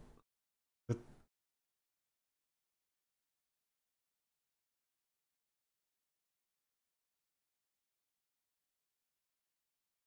don't think anything you said is wrong in terms of reconstituting the state, but what I'm trying to say is that voting on issues of healthcare for me, even within the system, is actually pretty fundamental because I'm so sick and limited. But again, it won't matter what party is in power when they feel there isn't enough public pressure. Your vote isn't what's doing that. What's putting pressure on politicians to pass like measures for healthcare, etc., is public pressure, right?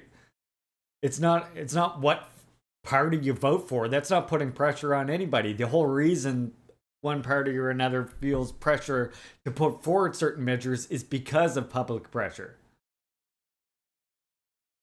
I mean, all you have to do to look at proof of that is look at countries like Canada now, where we had healthcare, universal healthcare system, and look at the way that they're undermining it now under a liberal fucking government. It doesn't matter.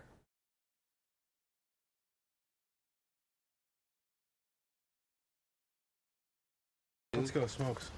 Let's go, Smokes. I mean, lesbian hot sauce. I'm in Canada, where again we have a national healthcare system. Again, the votes aren't what did that. The votes aren't what brought us the healthcare system at the end of the day.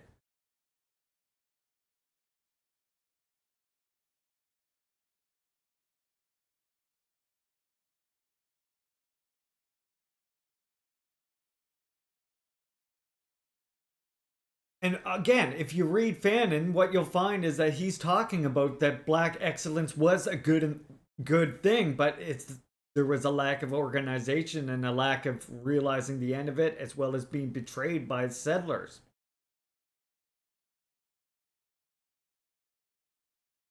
Yeah, I'm just telling you, lesbian hot sauce, that's the reason why communists don't vote for one party or the other in a bourgeois election. We vote for communists. If there is a communist candidate put forward, that's who we're going to vote for. And liberals will decry this as throwing your vote away. But the truth of the matter is these measures are passed by us struggling for them and putting public pressure on the politicians. It doesn't matter which fucking bourgeois party is in power.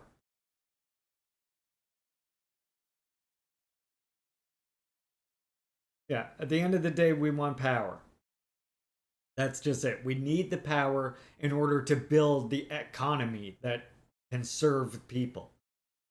At the end of the day, if any concessions that you're going to get passed like this ends up either at best makes complacency in the working class.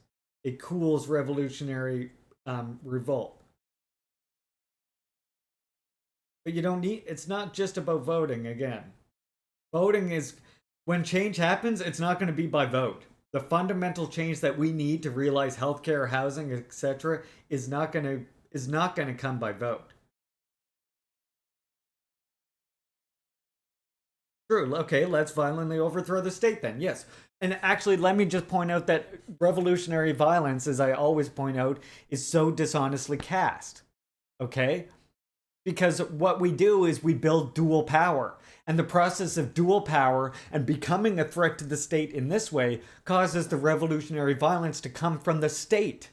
The actual revolutionary violence from the proletariat is actually a defensive response to that state violence of us trying to break away. That's what happens. If you want to know how revolutionary violence has occurred every time, it's the people peacefully asking for or peacefully demanding these things and building their own aspects of dual power to shore up what is lacking in the state, and then the state and the bourgeoisie, the ruling class, responding with violence.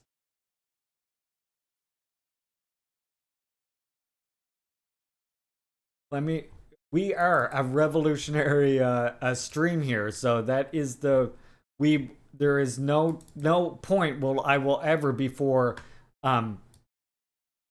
electoralism over revolution. Again, I understand why I am for revolutionary parties participating in bourgeois elections so as to train the masses, so as to judge their own preparedness, etc. I would have been friends with Stalin. Look, I want to show you this quote right here because we're talking about revolution now. I just noticed somebody, and the violent revolution. A lot of people get the word revolution mixed up, and they think revolution is a bad word. Revolution is nothing but like having a sore on your body, and then you put something on that sore to cure that infection. And I'm telling you that we're living in an infectious society right now. I'm telling you that we're living in a sick society.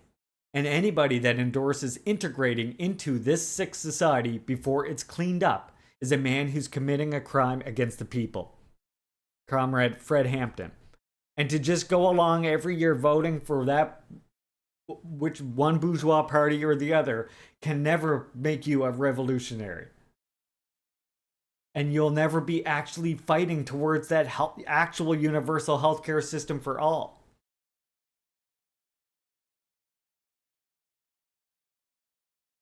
I don't have that one in a JPEG, but I can just read it. Quote, the revolutionaries didn't choose armed struggle as the best path. It's the path that the oppressors have imposed on the people. So the people have only two choices, to surrender or to fight. Fidel Castro. I have another one.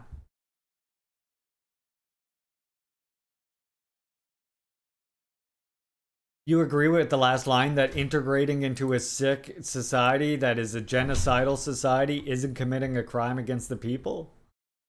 I mean, I argue against that. I'd say that integrating into a genocidal society is exactly a crime against the people. It's literally continuing an ongoing genocide against First Nations people and many others. How can that not be a crime against the people? Right? It's a settler colony. I mean, I even like to point out, not only did the last residential school system not close until 1996, but I argue that actually the Child Protective Services system just took its place. And that it's now become like a sort of a privatized industry where children are taken away from their First Nations families and placed into settler homes that at best completely cut them off from any connection with their culture, and at worst abuse and kill them.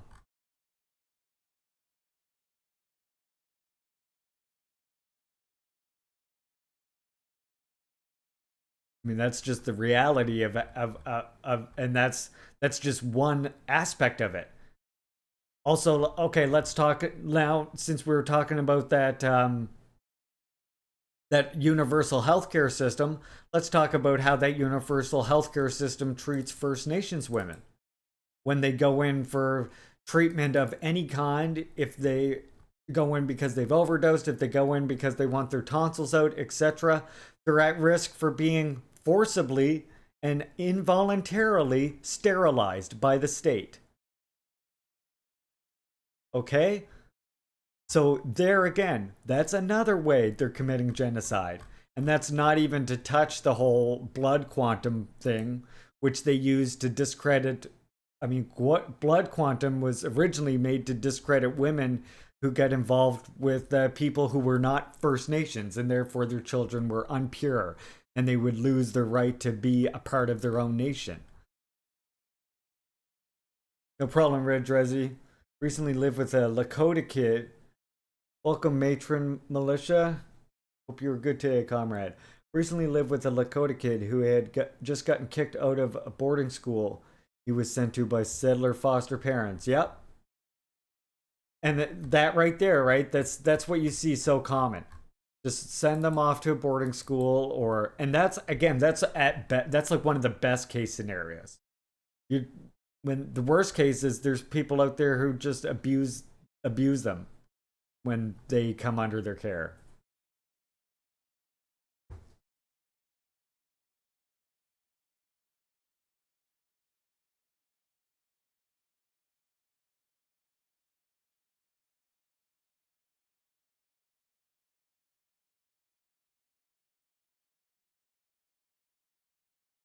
Okay.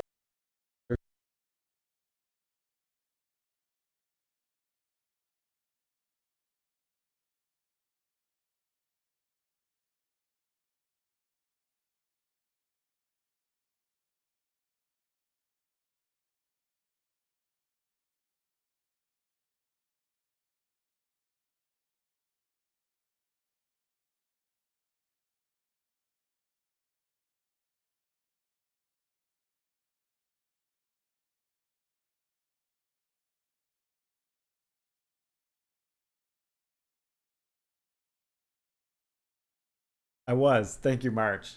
Yeah, here's the other quote right here I was thinking of. Just when I was reading that last Fred Hampton quote, again, on the topic of revolution. I should just like to make one last point about solidarity between the international working class movement and our national liberation struggle. There are two alternatives. Either we admit there really is a struggle against imperialism which interests everybody, or we deny it. If, as would seem from all the evidence, imperialism exists and is trying to simultaneously to dominate the entire working class in all the advanced countries and smother the national liberation movements in all the underdeveloped countries, then there is only one enemy against whom we are fighting. If we are fighting together, then I think the main aspect of our solidarity is extremely simple. It is to fight.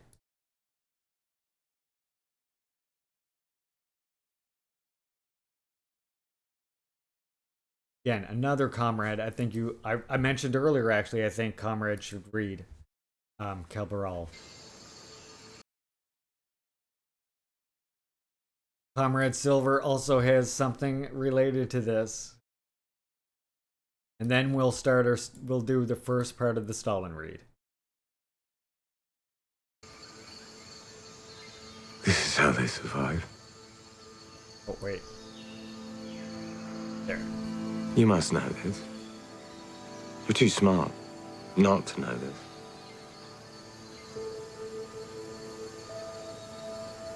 Oh, that sucks, matron. I'm so sorry to hear that. They paint the world full of shadows and then tell their children to stay close to the light. I know what that is like. Their reasons, their judgments. Because in the darkness, there be dragons. But it isn't true. We can prove that it isn't true. In the dark, there is discovery. There is possibility. There is freedom. In the dark, once someone has illuminated it, and who has been so close to doing it as we are right now? This isn't about England. Thank you, Comrade Silver. Right, so if you don't know, I do a little bit of contributing editing work over here at Iskra Books. You might have followed my work without knowing it as Juche Gang, which is my YouTube channel. And actually, for example, if you come to Peace Land and Bread, the first two issues, and I will be returning to them as well. If you go to these, you can find my Juche lessons right here in the back in writing for anyone interested. So that's our Peace, Land, and Bread. And by the way, these have all kinds of great works. It's like a compilation from all different people. Here's a great one here by Christian Noakes, Sacred Secular Dialect, Zionist Superstructure in Palestine. Highly recommend these reads for you, comrades. Check out the Peace, Land, and Bread Journal. I promise you, we put a lot of work into them, and they're good. We have some artwork here.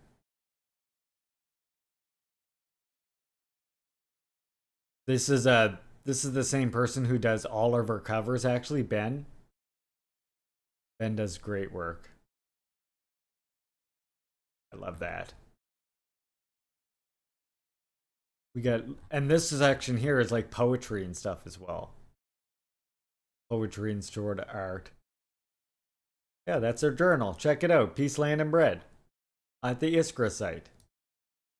Now, why am I telling you about Iskra again? Well, because we proudly just come out with this work, Stalin, History and Critique of a Black Legend. It's the first authorized translation of Domenico Lusardo's work. So we're very important. Sorry, I was reading chat at the same time. We're very excited to bring this to everybody. You can get this is hardcover or softcover right here. And of course, as I always remind you, our publications literally the cost of our publications literally just pays for the production and the distribution itself, copyright, etc. So that's why we also always offer free PDFs, and that's what we're going to be reading from today. So reading happens every Tuesday and every Thursday on this channel.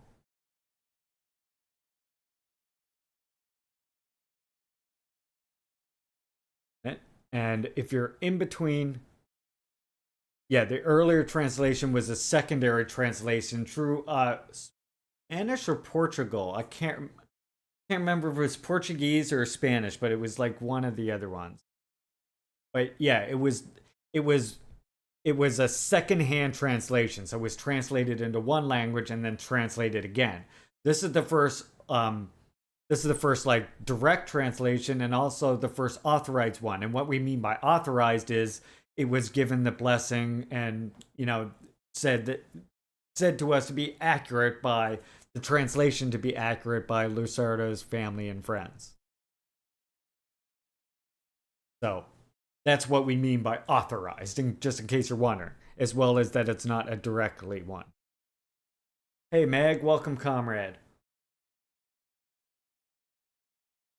Yeah, we're very excited to get this to you, and so I got to read this on stream to you all. Domenico Lusardo's History and Critique of a Black Legend.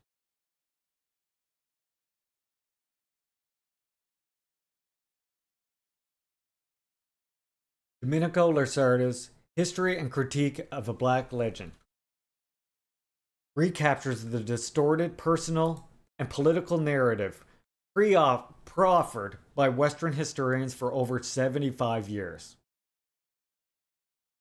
This magistral work convincingly counters the biased distortions of both establishment and left historians through a balanced historiographic and philosophical exegesis of Stalin's complex life and leadership, as well as his contributions to socialism and the defeat of fascism.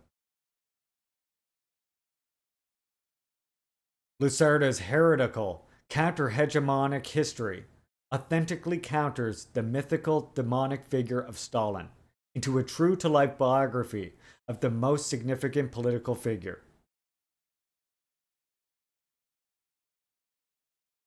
15 years after its publication in Italy, Henry Hakamaki and Salvador Engel de Mero's superb translation begins Lusardo's compelling corrective of Stalin to English readers. Dogs. Feed me more dogs.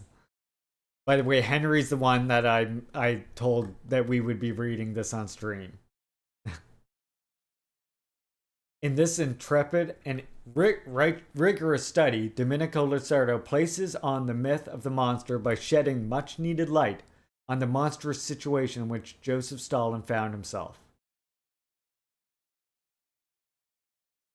That of building the world's first socialist state, under conditions of incessant imperialist assault, civil war, subversive plots, fascist invasion, and the risk of nuclear annihilation. I'm not sure where Henry's from. It's somewhere like that. Somewhere Nordic, I'm guessing. I've never actually asked directly.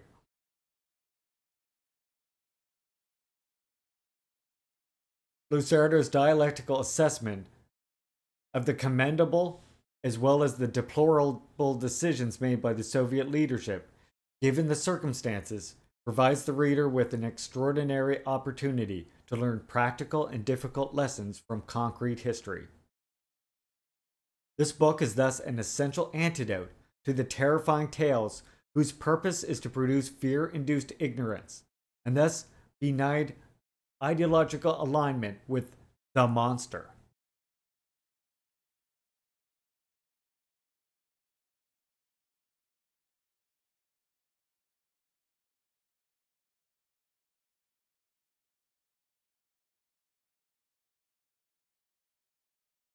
I mean, I'm in a group chat with them all. I've just never asked. I'm literally in a group chat with all of them. We have 3 separate group chats. We have our CSS just chatting chat. We have our CSS of business chat and like our official work chat, and then we have our Iskra chat. Iskra Books is an independent scholarly publisher, publishing original works of revolutionary theory, history, education, and art, as well as edited collections, new translations, and critical republications of older works. That's our mission over here at Iskra, comrades. Stalin, History and Critique of a Black Legend.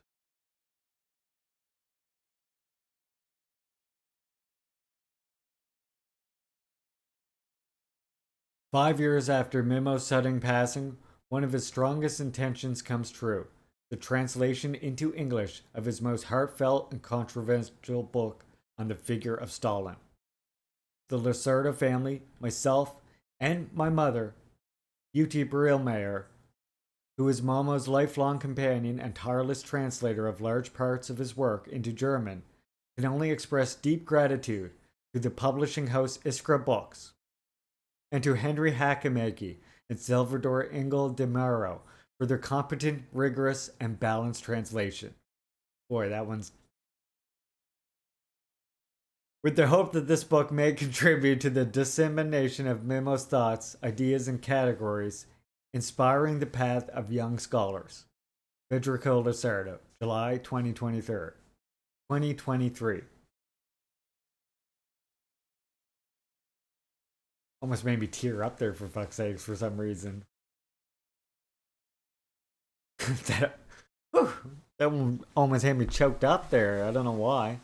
So, here's what we got. Front matter. We got our foreword. You too, Cinnamon? Yeah, I don't know why. That was getting me there for a minute. Holy shit. Okay. Well, we're okay now. Introduction. The turning point in the history and image of Stalin. From the Cold War, the Khrushchev Report, all-around comparative analysis. Look at this. How to cast a god into hell, the Bolsheviks, from ideological conflict to civil war. Between the 20th century and the longue durée.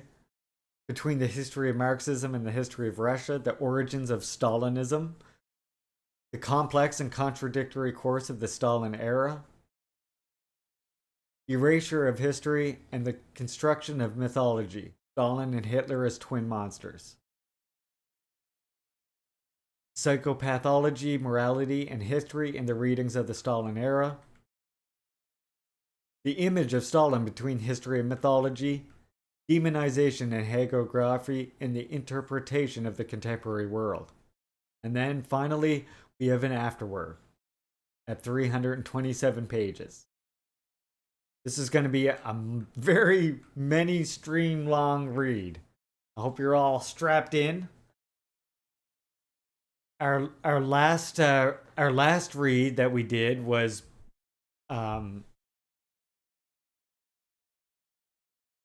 Red Skin, White Masks. I'm actually curious how long that one was, just before we start here.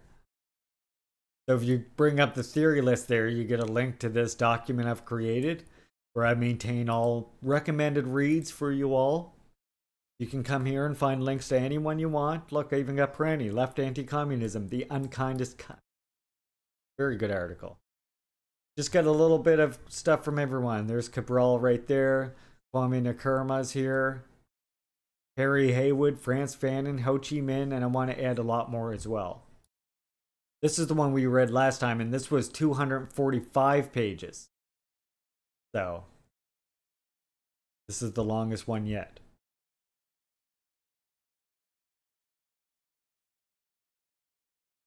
All ready for this?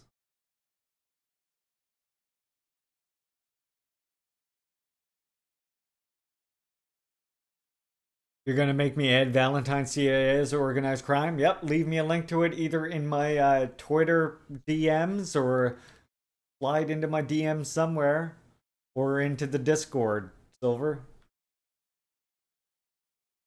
Forward. Henry Hakamaki and Salvador Angel de Muro. Born in the Olive Grove in downtown of Santa Castro de Muro in 1941, the political philosopher and prolific scholar Domenico Lacerda departed our world in 2018 when a tumor took his life.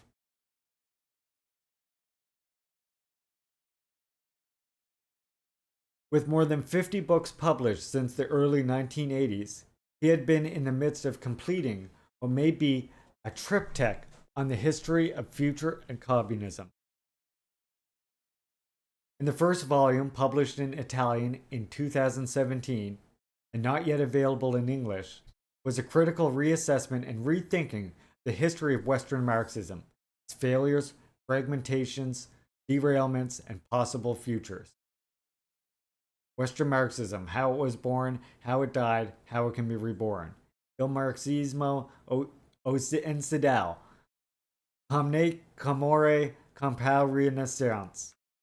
In that volume, he exposed the politically self-neutralizing Eurocentrism underlying Western Marxist dismissals of or animosity towards Marxist success in the East. What would have been the sequel was published posthumously in 2021. The Question of Communism, History and Future of an Idea. In that work, Western Marxism still featured as part of the analysis, but as just one among diverse currents. He traced communism's evolution in comparison with different variants of socialism, including the more recent, ecologically mindful versions. But his lens was much wider, studying communist movements as part of a totality of communist politics, transformed by and bringing about shifts in global social tendency.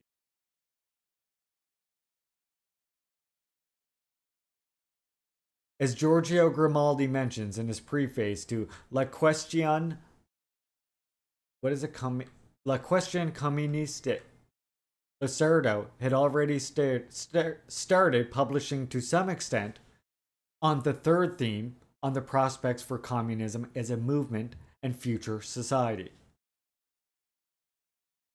It was centered on the People's Republic of China. Lacerda's work in that direction can be argued to be present already in his 2005 volume comparing the Russian and Chinese revolutions. Escape from History, the Russian and Chinese Revolutions Today. But his trajectory relative to the above-mentioned implicit triptych was evident in an article that appeared in the International Critical Thought in 2017. There, Lusardo acknowledged the great strides made in the People's Republic of China, saw the Deng reforms as being in continuity with the aims of the preceding Mao government, and with the historical progress made by the communist movements in general. Remember, a lot of times we talk about about the revolution in China on this channel, and fight against that idea that it somehow went backwards after Mao died, which absolutely was not the case. It continued on the same trajectory that was set forth during Mao's time. The tumor that shortened his life deprived us of much needed intellectual and political incisiveness and clarity in this movement of potentially grave danger to the People's Republic of China from intensifying belligerence of imperial countries headed by the United States. At the same time, there is great confusion and patriarchal thinking among Western leftists over situation in the People's Republic of China and the world more generally. Lusardo would have doubtless contributed valuable insights to help us wade through present challenges.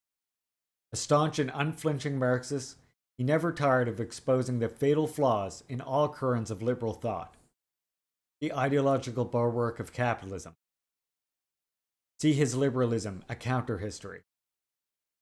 Likewise, he has been among the few within liberal democracies to demolish the prevailing disinformation on socialist states, including within the Western left.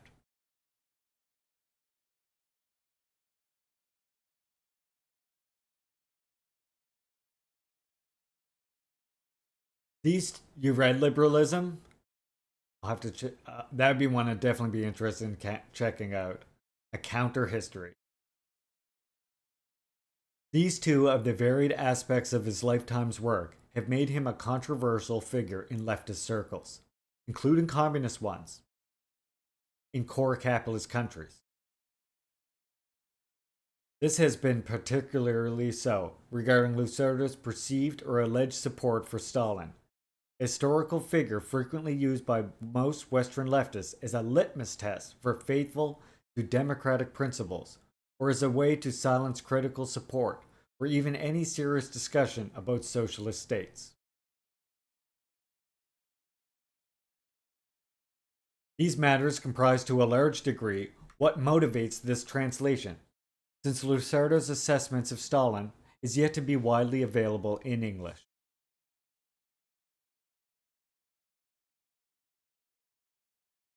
We are also animated by a concern that Lusardo's great achievements will be reduced in the Anglophone world as a matter of where one stands relative to the Stalin question. Lusardo's work and political activism spans such a large range of themes, from Western Marxism, Gramsci, Lucas, Heidegger, Hegel, Nietzsche, imperialism, liberalism, revolution, class struggle, peace, and racism, and provides such an inordinate magnitude of insights for a single intellectual that any dismissiveness towards his work would be unconscionable. Still, the prevalent rejection of or dismissiveness about Stalin as a historical figure merits closer and critical inspection, which is what Lusardo's Stalin provides. We encourage readers to make up their own minds on Lusardo's take on Stalin, rather than uncritically accept received notions. In fact, it is precisely the now widespread character of Stalin as personified evil, rife in the liberal democracies and uncritically accepted by most Western leftists, that Lusardo shows to be more related to contingent ruling class preoccupations than actual evidence.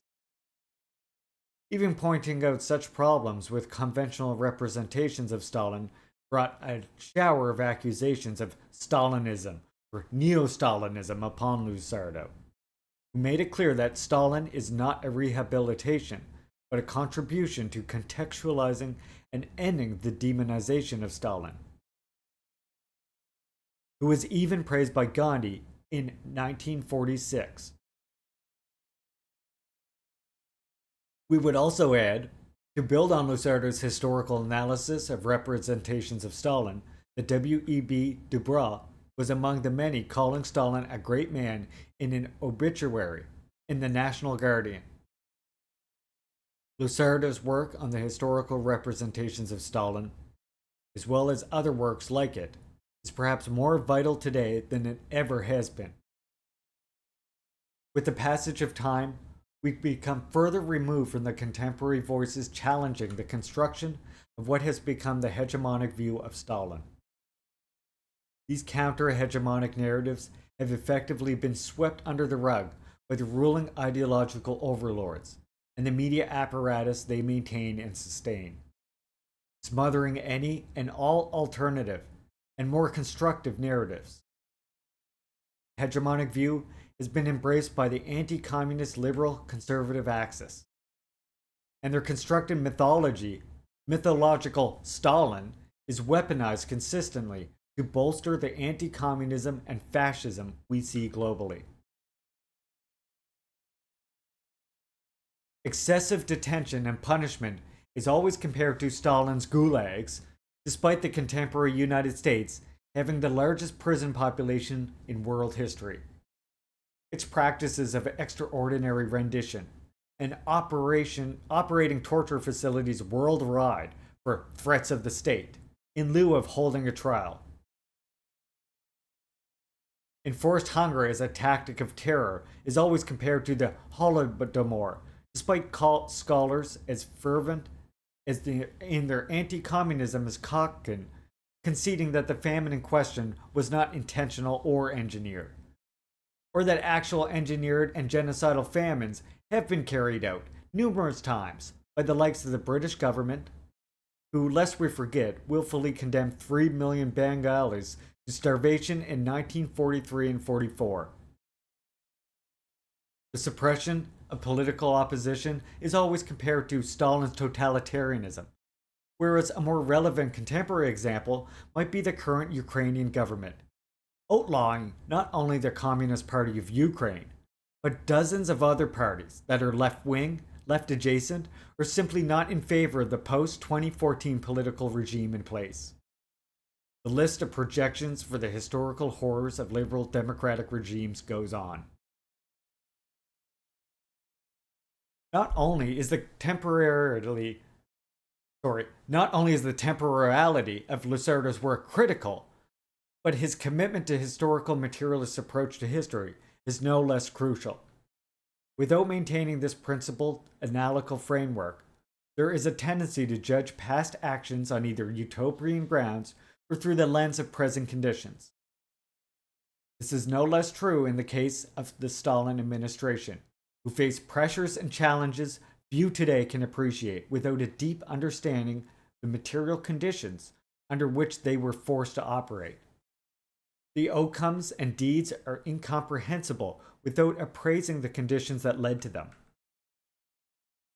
Lusardo does us a service of contextualizing these material conditions and orienting the Stalin administration's actions and decisions in relation to them, as well as in relation to similar events outside of the world's first socialist experiment.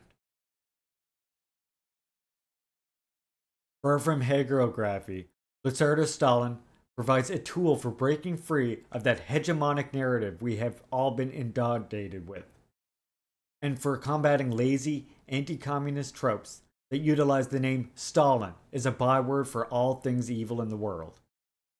This reductive approach does not allow any grasp of what happened and why it, and does nothing to help build strategies to avoid or preempt harmful outcomes. Critical engagement here is then of utmost necessity. Lusardo's work opens a constructive way to reevaluate those 29 years under the Stalin government, which shaped not only the USSR's contradictory forms of development, for better or worse, but also the subsequent social revolutions that succeeded elsewhere in the world. A lot is at stake. The currently hegemonic narrative impedes the capacity to learn from what went wrong, to recognize what went well, and therefore hampers our collective ability to prepare better for the chaos and horrors that capitalist states will stoke or directly inflict on future revolutions.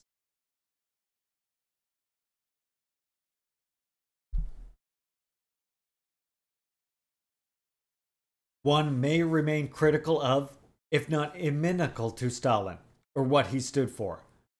That need not translate into yielding even more to ruling class ideology and denying the struggles for a better society and the consequent impressive and lasting achievements of millions of people under Stalin's formal leadership in the USSR. Among such achievements were the steady improvements in living standards for all, and such forms of effective sanitation infrastructure for the majority, secure jobs, guaranteed housing, the eventual defeat and threat of famine, and, on the environmental side, the unprecedented and massive expansion of ecological protection areas, successful long-term afforestation and soil conservation, effective and increased biodiversity conservation, and much else. To erase all that would be as justifiable as erasing all the mistakes and terrible outcomes from the Stalin administration and the external mass murderous attacks on the USSR by capitalist regimes, whether liberal democratic, fascist, or monarchist. Lucerdo teaches us, among other things, that historical contextualization and coeval comparisons are crucial to testing one's political philosophy and principles, to deepening our knowledge of socialist history, and at the same time, a key to dismantling bourgeois ideologies. Lamentably, many of his works remain untranslated, and this effort will hopefully stimulate the translation of further works that commit a deep and forward-thinking scholar.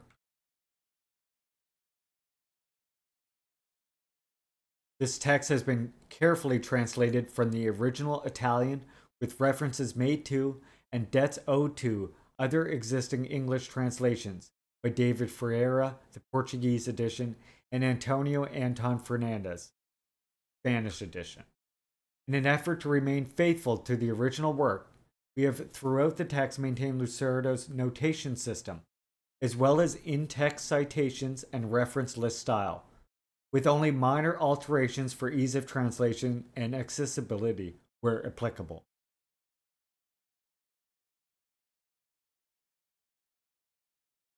And one more editor's note, quotations have been checked as far as possible against existing original text in the case of English sources, or against official or widely accepted translations in others. Where grammatical, spelling, or stylistic choices differ, original formatting has been preserved in the quotations. In Lucerdo's original text, the many citations were included as endnotes at the rear of the text. For ease of reference and to encourage further exploration of sources, we've chosen to include here as footnotes. In addition to the citations, any comments are Lucerdo's own, except for occasional editorial notes to aid understanding in the form of footnotes or square bracketed inserts, which will be prefaced by editor's note. Yeah, I guess originally it was both Spanish and Portuguese, exactly. That's why I thought Portuguese and you thought Spanish. It makes sense then, I guess. Right. There's Comrade Lucerdo there.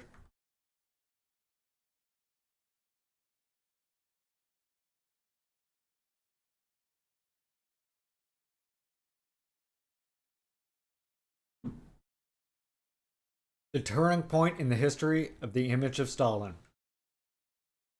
From the Cold War to the Khrushchev Report.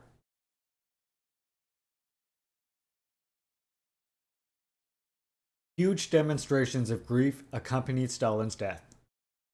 During his final moments, millions of people crowded into the center of Moscow to pay their respects to the dying leader. On March 5th, 1953, millions of citizens felt his death as a personal loss. The same reaction occurred in the most remote corners of the immense country. For example, in a small village which, as soon as it was informed of the event, fell into spontaneous and communal mourning. The general dismay spread well beyond the borders of the USSR. Men and women wept in the streets of Budapest and Prague.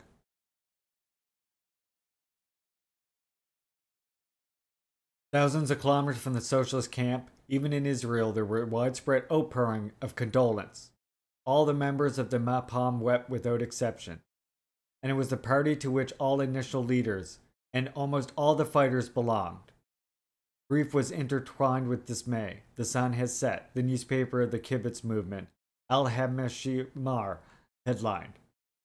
These feelings were for some time shared by leading figures of the state and military apparatus.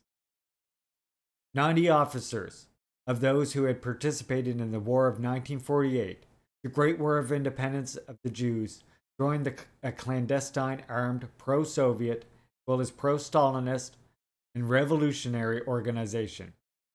Of these, 11 later became generals and 1 a minister, and are still honored as fathers of the homeland of Israel. In the West, it was not only the leaders and militants of communist parties linked to the Soviet Union who paid tribute to the deceased leader. One historian, Isaac Drescher, who was also a fervent admirer of Trotsky, wrote an obituary full of accolades. Within 3 decades, the face of the Soviet Union was completely transformed. The crux of the historical action of Stalinism is this: it had found Russia working the land with wooden plows, and leaves it master of the atomic bomb. It raised Russia to the status of the second industrial power in the world, and it was not just a matter of pure and simple material progress and organization. Such a result could not have been achieved without a vast cultural revolution, in the course of which an entire country was sent to school to impart onto it extensive education." Unquote.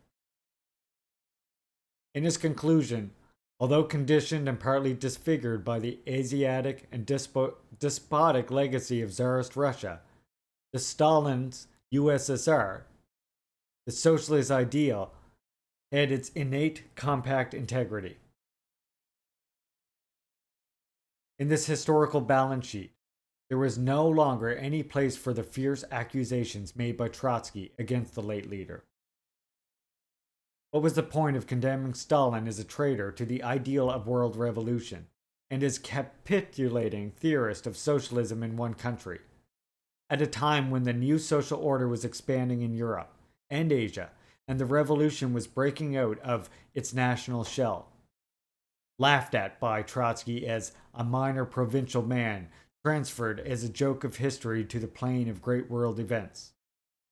By 1950, Stalin had risen, in the eyes of an illustrious philosopher, Alexandre Kojève, to the incarnation of the Hegelian world spirit, and had thereby been called to unify and direct humanity, restoring, if necessary, to energetic methods, and combining in his action both wisdom and tyranny. Outside communist circles, or the pro-communist left, despite the raging Cold War and the dragging out of the hot air in Korea, Stalin's death prompted obituaries in the West that were, on the whole, respectful or balanced. At that time, he was still seen as a relatively benign dictator, as a statesman even, and in popular consciousness an affectionate memory lingered of Uncle Joe, the great war leader who had led his people to victory over Hitler and helped save Europe from Nazi barbarism. Unquote. The ideas, impressions, and emotions of the years of the Grand Alliance against the Third Reich and its allies had not yet disappeared, when, as Juche recalled in 1948, quote, foreign statesmen and generals were impressed by Stalin's extraordinary grasp of the technical details of his gigantic war machine. Unquote.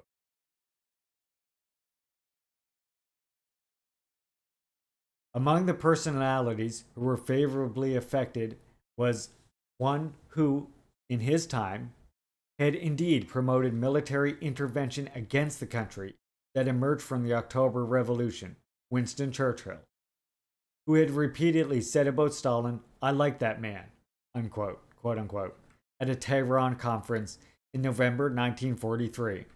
The British statesman had greeted his Soviet colleague as Stalin the Great. He was the worthy heir of Peter the Great. He had saved his country by enabling it to defeat the invaders. Fascinated as well was Hervril Harriman, U.S. ambassador to Moscow between 1943 and 46, who always drew a very flattering portrait of the Soviet leader on the military level.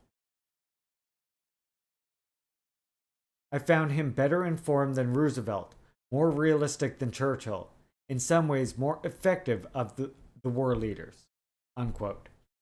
In 44, Alcide de Gasperi expressed himself in an even more empathetic terms, celebrating the immense, historical, enduring merit of all the armies organized by the genius of Joseph Stalin. Nor were negotiations of the eminent Italian politician limited to the purely military level.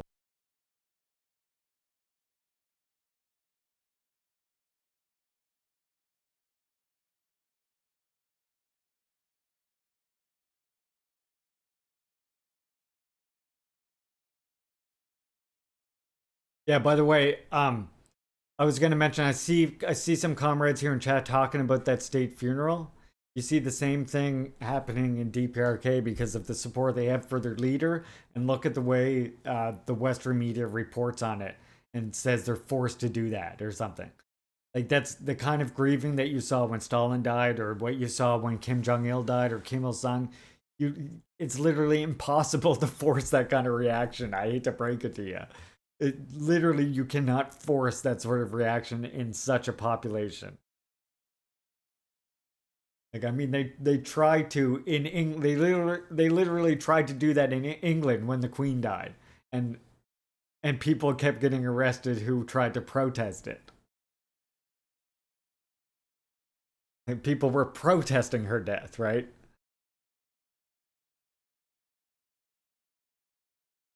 And protesting her death is then not celebrating her life, we'll say. All right. So here's Alcide right here.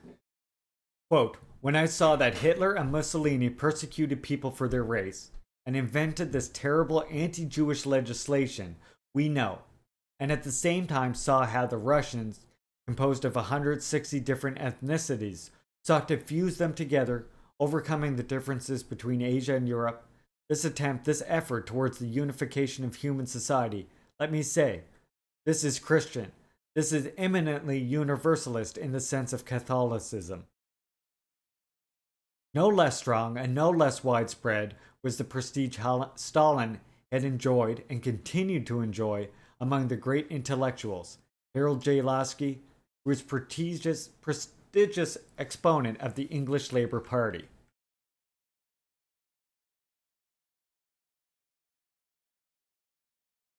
Conversing in the fall of 1945 with Norberto Bobbio, had declared himself an admirer of the Soviet Union and its leader, whom he called très sage, very wise, in that same year.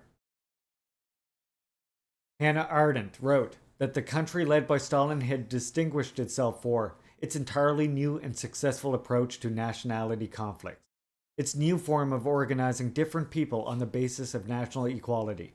Unquote. It was a sort of model, something to which every politician and national movement should give its utmost attention. In turn, writing shortly before and shortly after the end of the Second World War, Benedetto Grossi had acknowledged Stalin's merit of having promoted freedom not only on an international level, thanks to his contribution to the fight against Nazi fascism, but also in his own country. Yes, directing the USSR was a man of gifted political genius, who carried out an overall positive historical function, compared to pre-revolutionary Russia. Sovietism was a progress towards freedom, just as, in relation to the feudal regime, even an absolute monarchy was a progress towards freedom, and allowed the further and greater progress that followed. The liberal philosophers' doubt focused on the future of the Soviet Union, but by contrast, they made Stalin's greatness stand out even more. He had taken Lenin's place, so that one genius had been followed by another. But from here on, what successors did provide reserve for the USSR.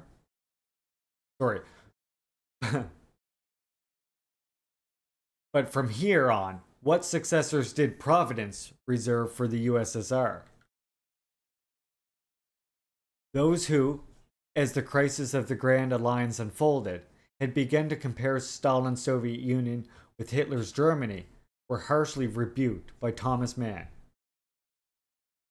What characterized the Third Reich was a racial megalomania, or a self-styled master race, who had implemented a diabolical policy of depopulation, and even before that was an eradication of culture of the conquered. Hitler thus adhered to Nietzsche's maxim: if one wants slaves, then one is a fool, if one educates them to be masters. Directly opposite was their orientation of Russian socialism, which, by massively spreading education and culture, had shown that it did not want slaves, but thinking people, and therefore to be in spite of everything on the path towards freedom. It was then unacceptable to compare the two regimes. On the contrary, those who argued in this way could be suspected of complicity with fascism, which they also claimed they wanted to condemn. Quote, to place Russian communism and Nazi fascism on the same moral plane, in that both would be totalitarianism, is superficial at best, fascism at worst. Whoever insists on this equation may well consider himself a Democrat. In truth, and in the bottom of his heart, he is in fact already a fascist. And certainly only in a hypocritical and insincere way will he fight fascism, while reserving all his hatred for communism. Unquote. That sound familiar to anybody out there?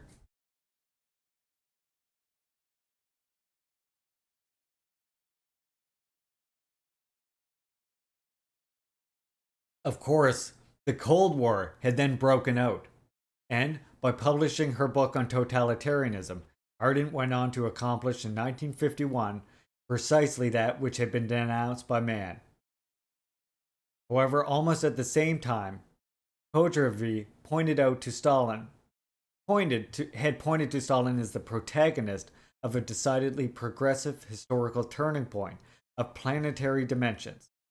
That is to say, in the West itself, the new truth, or rather the new ideological motive, of the equal struggle against the different manifestations of totalitarianism was struggling to assert itself. Yeah, it's a good quote whenever someone brings up fascism and communism, for sure. Good thinking, March. Again, as I say, we might not watch mainstream media. We might never watch the debates. We might never get involved with it. What Elon Musk is doing, I know that's sort of like, that is more conducive to the algorithm and everything like that. But if it means that we get less views, that we read stuff like this, then we're all for that here.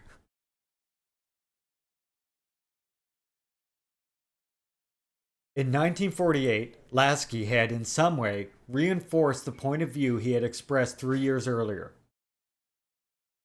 To define the USSR, he had taken up a category used by another leading exponent of the British Labour Party, Patrice Webb, who had already spoken in 1931 and had continued to speak during the Second World War and shortly before her death, of a new civilization.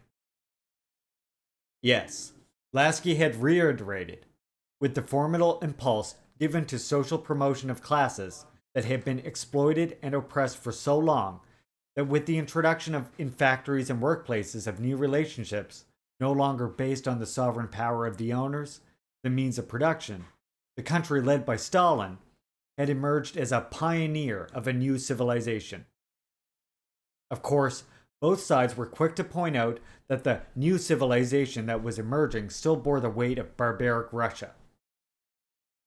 It expressed itself in despotic forms, but Lasky emphasized in particular, in order to formulate a correct judgment on the Soviet Union, it was necessary not to lose sight of an essential fact. Its leaders came to power in a country accustomed only to bloody tyranny, unquote, and were forced to govern in a situation characterized by a more or less permanent state of siege, and by a potential or ongoing war. Moreover, in situations of acute crisis, England and the United States had also limited traditional freedoms more or less dramatically.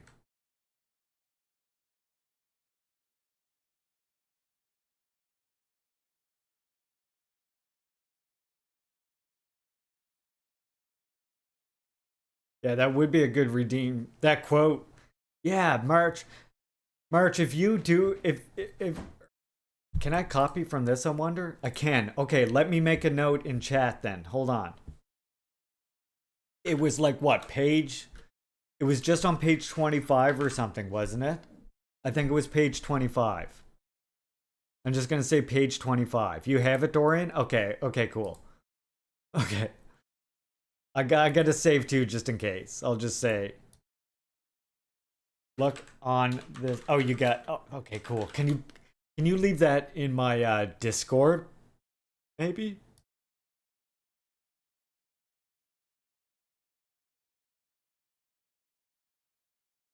Or even private message it to me somewhere.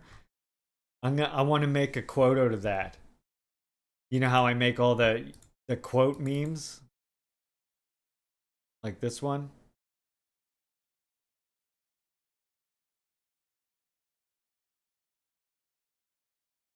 I'd like to make one out of that.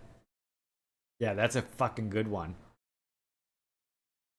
Referring to the admiration expressed by Lasky towards Stalin and the country he led, Bobbio would write much later, immediately after Hitler's defeat, to which the Soviets had made a decisive contribution at the Battle of Stalingrad. Lasky's statement did not make any particular impression.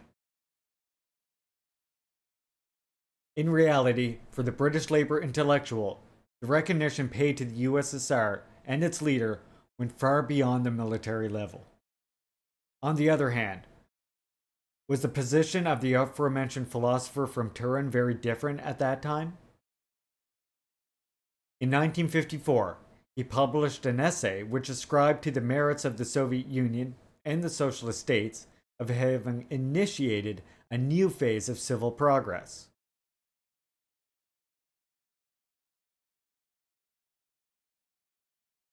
Oh, wait. Okay, thank you, Dorian. Appreciate that, comrade.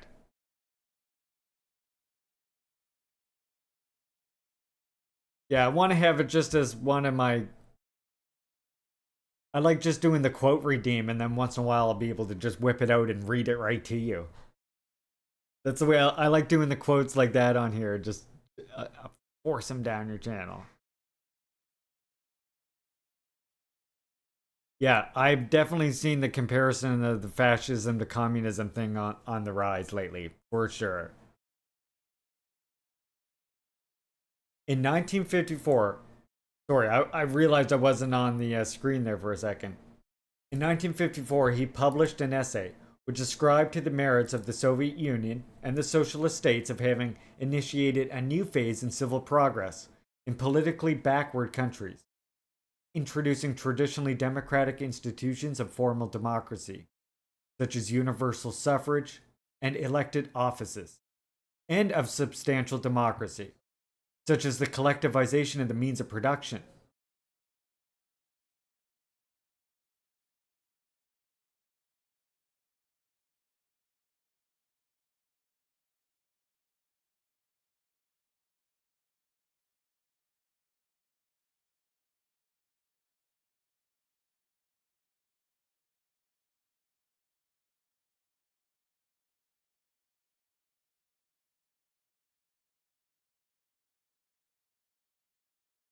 It was then that the matter of pouring a drop of liberal oil into the machinery of the already accomplished revolution. As can be seen, it was far from a negative judgment of the country still mourning the death of Stalin. For that, I kind of broke that up. On the other hand, was the position of the aforementioned philosopher from Turin very different from that of the time. In 1954, he published an essay which ascribed to the merits of the Soviet Union and the socialist states of having initiated a new phase of civil progress in politically backwards countries, introducing traditionally democratic institutions of formal democracy, such as universal suffrage and elected offices, and of substantial democracy, such as the collectivization of the means of production. It was then a matter of pouring a drop of oil into the machinery of the already accomplished revolution. As can be seen, it was far from a negative judgment of the country still mourning the death of Stalin. There, that was better. In 1954, the legacy of liberal socialism was still alive in Bobbio. While strongly emphasizing the inalienable value of freedom and democracy during the years of the war in Spain, Carlo Roselli had negatively contrasted the liberal countries with the Soviet Union, which was committed to helping the Spanish Republic, which had been attacked by Nazi fascism. Nor was it just about international politics.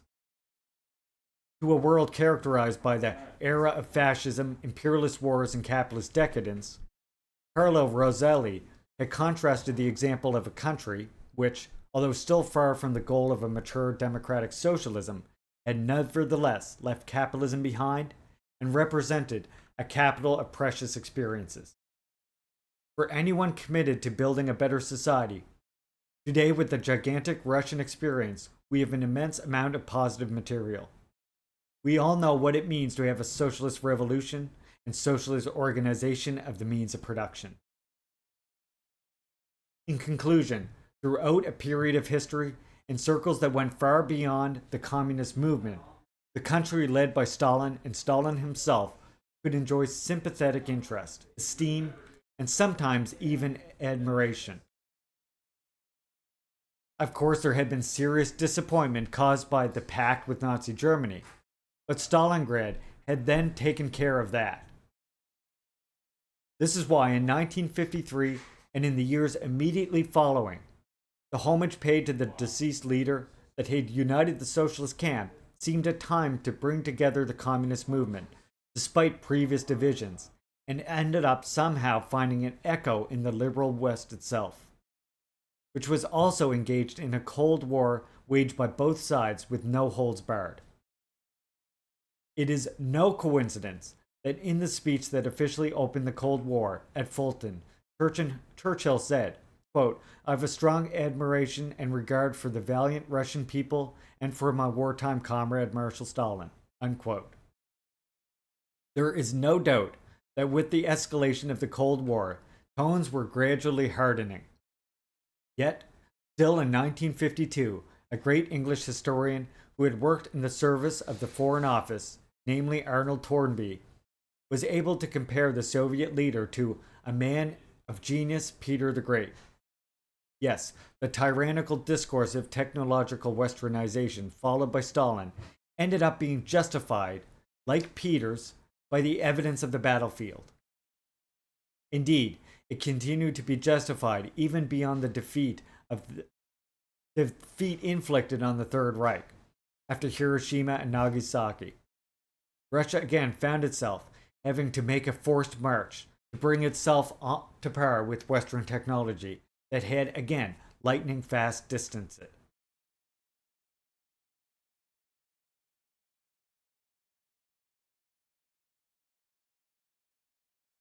By the way, I'm seeing we are, geez. What does that say? We're at, hold on. I can't read it because of the pinned message I got up, and I don't want to hide it just for myself. What percentage are we at on the challenge? It looks like we're quite a few ways into it here. Oh my god, 37%? Holy shit. I'm gonna play Zelda CDI, aren't I? Gonna have to play Zelda CDI. It's gonna happen, huh? The revolution that feeds the children gets my support.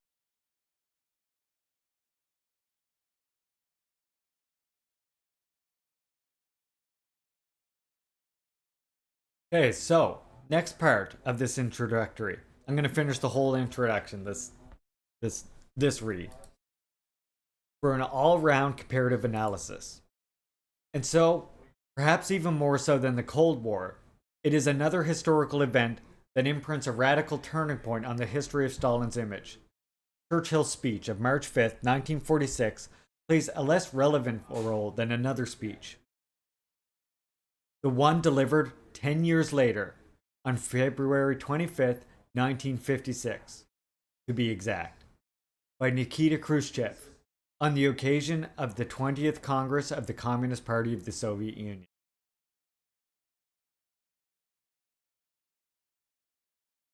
For more than 3 decades, this report, which portrayed a morbidly bloody, vain, and intellectually mediocre or even ridiculous dictator, pleased almost everyone. It allowed the new ruling group in power in the USSR to present itself as the sole repository of revolutionary legitimacy within the country. The socialist camp and the international communist movement, which saw Moscow as its center. Remember what I said, that even if like, if we look at right here, I like to link this work to you comrades a lot, I know. But if you look at this if you look at that Grover Furr work here, this work by Grover Furr, Yezhov versus Stalin, the causes for the mass repressions, where he explores the causes of the mass repressions, such as deportations and other aspects of the Great Terror. Yeah, you will come to realize that Grover Furr thinks that maybe Khrushchev was part of a fifth column. But whether he was or not is beside the fact that whether it was because he was part of a fifth column or just because he had this ego problem and was well-intentioned. This de-Stalinization campaign seems like it was basically Khrushchev wanted to, or seemed like he was jealous of, I don't know, the way people united around that image of Stalin and felt like he himself should have been in that position, or what the deal was, or whether he was actually part of a fifth column, as Grover Furr points out in that work I linked there. But either way, like, that is a serious point of disconnect, right?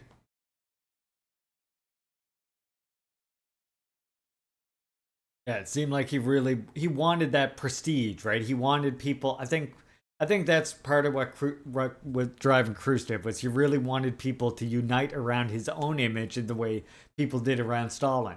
And that even after Stalin died, the way they still, like, united around Stalin's image instead of his own, I think rubbed him the wrong way in many aspects. But this is because he could not understand, he couldn't understand that Stalin, for the people, was a representative of their struggle, right? And it's interesting, like, how what one critique that Kim Jong-il makes, of course, is that this demonization of Stalin, this anti-Stalin campaign, actually is what one factor that led to the disconnect between the masses, who before this de-Stalinization thing in Lenin and Stalin's time were very, very closely aligning with the party's policy and very closely voluntarily following it and implementing their policies. Whereas after this de-Stalinization campaign, where he sort of discredits Stalin, and then by extension that also discredits Lenin, you have this situation happen where then the masses become divorced from the party. They're now no longer voluntarily following the policies of the party, and now the party is struggling more and more viciously to try and get its policies to be passed in leaders like Khrushchev, Brezhnev, and Gorbachev, right? And they're not able to do this because they're further and further divorcing from the party, because initially the de-Stalinization campaign, and then in order to overcome the masses not basically following their policies voluntarily as strongly as they used to, they delved more and more and get more entrenched in bureaucracy, which, as we know, is a hangover of capitalist society. And the increasing of bureaucracy, of course, only led to further divorce between the party and the people. A good read on that is Fundamentals of Revolutionary Party Building by Kim Jong-il. Strengthened in its old convictions and with new arguments at its disposal to conduct the Cold War, the West also had reasons to be satisfied, even enthusiastic. In the United States, Sovietology had tended to develop around the CIA and other military and intelligence agencies. After the removal of elements suspected of harboring sympathies for the country that had emerged from the October Revolution, a process of transformation had begun to take place in the United States. In 1949, the president of the American Historical Association declared, "One cannot afford to be unorthodox. A plurality of aims and values is no longer allowed. It is necessary to accept a large measure of regimentation, since total war, whether it be hot or cold, enlists everyone and calls upon everyone to assume his part. The historian is no freer from this obligation than the physicist." All this does not dissipate in 1956, but now a more or less militarized Sovietology can enjoy the comfort of coming from within the communist world itself.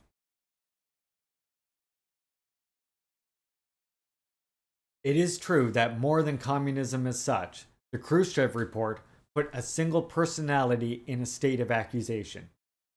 But in those years it was opportune, even from the point of view of Washington and its allies, not to widen the target too much and concentrate the fire on Stalin's country. With the signing of the Balkan Pact in 1953, with Turkey and Greece, Yugoslavia became a sort of external member of NATO. And about 20 years later, China also stipulated with the US a de facto alliance against the Soviet Union. It is this superpower that is to be isolated and is pressured to proceed to an increasingly radical de-Stalinization until it is deprived of any form of identity and self-esteem and resigned to capitulation and final dissolution. Remember, as I just explained. Shit. Again, read Fundamentals of Revolutionary Party Building by Kim Jong-il. He also talks about that very similar thing. Finally, thanks to the revelations coming from Moscow, the great intellectuals could easily forget or erase the interest, the sympathy, and even the admiration with which they had looked at the Stalinist USSR. In particular, those revolutions gave comfort to intellectuals who had Trotsky as their point of reference. For a long time, it had been Trotsky himself who, in the eyes of the enemies of the Soviet Union, embodied the infamy of communism and represented in a privileged way the exterminator, or rather the Jewish exterminator. Even in 1933, when he had already been in exile for some years, in the eyes of Spengler, Trotsky continued to represent the Bolshevist mass murderer. Beginning with the turning point at the 20th Congress of the Communist Party of the USSR, it was only Stalin and his closest collaborators who were confined to the Museum of Horrors. Above all, by exerting its influence far beyond the circle of Trotskyists, the Khrushchev report had a consolatory function for the circles of certain Marxist left, who thus felt exempt from the painful obligation to rethink the master's theory and the history of the effects it actually had. Far from disappearing, national identities played an increasingly important role in the conflicts that would lead to the splitting and eventual collapse of the socialist camp. There was no sign of overcoming money or the market. which, if anything, tended to expand with economic development. Yes, all this was indisputable, but the fault was Stalin and Stalinism. And so there was no reason to question the hopes of certainties that had accompanied the Bolshevik Revolution referred back to Marx.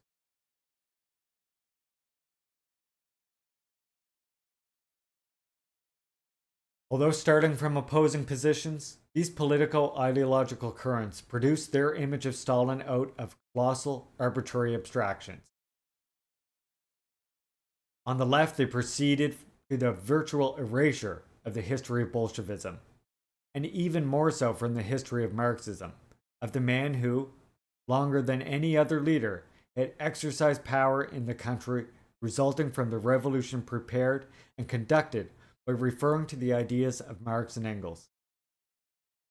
In turn, the anti-communists casually glossed over both the history of Tsarist Russia and the Second 30 Years' War, in the context of which the contradictory tragic development of Soviet Russia in Stalin's 3 decades is placed.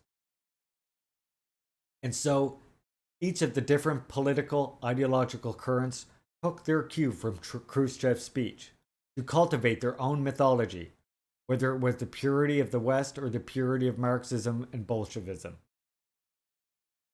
Stalinism was the horrible term of comparison that allowed each of the antagonisms to celebrate, through opposition, their own infinite moral and intellectual superiority. Any of this sound familiar to anyone out there? Founded on very different abstractions, these readings may have nevertheless ended up producing some methodological convergence.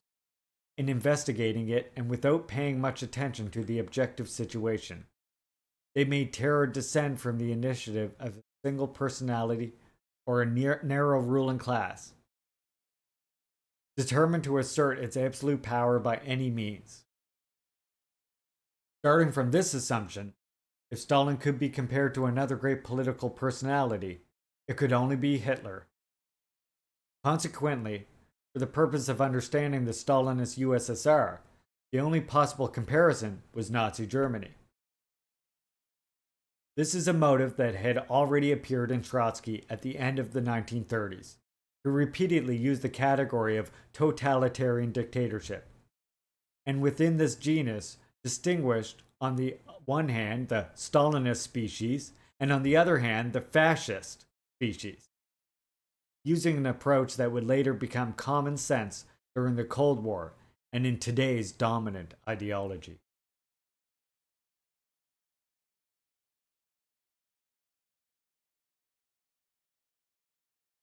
Is this way of arguing persuasive, or is it better to resort to an all-round comparative approach without losing sight of the history and Russia as a whole, or of the Western countries involved in the Second 30 Years' War? It is true that in this way a comparison is made between countries and leaders with very different characteristics. But is this diversity to be placed exclusively on the account of ideologies? Or does the objective situation also play an important role? That is, the geopolitical position and the history behind each of the countries involved in the Second 30 Years' War. When we speak of Stalin, our thoughts immediately turn to the personalization of power, to the contradictory universe, I would have been friends with Stalin. to the deportation of entire ethnic groups. But do these phenomena and practices refer only to Nazi Germany as well as to the USSR? Or do they manifest themselves in different ways, according to the greater or lesser acuteness of the state of exception, and its more or less prolonged duration, in other countries as well, including those with a more consolidated liberal tradition? Certainly, it is necessary not to lose the role of ideology.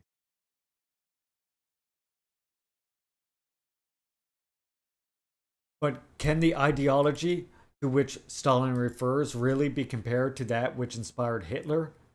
Or does comparative analysis in this field, conducted without prejudice, end up producing completely unexpected results? In spite of the theorists of purity, a political movement, a political regime, cannot be judged by relying on the excellence of the ideals it claims to be inspired by.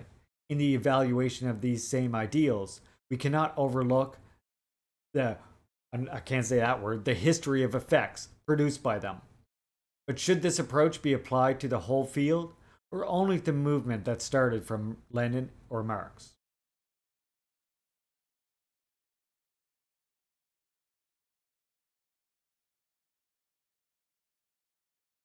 There's a little editor's note here. I just wanted to see where. Oh, right here. Concentrationary universe. Concentrationary universe. This term was used throughout the text, refers to an academic concept first used by the Trotskyist, then anti-communist David Rousseau in his 1946 work, L'Univers concentrationnel. In recent academic work, it is used to express a whole system of terror and systematic dehumanization. Silverman, 1922. Rosette's original idea was to equate Nazi concentration camps and carceral structures in the USSR under Stalin. The concept has since been generalized to indicate the potential for horrors from the everyday workings of bureaucratic, technocratic structures that characterize modernity. This updated reconceptualization tends to erase the role of capitalism in a similar way of Rousseau's original concept, and as Lucerda will go on to show, often intentionally or unintentionally ignores the other historic precursors and contemporary analogous examples found in liberal democratic states. So I just wanted to read you that editor's note. You know what's funny? I point this out every time. You notice how, like, I know that if I was watching most Americans read this, they would get to this name, right? And they would say David Rosette or something like that. The fucking, you see what the training of being in a Canadian school, in a school here in Canada, you see what it does? I was forced to take French into grade 10, so now when I see like a French name, I somehow immediately recognize it. I'm like, oh, that's David Rosette. Fuck. It is a waste of time. Why do I have to know it? As soon as I could stop, they forced us to take French until grade 10, and as soon as I could stop taking it, I dropped that shit like a fucking bag of rocks.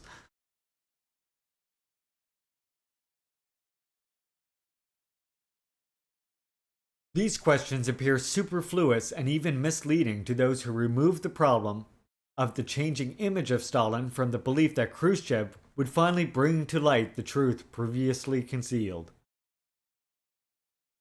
Khrushchev would finally bring...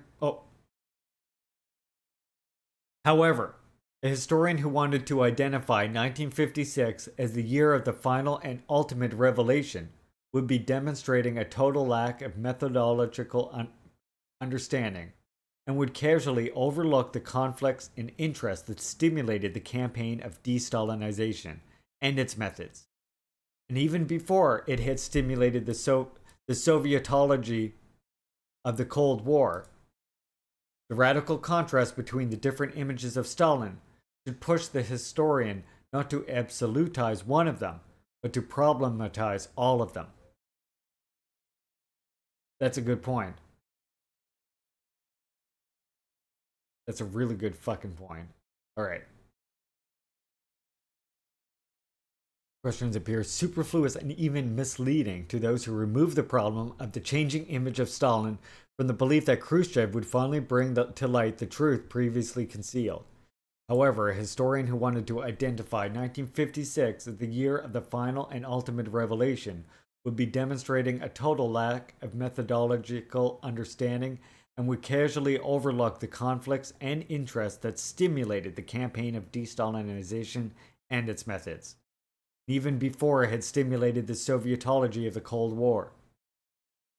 Radical contrast between the different images of Stalin should push the historian not to absolutize one of them, but to problematize all of them. Like that. There's your introduction right there. Let me just have a look here for a sec.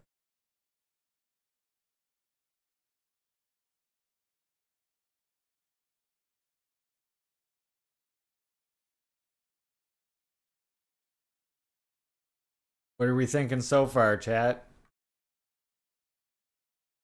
Give me your opinions. What do you think of our translation thus far? We doing good here?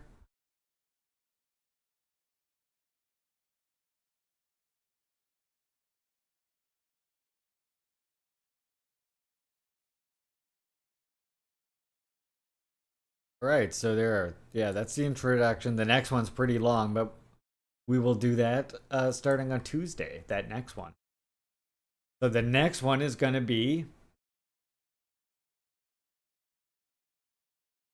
Khrushchev, How to Cast a God into Hell. Again, even if I'm not reading at the time, if you comrades want to catch up to where I am, if you want to be reading alongside of me, all you have to do is come in chat, type in !reading, like so, and you'll get a link to whatever work we're going through at the moment. So if you wanted to go through and catch up to where we are in reading or whatever, feel free. There's your link. That's why I provide the link like this. So even when I'm not reading, you can always get it. Like tomorrow, of course, Friday, we just do a chillax stream. We watch some politics stuff. We listen to some decolonial thinkers. And yeah, that gives you comrades time to catch up and stuff if you like. And then when we come back on Tuesday, we're going to be reading this one. Chapter 1, How to Cast a God into Hell, the Khrushchev Report.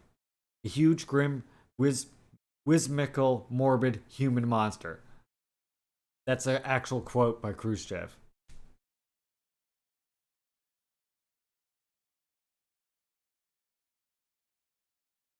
And this, by the way, if you want to talk about this before we go on to the next video thing we're going to watch here. This, by the way, the Khrushchev document is exactly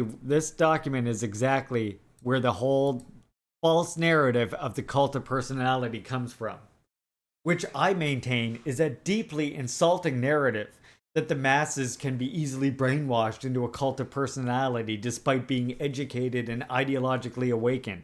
It's a deeply insulting narrative, I think, that really reveals that you have a low opinion of the masses themselves. I think in a socialist society where people are being educated like there were in the USSR, or in DPRK today, the way they unite behind the leaders or stuff isn't an expression of a cult of personality. It's an expression of people forming a core of unity and seeing that leader or that image of the leader as a representative of their own struggle and the leadership struggle, the collective leadership struggle. Because in any socialist society, there is no such thing as an autocratic like single leader, right? It's all leadership is collective, especially in places like the USSR today, or places like DPRK today. Sorry.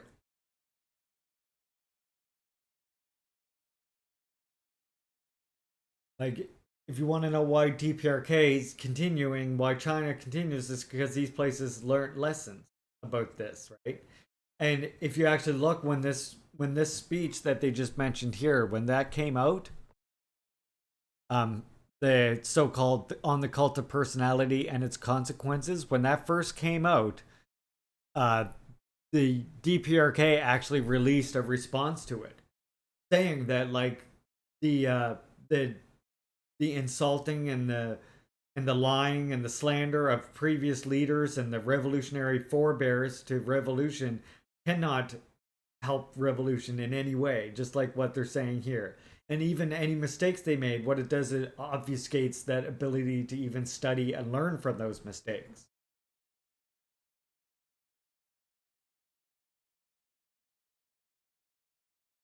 Yeah, it is 100% cope based on Western celeb culture. I made this tweet a long time ago. I wonder if I'd ever be able to find it again. You can search your own tweet somehow, can't you? I made this tweet a long time ago where I posted a picture. I thought there was some way to like search your own fucking tweets or something.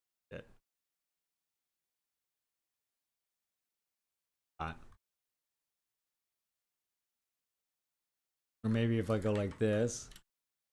And then, what does it say?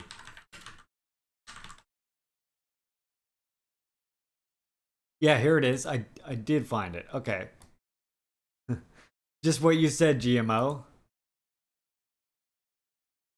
Exactly like you just said. DPRK is a cult of personality, unlike the Western free world. Meanwhile, every store in the Western free world.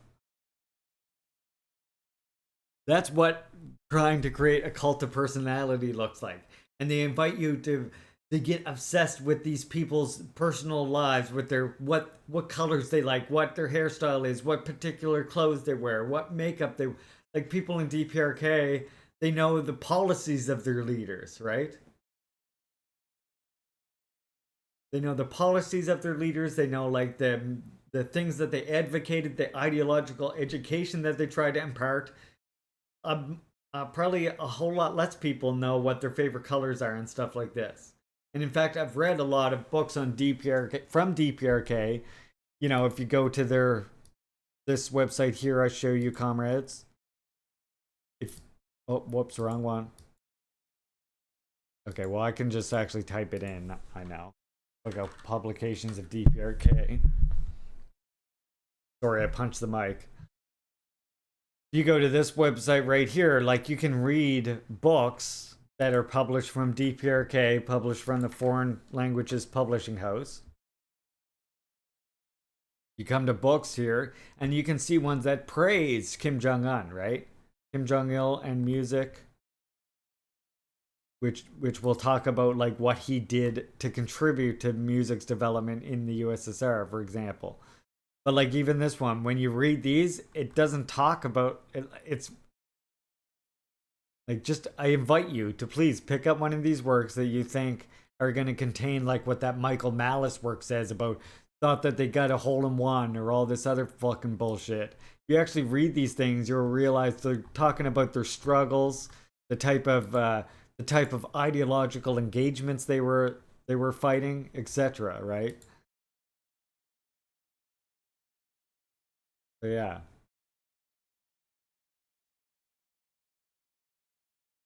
Oh yeah, we got Comrade Red Falcon to affiliate now.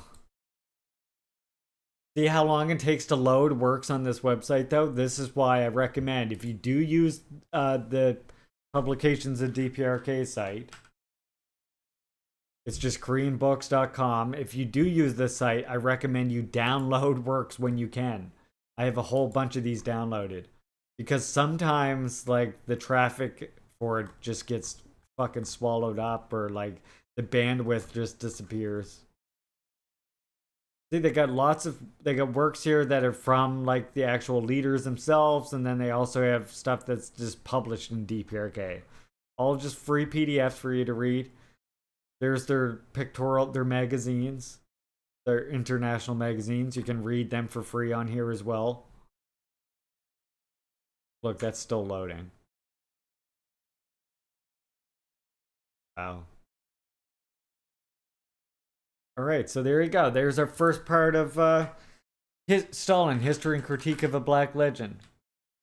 I mean, that's, yeah, I imagine that's what it is. Imagine imperialists do play some role in it.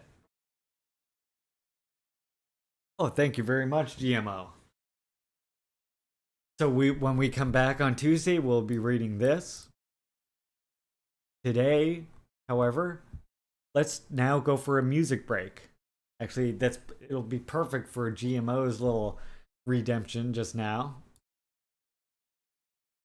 I want to hear this. And I want you all to hear it as well. Let's vibe for a minute. And then we'll listen to this talk by Gerald Horne maybe.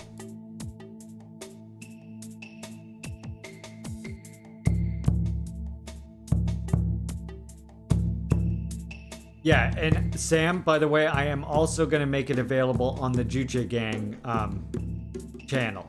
So it will be on my YouTube as well. I'm gonna transfer anyone where I'm reading this book over to the YouTube.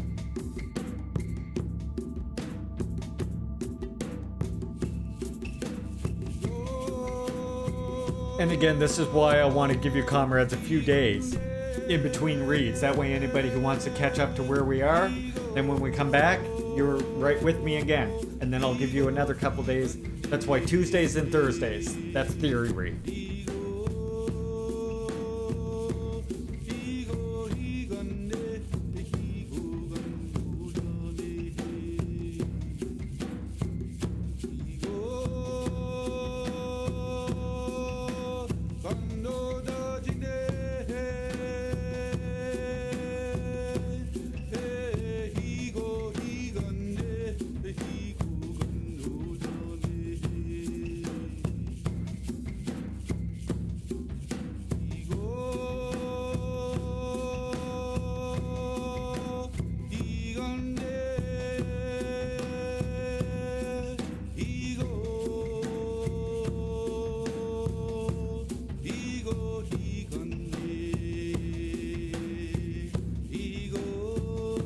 One second.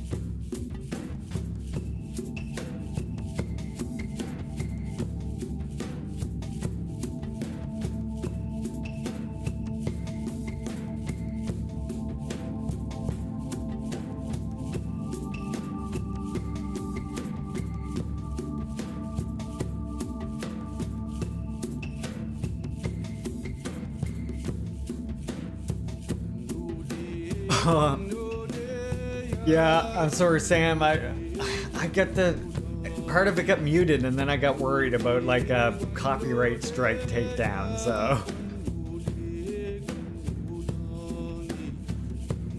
I got really worried. I know it's unlikely, but where it got muted, I was like, oh shit.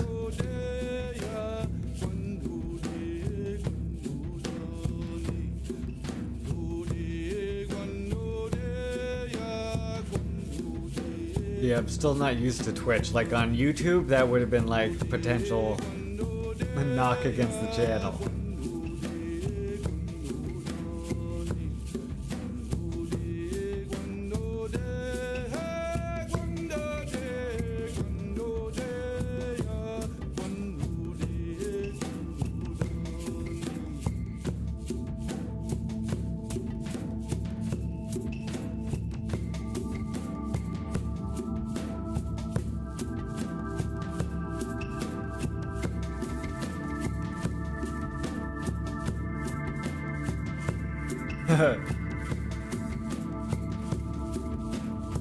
I mean, I have been censored before.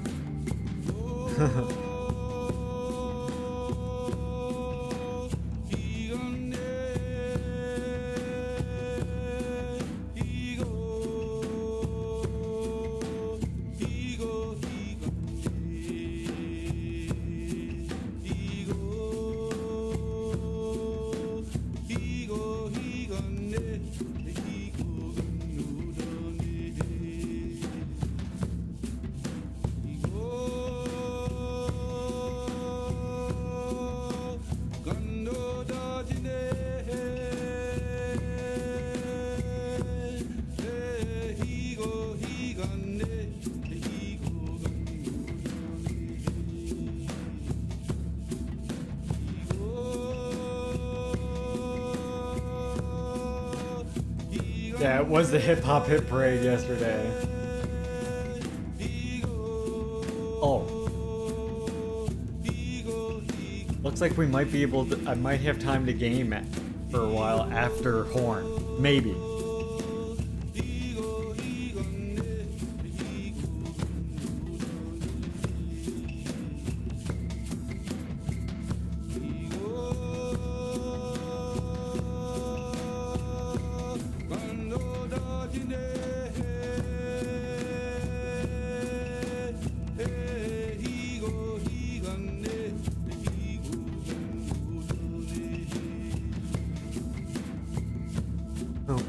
What? After politics. Politics.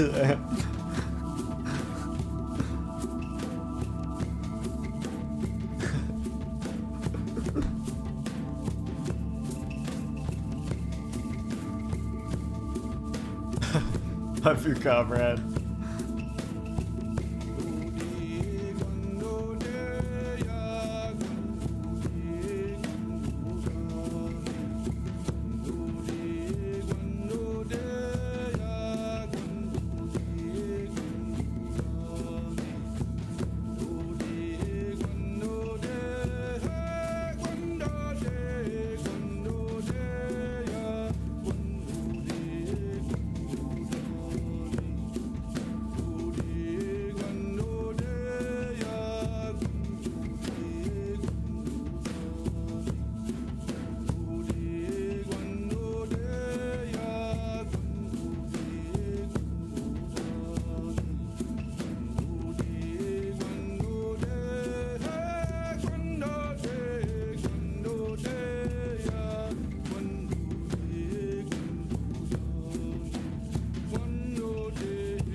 I do as well. I feel you there, Sam. Sometimes I gotta turn the TV up way too fucking loud for everybody else around me, apparently. There you go. That's a Mi'kmaq artist we listened to before on here. That's it. Yeah, I said Horn after we watched Horn. That was it. Yes, we're gonna watch porn, communist porn. Hey, look, it actually went this time. Yeah, it actually talks about shit that he did and stuff, you know? Okay. Oh my god. Wait, I just found this. I just saw this. 29 jaw-dropping facts about life in North Korea. Oh, North Korea, they push train. True. It's true. All the trains are powered by pushing. Alright. Well, I just wanted to see what the fuck these jaw-dropping ones are. Oh my god.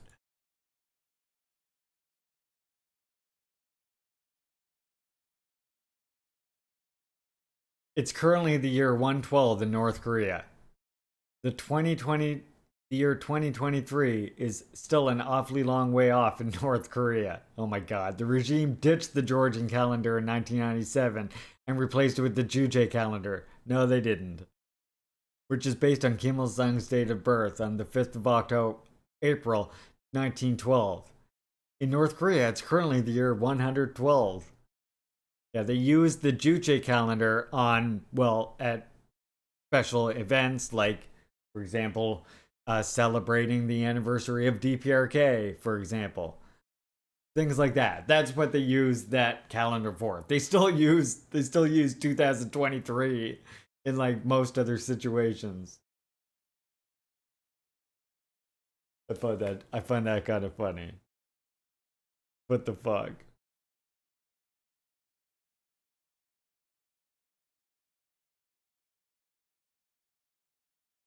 Okay, what else do they say here? North Korea is the 6th most corrupt country in the world. According to who? It's currently the 6th most corrupt country in the planet, according to a ranking in its 2022 Corruption Perceptions Index by Transparency International. It shares its 6th place position with Libya and Haiti. This marks an improvement since 2016 when North Korea was the second only to war-ravaged Somalia, but still shows the nation has a long way to go before it can be considered clean.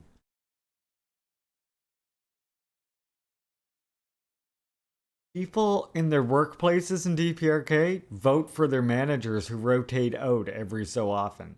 And then new managers are voted. Every workplace has democracy in the DPRK. Does your workplace have democracy, Chad? Hands up if your workplace has democracy, please.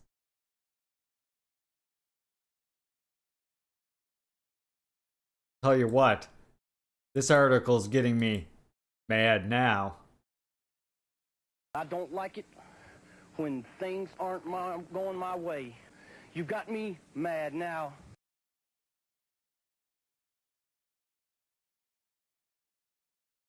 North Korea's GDP per capita is among the lowest in the world. Okay, again, as I've already explained, let's put aside the sanctions, let's put aside the embargo and all that shit for a second, okay? Put aside all that for a second, and let's also mention the fact that as socialists, if you like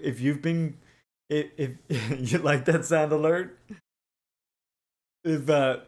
If you're a socialist or a communist, then you should already know from reading Marx or learning about Marx that GDP is actually a really, really terrible measure of how well society is doing. It measures, as Karl Marx, to quote Karl Marx, a vast accumulation of goods is what it measures. And in fact, I would contend that in a socialist society where you have a centrally planned and organized production system, your GDP should naturally end up being lower when you reach a fully planned economy, because your distribution and production are more closely matched. You're not accumulating this overproduction of goods, right? It's getting to people who need it. That's why GDP, I mean, and even now bourgeois, not even bourgeois, but even more liberal economists are coming to realize that GDP isn't the best measure at all, and they're starting to come up with different ways of trying to measure it as well, which I still think is like an inadequate way of measuring how well, like PPP. I think it's still somewhat inadequate in measuring how well individuals, peoples are still doing in the society itself, right?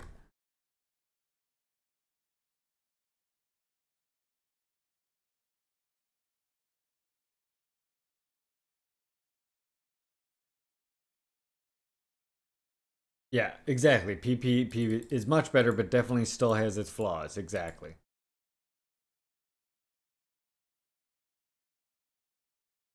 That's the best point about it too, especially when your riches aren't solely on capital. And they can hide that fact as well, certain ways. Okay, I'm gonna start wait, we'll do this first. The ADD. Military expenditure is sky high in North Korea. This is ridiculous.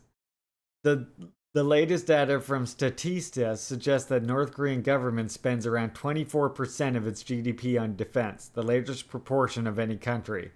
That's more than double the percentage spent by Oman, which devotes the second highest percentage in the world at 10%. Its military budget is smaller than fucking US police budgets. Literally.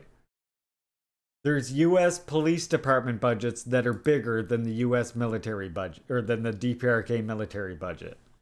The entirety of the military, the entirety of that budget. And then here we get this fucking lie. North Korean society is based on a strict class system known as Sungbun, where it classifies every citizen from birth according to the status of their father. There are 5 key social classes: special, nucleus, basic, complex, and hostile. These are divided to around 50 subclasses, with the citizen's status determining the type of job they will be allocated and where they can live as an adult. No. There's no such thing as Sungbun in DPRK. If you want to know, and this is funny too, only those lucky enough to enjoy special or nuclear status are allowed to live in the capital city of Pyongyang. Well, it's not that. You know who's allowed to work? You know who gets jobs in Pyongyang? it ends up being the like most skilled people in their field, whether you're a worker in a factory or whatever.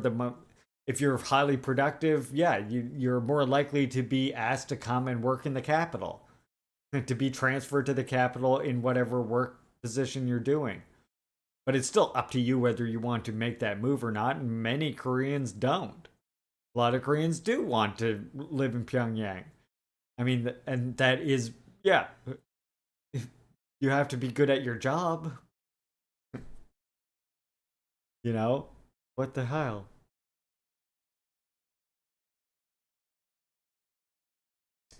And I like this one. This is my favorite one right here. Property sales and rentals are outlawed in their hermit kingdom. Oh my god! You can't. Wait, you're telling me I can't be a landlord? Oh, Jesus. Imagine, chat. Imagine if you lived in a society where you're not allowed to buy, sell, or rent homes. Can you imagine how terrible that would be? Oh, wait. Wait a second. Wait a second. The more I'm imagining it, the more I kind of want that. Under North Korean law, anyone who sells, buys, or rents a house can be sentenced to years of hard labor. Based. So what you're telling me is people who try to become landlord get sentenced to labor. It's a perfect punishment for fucking landlords. Yes. Landlords should get a real fucking job. Do you not agree with that? What's the problem here? People living in the same districts are allowed to swap homes, however. Oh. So what you're saying is housing is just free. However, illegal property sales are common among the elite, who can often bribe their way out of trouble should they get caught. This picture shows residents of North Hangui province being led to new accommodations by members of the military after their homes were damaged by flooding in early September 2023. The way they say it.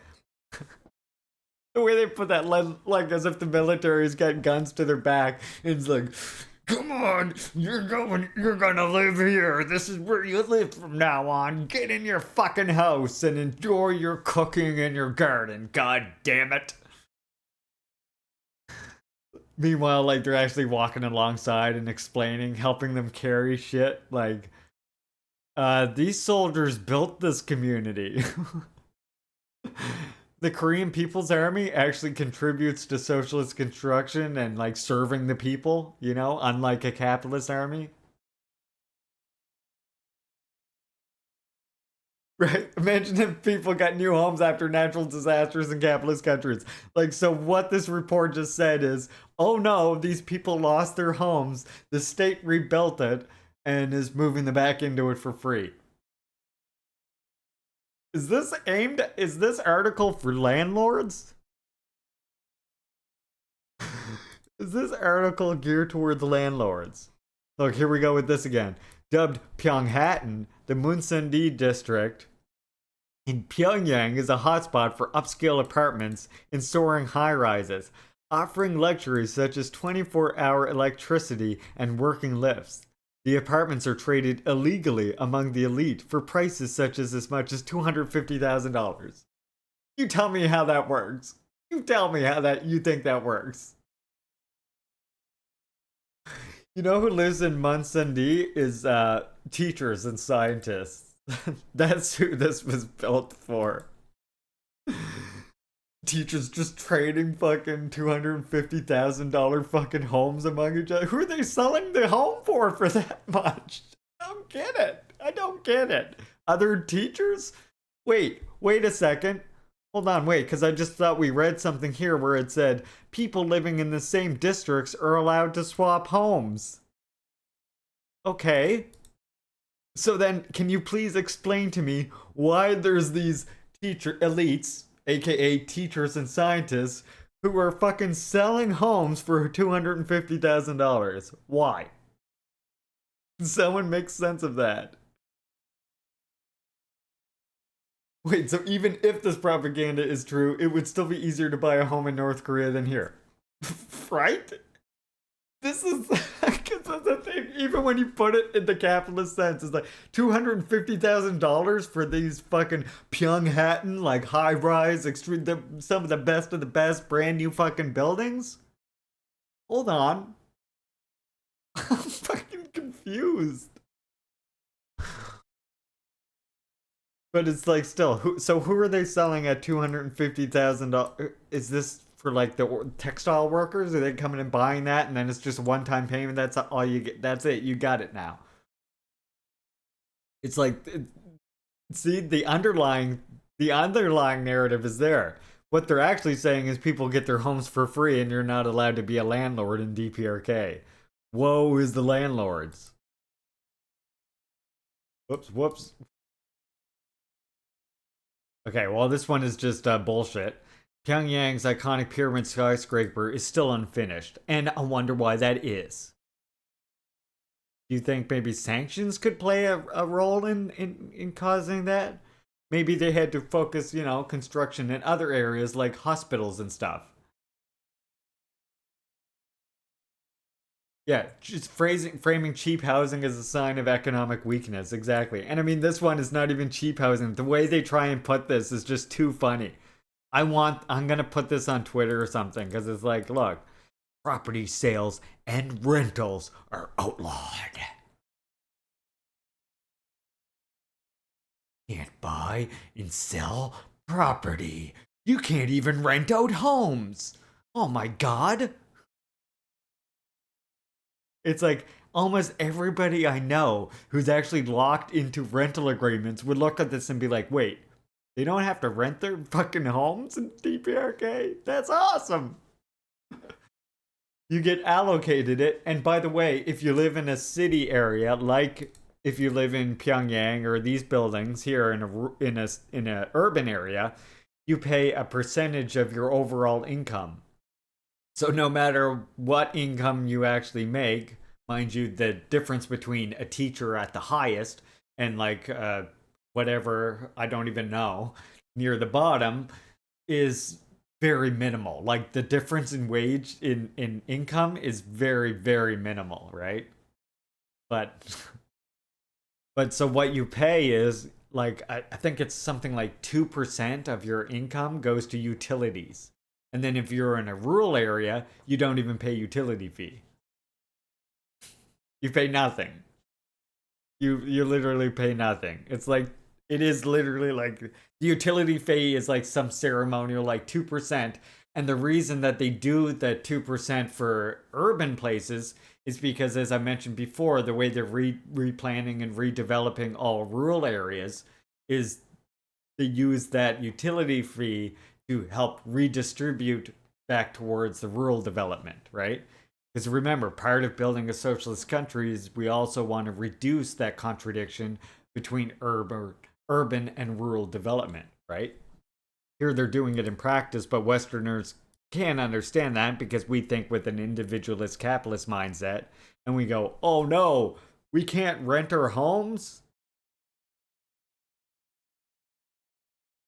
Luxury black market shops are an open secret. I mean, they're not. The fuck, they're government owned. They're government owned.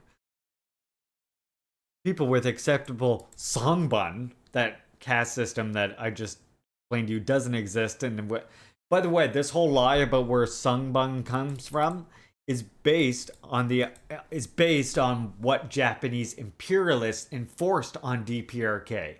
Okay? And not only did Japanese imperialists enforce that on DPRK, but the US officially had this keep going in South Korea with their Japanese collaborators that they put into government. They installed into the government. DPRK literally abolished songbun as soon as they fucking threw off the Japanese imperialists, along with making every other single law that was implemented under imperialism. They threw them all out, just like Lenin did. Yeah, what if I have an unexpected medical bill? I should be able to rent my basement out. That's exactly the way, and that's the way people here are you're trained to think like that. always with this commodification mindset, right? And then it's the same thing. The elite live lavishly. Everybody is provided the exact same food rations per month in DPRK, whether you're a child or an adult. The difference being, if you're an adult, you get beer with your food ration per month, in addition to what you buy with your income. And by the way, because of food price controls in DPRK, food prices haven't changed since the fucking 50s. Or if they have, it's still comparable to the food prices in the 50s. The only things that prices have gone up on are luxury items, luxury goods, because that's what price controls do, right?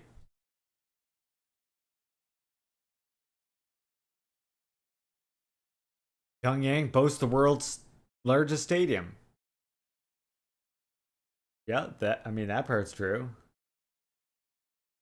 Part of the Western obsession with owning rental property is because there isn't any retirement safety net. Government pensions are tiny.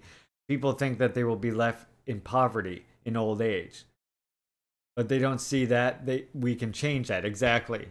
Like how in DPRK, old persons who don't have family that want to take care of them, or old folks who just don't want to be living with their family or younger family members, they can literally go and live free in an elderly care facility that everybody gets the exact same quality care. Whereas in the West, where do you get, if you can't afford like a higher class elderly care facility, it's potentially a nightmarish situation. And most elderly people, that's why they're fucking terrified of being put in a home. That whole idea of being put in a home, right? That's why. Because most of the types of homes that people who can't afford the high class ones, the elder care facilities, they get put in homes that do treat them fucking poorly, right? And even if the people in that care facility want to treat them well, a lot of times they're not giving the funding to adequately do so. 6 million North Koreans now use mobile phones. Wait.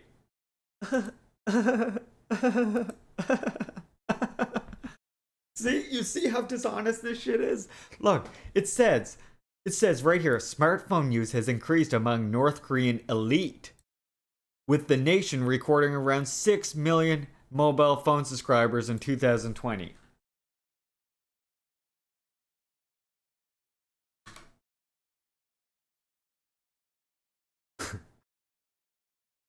It's like, what the fuck? 6 million out of 25 million, they're saying, is an elite. You see? You see? Texts, of course, are strictly monitored. Oh yeah, the government, every time someone sends a text, it actually goes to a government phone and they go, oh, yep, that's all right to send. And international calls are well and truly blocked. Do you see what I'm saying? 6 million elites.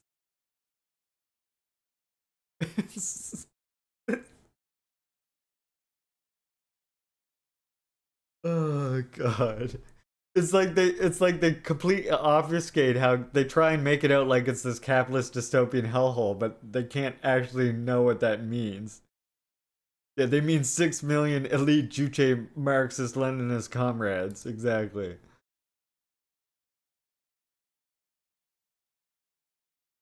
Possessing a foreign mobile phone or SIM carries a harsh penalty. Okay. If anybody has ever traveled to DPRK, did they take your phone away forever? No, they didn't. No, they didn't. A lot of people's phones, they hardly even look at them. Internet access is only available to the very few. North Korea's internet is more like a basic company intranet, with just 5,500 websites according to reports. All foreign sites are banned. Computers are only available to select elite citizens, only those 6 million elite citizens, and even their activity is closely monitored. State-sanctioned websites include Air Koryo, the country's airline. Users can also access Nanira, which is a propaganda web portal that became the nation's very first website when launched in 1996. Hey, we can go to Nanira right here. I linked you, comrades, to Nanira a second ago. Right here, this is Nanira, or at least this is an affiliate of Nanira, as you can see. So you can go to Nanira, it's right here. There, everybody can go to Nanira. You can switch it to English right up here. North Korea's internet has previously been targeted by a lone American hacker known as P4X. The hacker succeeded in overwhelming the system by flooding it with artificial traffic in revenge for the cyber attack he suffered in 2021, believed to have been carried out by North Korean spies. Yeah, blocking Western access to the internet just like that is actually a good thing. But if you want to know the truth about this matter, you know, DPRK citizens, and actually any DPRK citizen, can access the internet. The wider internet, I mean. The actual World Wide Web. Okay? And if you, like, for example, remember I was showing you those rural homes at the beginning of the stream where you had all the homes living together in like a little miniature city, so that basically, think about in comparison to a rural development here where it's these big strip developed farms, right? So let me just ask, if you're a youth living in a capitalist society and you live in one of these strip developed farms, your neighbor's like maybe multiple kilometers away. How easy is it for you to go and access like the local internet site if your family doesn't have internet access or something like this? How easy is it for you to go to like a CAP site, we call them here, which is like the public internet access site? It's very hard unless you have like, if you're a youth, unless you're biking a long distance, as long as it's within a reasonable distance to even do that, or someone has to drive you, right? There's no fucking public transit or anything like that. In DPRK, I showed you how all the community in a rural area lives together in a mini city, so that all the people in that rural community can actually access public buildings, like the public libraries. And when you go to a public library in your community in DPRK, you can access the computers they have there, and those can connect to the bigger internet. Okay? The ones that can't connect to the bigger internet are your home computer, your mobile phone.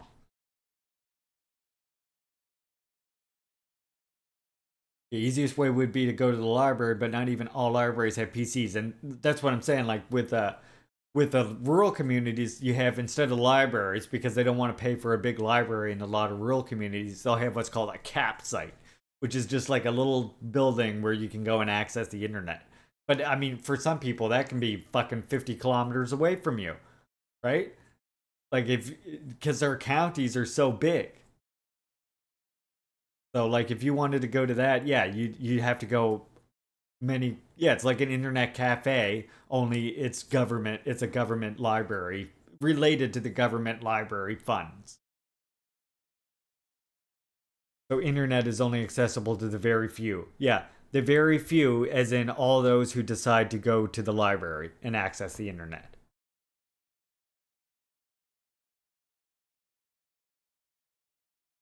The projection on this thing. Cash is king in North Korea. Those DPRK citizens just obsessed about cash, money. Cash, money. They gotta make that cash, money, right? The country's central bank, Koryo Bank, issues a limited number of payment cards. These include the Niri, which is used by minority of elite for foreign currency transactions, and one very basic credit card that's only accepted in select Pyongyang department stores. There's no credit card. There's no such thing as credit. The vast majority of people use cash, with many stores happy to accept US dollars. Oh, I see what they're saying. Oh no, they pay with money?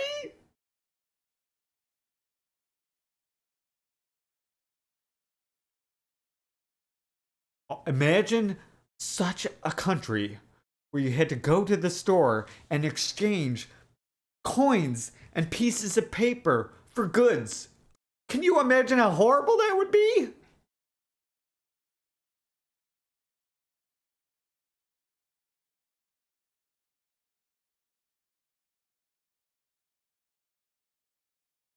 Can you imagine how horrible it would be to have to go to a store and use paper and little metal discs in order to trade for goods?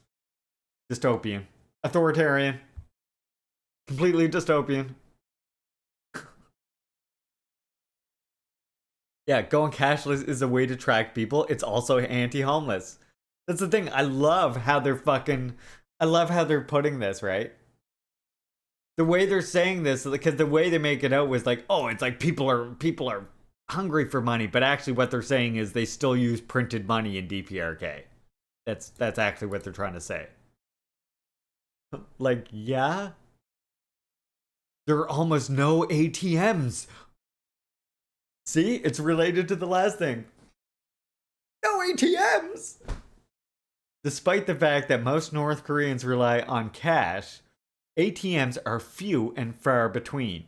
In fact, two of the only ATMs in the country can be found at Sunnan International Airport in Pyongyang. And the machines are principally designed to serve tourists and wealthy Chinese business people. Or just Chinese people visiting, you mean. That's the way they have to frame this, right? Wealthy Chinese business people. Because no other Chinese people would ever travel to DPRK. No. According to 2017 report by CBC News, the ATMs don't even dispense North Korean currency.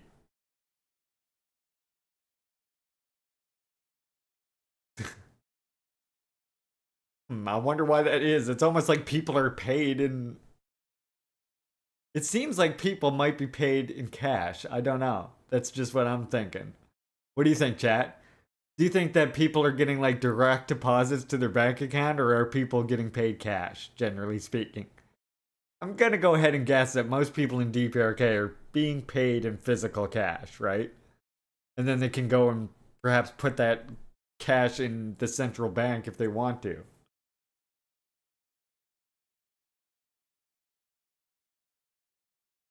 I went to buy smokes and they refused to take cash. The store runs on an iPad. See? Yeah.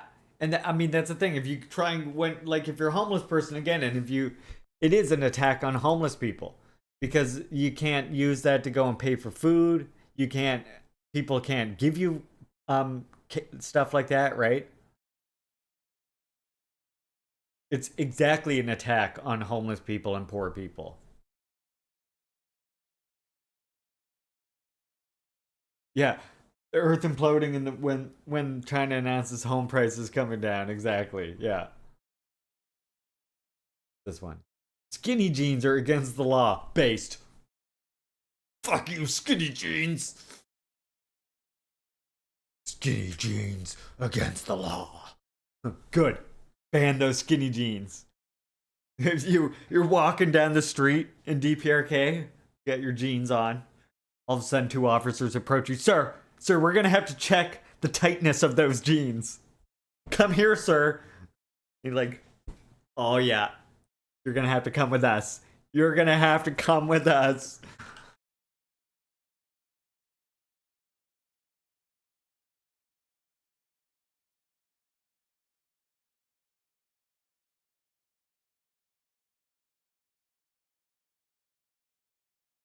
Get out the trouser calipers, yeah.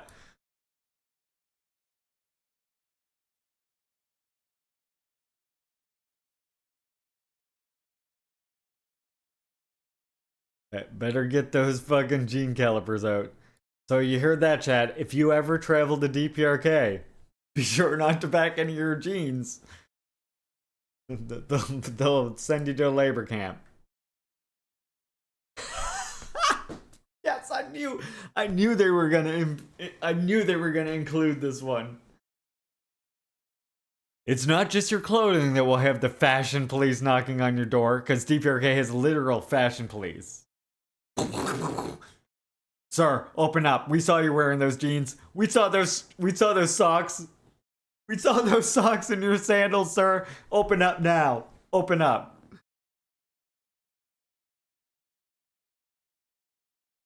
Oh, Meg, I will. Thank you, Meg. Where are you? You're right here in relation to me. I got that for you. I got that for you. Yeah. It's not just your clothing style that will have the literal fashion police that exist there.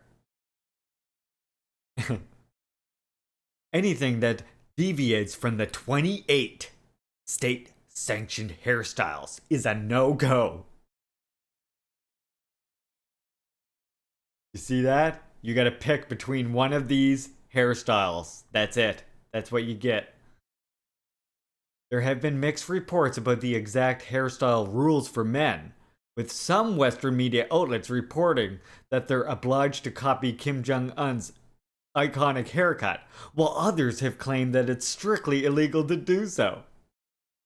Women have slightly more. I love that. I love that. I love that. You see how dishonest that is?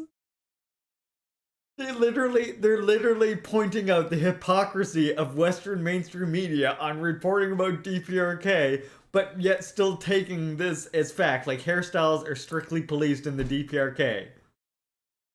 And then it's not questioning, oh, of course the hairstyles are strictly policed. What's the contentious subject is whether or not you're supposed to copy Kim Jong-un or whether it's illegal to copy Kim Jong-un. Fuck right off. You could just say anything. Yeah. Remember the pressure to socially conform in the West? Or what happens to you? Oh, the battery-powered bicycle is the latest elite status symbol. Due to the incredibly low wages throughout the country, only the upper echelons of society can afford to own a car. I got a good one for this. Many Pyongyang residents cycle as their main means of transportation. I mean, based. Good. I'm glad to hear that. Many Pyongyang residents. Oh, so it's no wonder that imported Chinese battery-powered bikes are one of the latest must-haves. Because DPRK, DPRK, despite making despite making tractors and tractor factories from scratch, obviously they could never build a battery-powered bike themselves, right? Right? No, they could never do that. Of course not. So, first, Meg. Here's the meme. Here's the meme you were mentioning. Foolish reactionaries. Biden is a good man. He is the leader of the free world. The people love him and he trusts the people. Meanwhile, we look at this picture of President Joe Biden behind several inches of thick glass. And not only is he behind several inches of this bulletproof glass, but he's actually very high above the crowd, so nobody can stand over him and shoot down at him, right? They're all below him, they'd have to shoot up, and the bulletproof glass is all right here. Kim Jong-un mistreats and tortures the people of DPRK. They see him as an evil tyrant.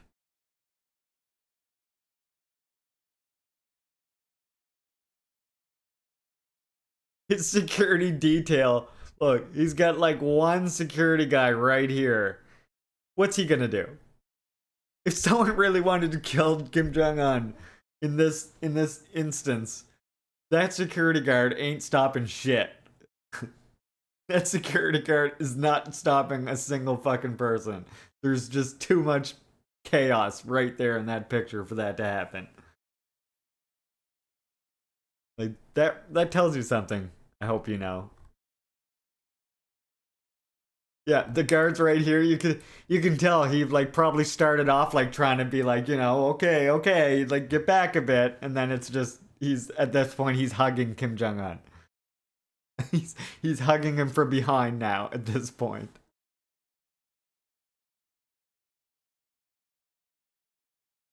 Long live the People's Revolution! Yeah, it would have happened already because again, they don't. There's no like display of power. Kim Jong Un just goes among the crowd and they're like, "Yeah, we love you."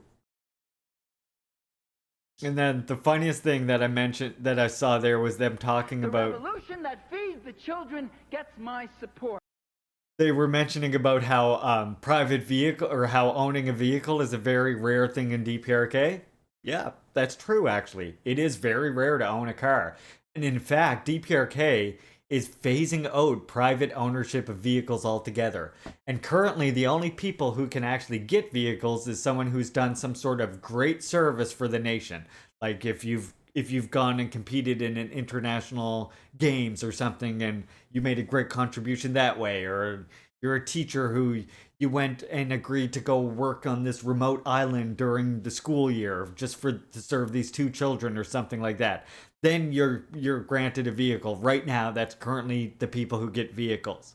But the idea is to eventually do away with vehicles altogether, and instead, if you want a vehicle to go camp in the countryside, you would rent a car service or get a rental vehicle. If you so on and so forth, you have public transportation, right? The idea is there should be no more private ownership of vehicles, and that's why I made this meme here.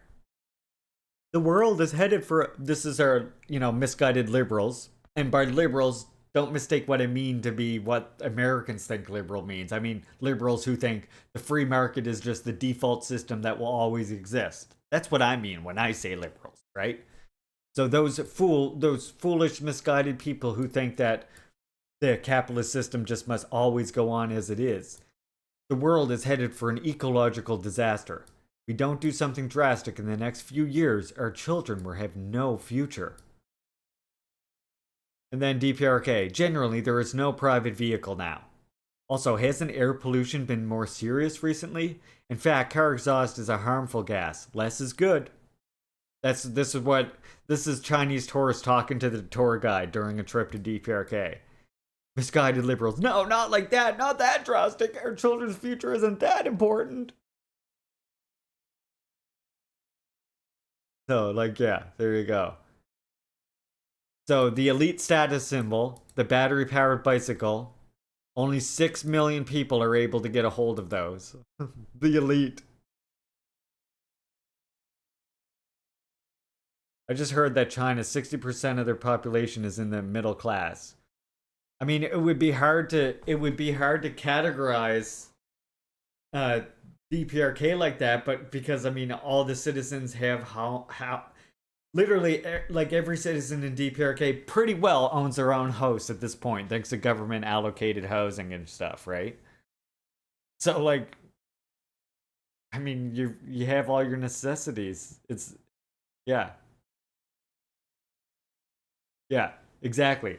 I mean, in the DPRK, class differences have been abolished. What needs to, however, they still need to fight against those differences between the hangovers of class society, where certain people, of course, still have, backwards capitalist ideas and stuff like that take, again, many generations to overcome. In DPRK, the reason why their bourgeoisie was able to be overcome so rapidly, unfortunately, in part, is because of the terrible imperialist war that was unleashed on them, right? Which totally decimated their bourgeoisie.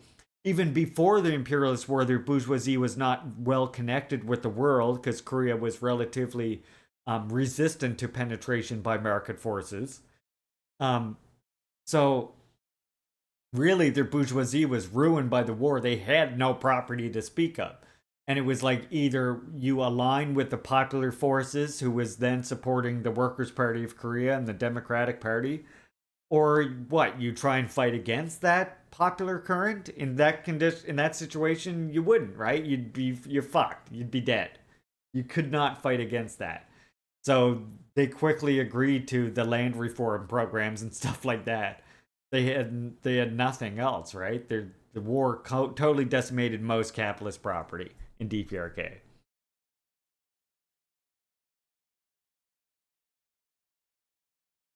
Outside of the capital city, North Korea's road network is mostly made up of dusty dirt tracks, according to the CIA World Factbook. Oh, is that according to the CIA World Factbook? Well, thanks a lot, CIA World Factbook. Out of a total of 15,880 miles of roads, only 450 miles are properly asphalted. Oh no, won't somebody please think of the poor roads? Oh dear God, oh no.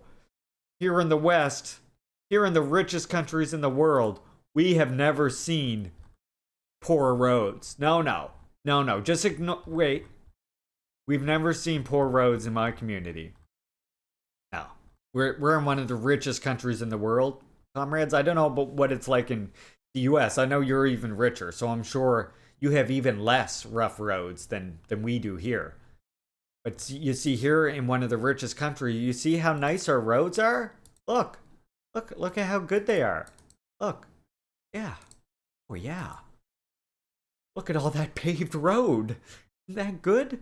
Delicious paved road. Look at it. Don't you like the paved road? Isn't that paved good? Oh, yes, just so deliciously paved. Look at it. Look at it. Don't fucking tell me about DPRK's roads, please. This is the road to my fucking community. Get out of here. Also, where I live, every single old highway is a death trap. Literally, a death trap.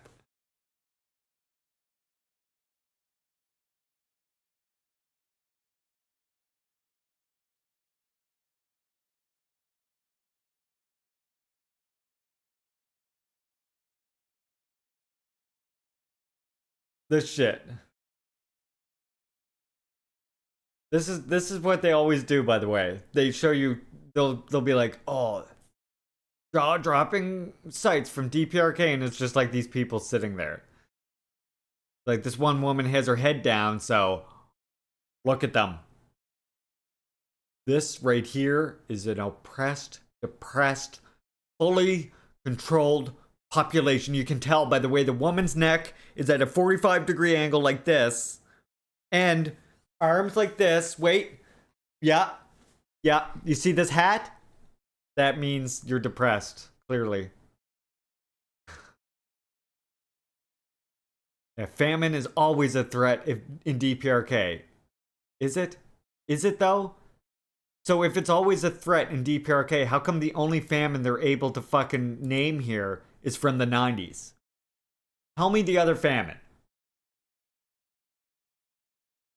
Tell me when the other famine is, because what they say, famine is always a threat. Many as 3.5 million North Koreans are estimated to have died during the major famine that hit the country in the 1990s. Yeah, we know. Because you fucking sanctioned them illegally. You overthrew their largest trading partner and then slapped fucking sanctions on them because you thought if we now squeeze the population of DPRK, if we make them starve in DPRK, they will overthrow their government. They didn't do that, did they? They didn't overthrow their government when you did that, did they? No. They more closely united behind their leadership. They knew who had their interests all along. They more closely reunited behind their leadership, and now, at the end of the day, it made DPRK even stronger. And I would say it pushed them to advance faster along the ideological road of revolution in response to this aggression, as well as to push themselves even harder towards creating a self-reliant, self-sustainable economy and defense, right? And again, it's like, it's all well and good to say that you've heard about people starving to death, he says, but when you've actually known people in your immediate vicinity who are starving, this implies the food situation is very serious. More serious than we realized, and worse than it has been ever since the famines in the 1990s.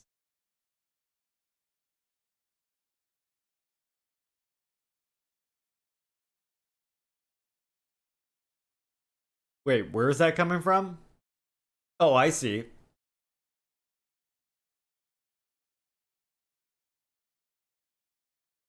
I see where it's coming from. Look, so they're basing this on now it's going to be worse than the 90s. Any day now. Any day now. DPRK is going to have a famine worse than the 90s, according to Peter Ward, who studies North Korea. Says that accounts published by the BBC are very concerning. The British Broadcasting Company has published reports from DPRK that concern us and make us feel like people are about to starve to death even worse than they did in the 90s. Any day now, any day now. It's gonna happen any day now, comrades. In the New Year speech last year, Kim Jong-un described the ongoing food shortages in North Korea as a great life or death struggle. And said the main goal of 2022 was economic development. A propaganda film showed the leader looking remarkably slim and claimed he's completely withered away with worry for his people. But the reports coming out of North Korea paint a very different story and suggest economic development was far from the agenda last year. Anyone who is with me in the mornings when we read Pyongyang Times, how often have we seen them building these new projects, these new fucking upgrading the fucking tractor factories in order to provide more updated, modernized tractors to people, is the one we read today. How many times have we read articles like that? You know? And the propaganda was never, there was never this completely withered away, he was thin. He thought he was getting unhealthy and people in fucking Korea were concerned about his health and encouraged him to fucking to exercise and stuff, and he lost some weight. What the fuck?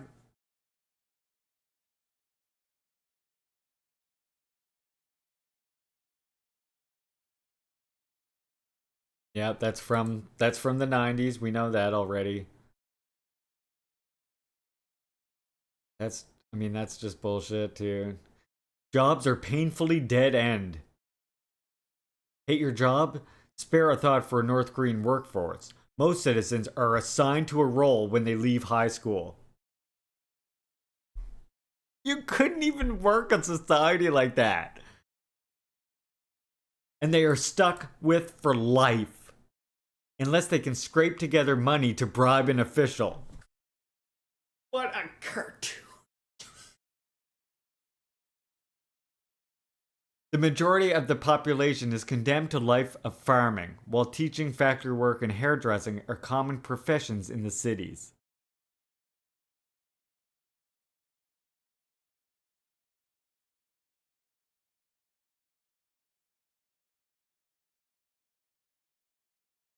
Because male careers are typically more regimented, many men rely on their wives' income for survival. Often this income will come from selling smuggled goods such as medicine, fruit, or cigarettes. But according to Ji Yoon, not her real name, a shop worker who used to steal produce to sell at markets for extra money, this is becoming increasingly hard. In a report to BBC, Yoon said the authorities have made it impossible to have a side hustle, and her bags are now searched as nobody can afford to lose anything. Oh, you mean so they don't like people stealing from the fucking factories that are distributing stuff to all the people equally? You don't say. I mean, at least you don't fucking get shot for stealing necessities that you need to survive. And that's the thing, right? That's the funniest thing. She's admitting right here, she's not stealing to survive like we need to do in capitalist societies, right? She's not stealing to survive. She's stealing, and this tells you about this Yoon person. If this is an actual person they're talking to in DPRK, it tells you what this person is like. It's like I said, even though class distinctions have been eliminated, right? You still have to overcome all these hangovers from past society, including individualism, greed, selfishness. And this Ji Yoon, she could come from a family that may or may not have been part of the bourgeoisie, or for whatever reason her family has believed bourgeois fucking shit for a long time and has passed that on to her, or her friends, or whatever it is, or her husband, who the fuck knows. For whatever reason, she has these bourgeois ideas, and they lead her to want to steal from her factory or wherever the fuck she works in order to make a bit extra, skim off the top, as it were.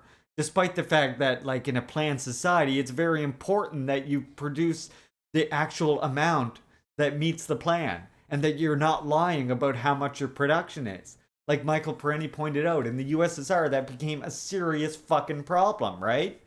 Especially under Khrushchev and Brezhnev, where people were like, whole factories would be pretending they met quota or pretending they've reached this goal when they didn't. And that led to a problem when you're then going to fucking distribute it.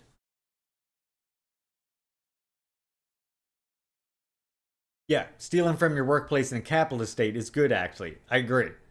But stealing from your workplace in a socialist society, I would say, is bad.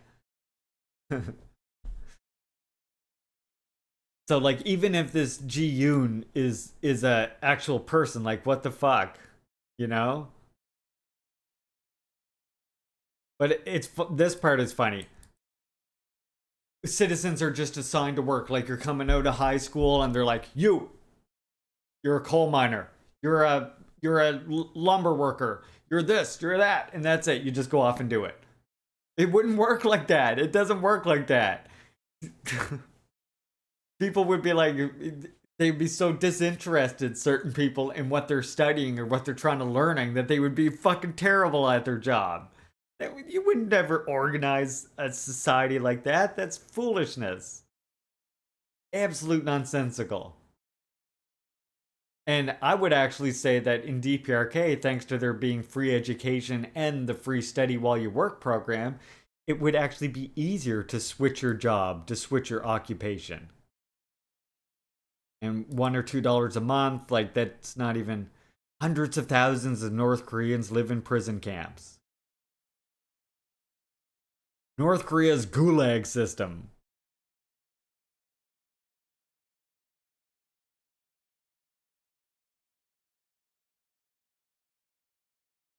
Wait. What does this say? Pictured is a Siberian labor camp in North Korea's gulag system.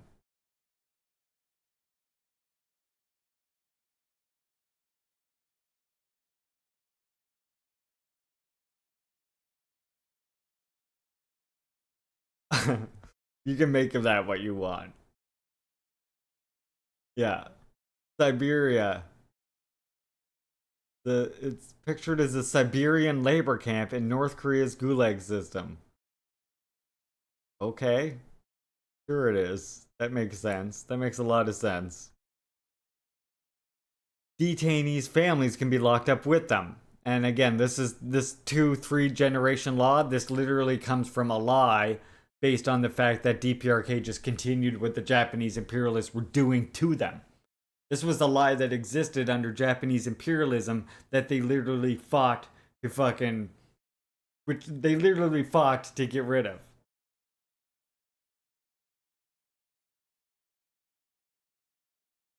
Yeah, it sounded like they were trying to hint at prisoner leasing here, but I mean, this doesn't necessarily show evidence of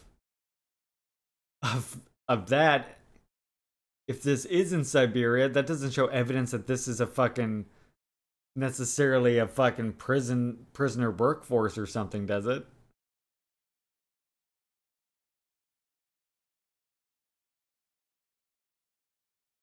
I mean, they'd have to sort of like prove that that's what this is to me. It says that it's just from Lasky diffusion. And that's the... So is this Siberia? Is that what they're saying? This is in Siberia. And it's a DPRK labor camp. And we can tell that because look at them all chained up. I don't know. Seems fishy to me. Many detainees do not make it out alive. Amnesty International has reported that as many as 40% of prison camp detainees die from malnutrition while engaged in hard labor. The work is torturous that can range from backbreaking mining or logging to being forced to dig your own grave. Just literally the most cartoonish shit they can come up with. Your correctional punishment is to dig your own grave until you die. Yeah.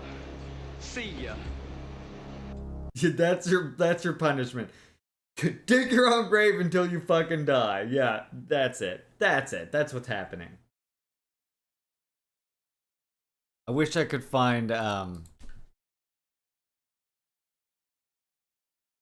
You know what's funny is I wish I could I'll see if I could find it maybe.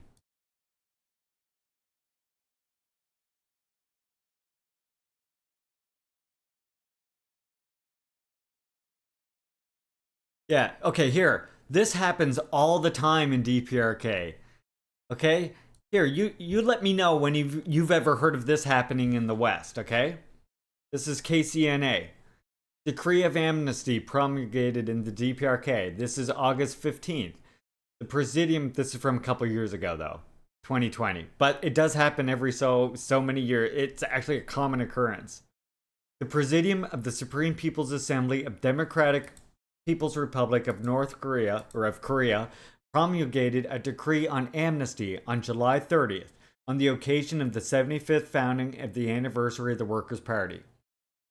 The decree said that the 75-long history of the glorious WPK is one of warm love for the people, in which it has dedicated itself to the people, being fully responsible to them, for their destiny and future of taking care of them.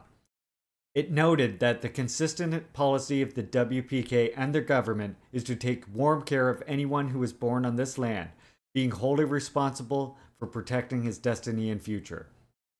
According to the decree, amnesty will be granted to those who have been convicted of crimes against the country and the people on the occasion of the 71st founding anniversary of the WPK.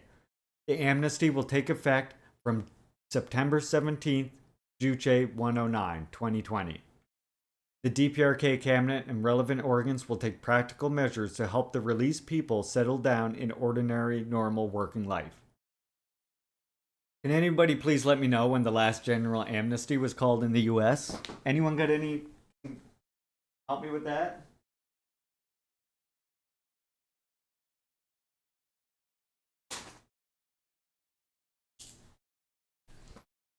Just curious if anybody knows when the last time a general amnesty was called in the US where they released all prisoners, regardless of whether they were considered political or whatever. That ever happened in the US?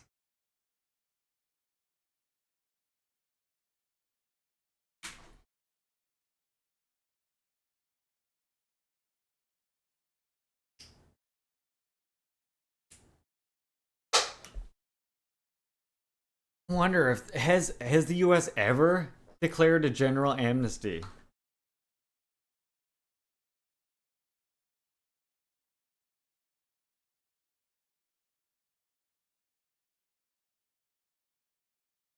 I don't think there ever was there? In any of Was there some time in US history when there was? I'm just trying to see. I don't think there was.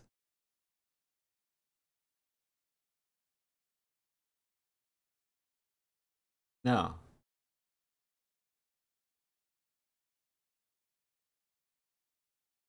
No, I was actually just kind of wondering if anything like that ever was, but no, obviously not. No, there wasn't. I just looked. There isn't. So it's just funny to me that they're saying like how bad the prison system is in this DPRK. Everybody's in prison, but yet every so many years on anniversaries of the WPK or the DPRK, they will literally call it general amnesty, where everybody just they get released. And again, the state comes in and helps them integrate back into society, because you can imagine there's probably a lot of people that need help integrating, given what we know what crimes we know people are capable of. However, in DPRK, certain people, like for example, if you sexually assault somebody or serially sexually assault somebody numerous times or multiple people, I think we know that that's one of those rare cases where another form of punishment is used.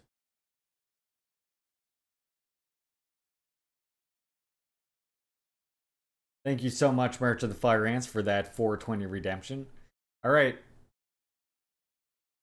Our last video of the day, comrades, is Gerald Horne, Counter-Revolution of 1776, Slave Resistance, and the Origins of the USA. I want us to listen to this next. And then, depending on if my wife is still napping, yes, she's napping. Okay, comrade. Yes, don't miss the store before it closes. Don't want to do that.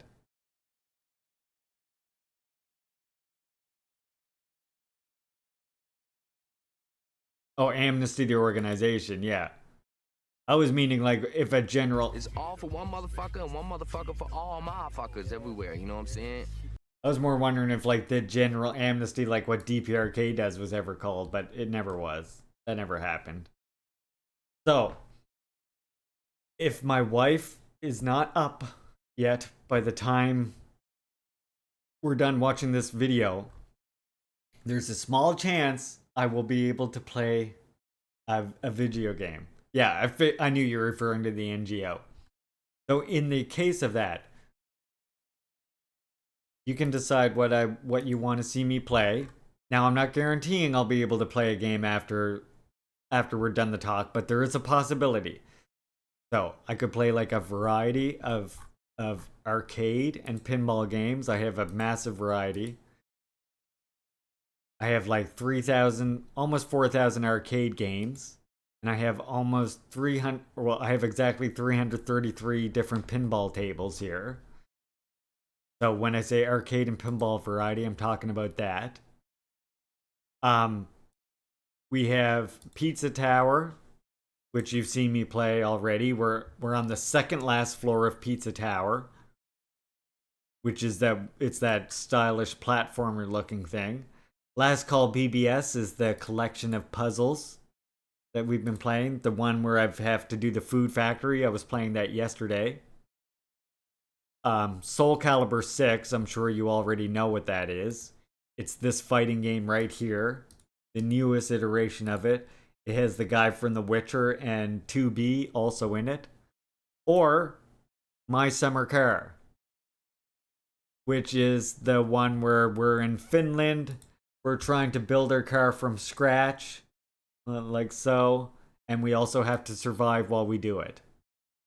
And for that one, of course, I break up the steering wheel. So you comrades can decide what you want to see. And in the meantime, we're going to finish the political portion of our stream. Now, again, if the wife gets up and says, I gotta get off, gotta listen to the wife. But just in case, I want you to decide what you want to see me play, just in case it does happen. So make sure you vote. What game do you want me to play? Then, meantime, we will watch Gerald Horne here.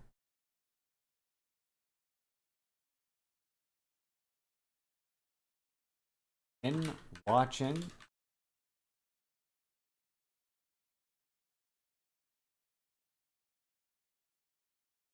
Want to link it for you all first, of course. Go. Make sure you vote now. That's the most important vote of your lives right there. What video game do you potentially want me to play after we're done watching Gerald Horne? Literally the most important election of your lives. So make your voices heard. Come on now.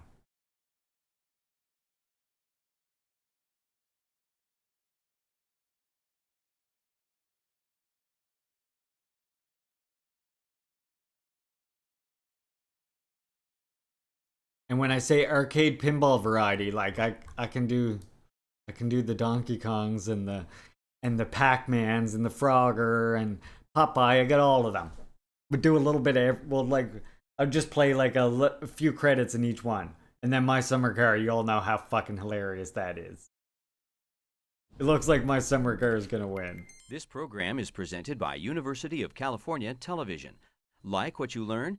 Visit our website or follow us on Facebook and Twitter to keep up with the latest UCTV programs.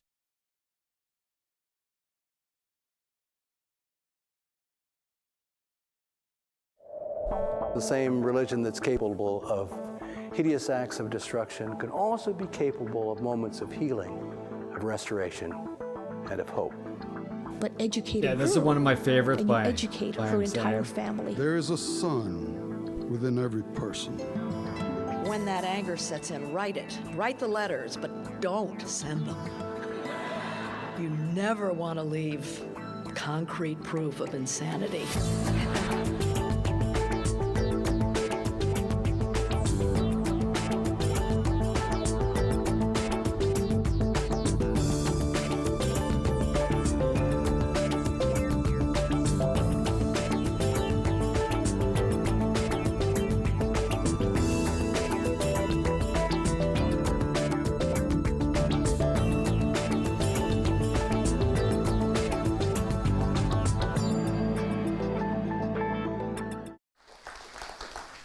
Thanks so much, Diane.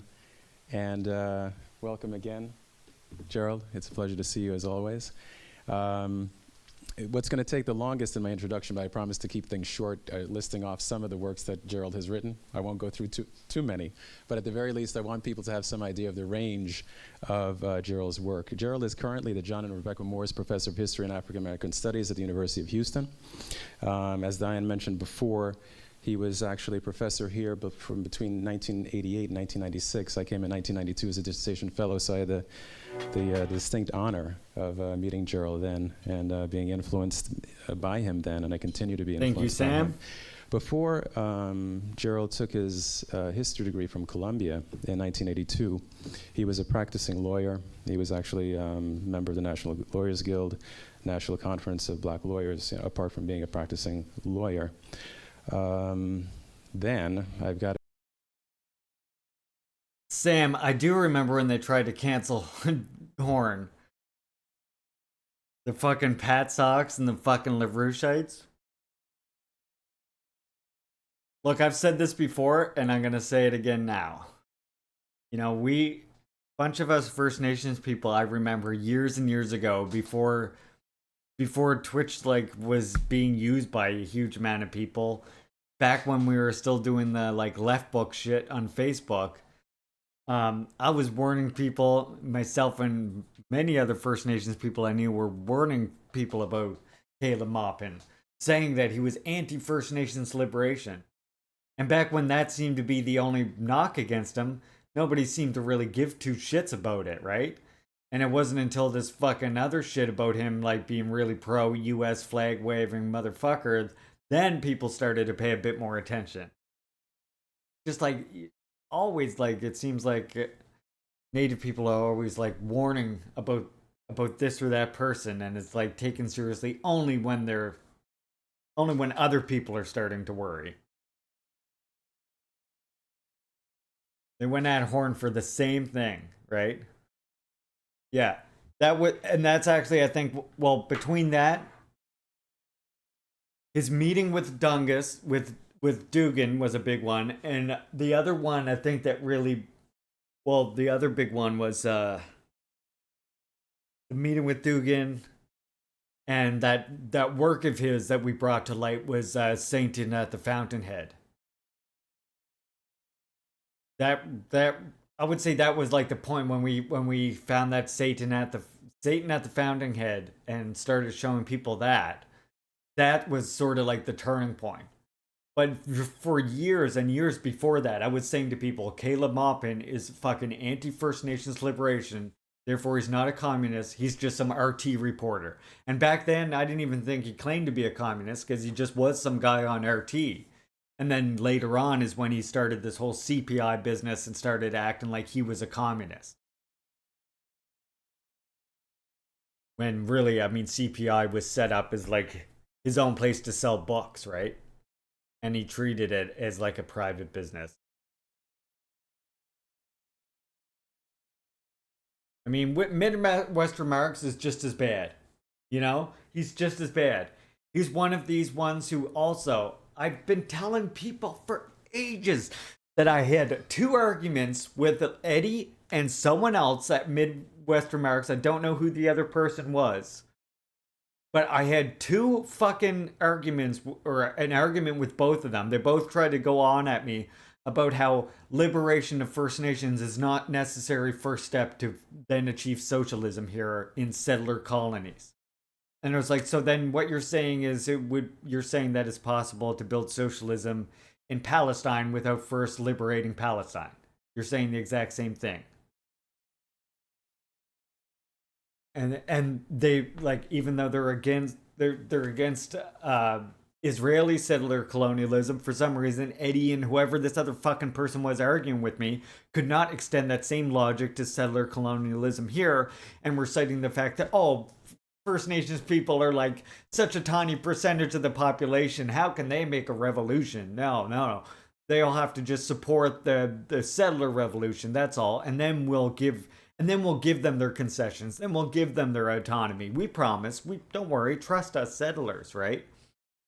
It's like, and that ignores two things, right? That ignores, first of all, that revolutions don't need to be led by enormous amounts of people. They need the support of enormous amounts of people, but they don't need to be led by enormous amounts of people. When I say the First Nations people, Black people, other oppressed people in North America are going to be the driving force of revolution, I don't mean that with exception. I don't mean with, like, if only we can draw in a certain amount of supporters. Like, most people are already going to be fighting in that fight, and any white allies that aren't are going to be swept away. And that's too fucking bad for them to be standing on the wrong side of history, won't they? Anyway, sorry about that side rant. My summer car wins, so if the wife is still asleep by the time this is over, we will play some My Summer Car. I will continue the talk now.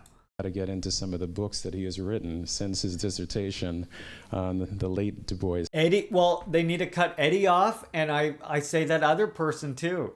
I wish I knew who the other person was arguing in the same. They were arguing in the same camp as Eddie, and I got so pissed. I blocked the one person. My block list is so big I'd never be able to tell who it is. I didn't block Eddie, but I did notice Eddie unfollowed me after I got into that argument with them, which is fine because fuck that. And you know what? There's nothing Midwestern Marks can publish that, like, we can't publish and we can't put out here at Iskra that's just as good, you know? Yeah. That's the thing. I was fighting with not just Eddie, it was somebody else who was in the same camp as Eddie, saying that First Nations liberation is absolutely not necessary. Like, who are you two? Like, what the fuck? Black and Red, W.B. Du Bois, an African-American response to the Cold War in 1944-1963. After that, Gerald had written the Communist Front, Civil Rights Congress, 1946 to 1956. Again, I'm just giving you some idea of the range, because if I were to list or to read off the 30-some-odd books that he's written, and that's who it was. I'll say a few. Strin, that's who it was. It was whoever the lady is that's part of their team. That's who I was also arguing with. That's who was in the argument with me and Eddie. Who's also was arguing that Native people are such an insignificant minority that liberation could never be, or that revolution could never be preceded by First Nations liberation. That's just an impossibility. They were both arguing that point. Things about how we used to tease Gerald about, and that's when I first was like, and I feel fuck it. And that's when I first really went off. I was like, fuck Midwestern Marks. These people are settler fucking communists. They don't care about revolution or liberation. And back then, again, same deal with Caleb Maupin. I was like, yeah, I can't. Same deal with Caleb Maupin again. I was like, look, these people are literally against First Nations liberation, claiming to be Marxists. Please don't take Midwestern Marks seriously. And it seemed like nobody gave a shit until really their, like, Patsock arc started. Yep, that's who it is. That's who it was. That's who the other person was that was arguing that same point. They made it sound like if you have your socialist revolution first, Yeah, they first made it out like you have your socialist revolution first, and then the new settler socialist state will grant all the First Nations people their autonomy and their liberation, and then we can all thank them for their white saviorism, right? That's the way they were framing it. In argument to the fact that I was pointing out that in every single historical situation, it was a struggle against national oppression, a struggle against imperialism, or a struggle against colonialism, or a struggle against all three that literally preceded the socialist revolution. And in some countries, socialist revolution wasn't even in their mind when they began the national liberation struggle, and it ended up becoming part of that. Like Cuba is the most famous example of that, right?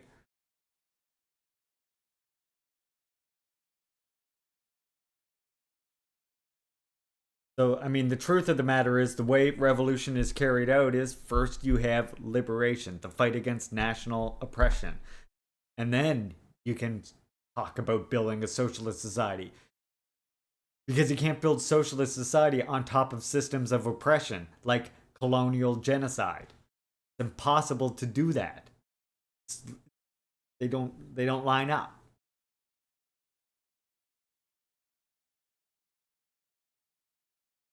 You have to be careful with pejorative labeling now.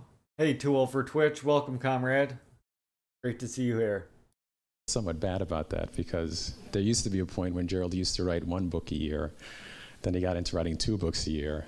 Then he got into writing 3 books a year. And so anytime I would go to some of these book signings, you know, and Gerald would say hey, something Carlos like, is another Chris, one. Get back to me on this book. And I would say, well, Gerald, if I get back to you, by the time I get back to you, you're going to have like 2 or 3 more written, you know? So, I mean, come on. He also did a biography of Ben Davis Jr., Black Liberation, Red Scare, Ben Davis and the Communist. You're right, NTC. And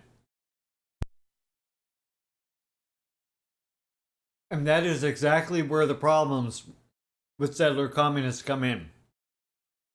This is why we labeled the term. We actually, of course, got the term from DPRK and Kim Il Sung, but this is where Black Panther Party uses that term. The fuck, I just lost my train of thought. Flunkyism.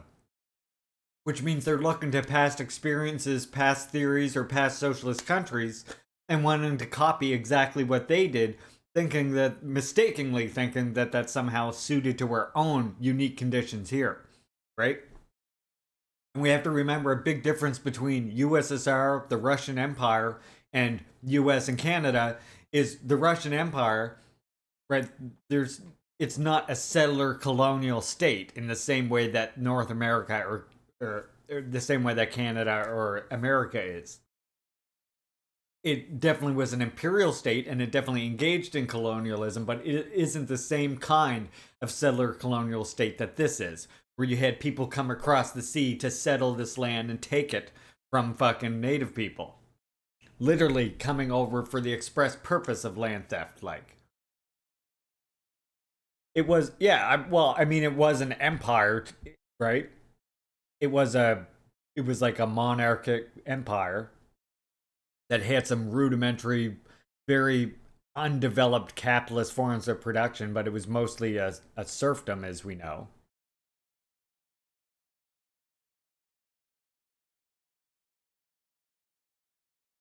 Yeah, they did do that moving east. I agree, but again, let me ask you this though, NTC. Would you disagree that the conditions in Russia are different than the conditions in North America? That's the main point that I want to drive home here, right? Or do you think that the conditions are so similar between Canada, America, and Russia that we can actually just carbon copy what they do? I think the conditions are different enough that we can't. And I mean, they did that moving east, but again, they didn't come across a fucking sea for the express purpose of stealing the land in the same way. You can argue they still engaged in colonialism, of course. I definitely said that, and they're definitely a feudal monarchy empire, as I said. But yeah, it's not the same conditions, and therefore we can't reproduce the same thing, right? Yeah, of course. And then that's why there's of course merit in studying what happened in USSR, studying what went wrong, what led to the overthrow, and how revolution occurred. But at the same time, we have to study other revolutions like China. And then we also have to study, like I always remind comrades, not just all these external struggles, but you should also study the actual struggles that are going on right now in your neighborhoods, in your own countries, First Nation struggles, land defending struggles. And there's lots of like First Nations revolutionary liberatory scholars out there. Like we just read one as an example was Glenn Sean Couthard, right? But there's more that we're going to get to, and more that I recommend that you can read about this.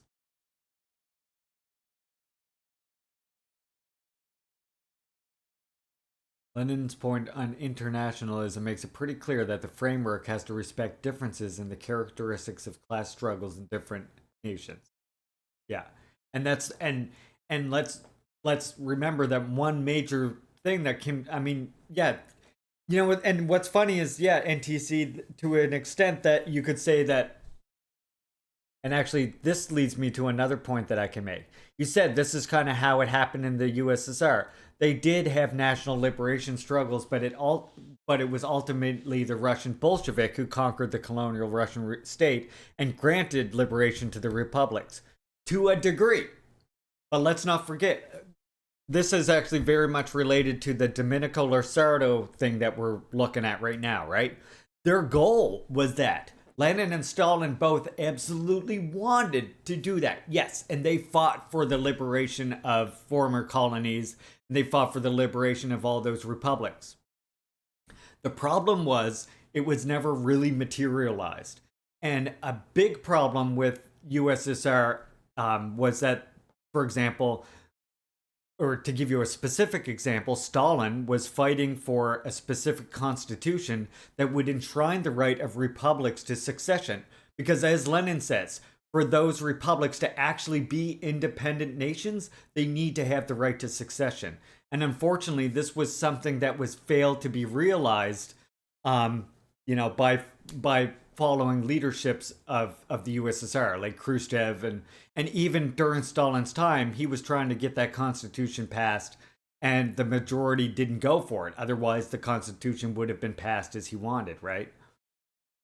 And that failure to recognize the right to succession by all republics, and Kim Jong-il goes on to critique in Fundamentals of Revolutionary Party Building, that failure to recognize the independent development of each republic in the USSR is what allowed the imperialists to exploit these false bourgeois national liberation struggles that they used to break up the USSR. Whereas if the USSR had enshrined that right to succession, and, the Union could have still, of course, maintained itself, but enshrine that right to succession and respect the independent development of each of its republics, the imperialists would have had a lot harder time convincing people that they didn't have their national independence, whether or not that's a falsehood or whatever, right? Hey, Sands, welcome, comrade. Good to see you here. When we say conditions, what exactly are we talking about? The forms and level of production, the level of education, the martial power of the state, or all of the above? We're definitely talking about, it's definitely all of the above, right? We definitely have to consider a combination of all of those things.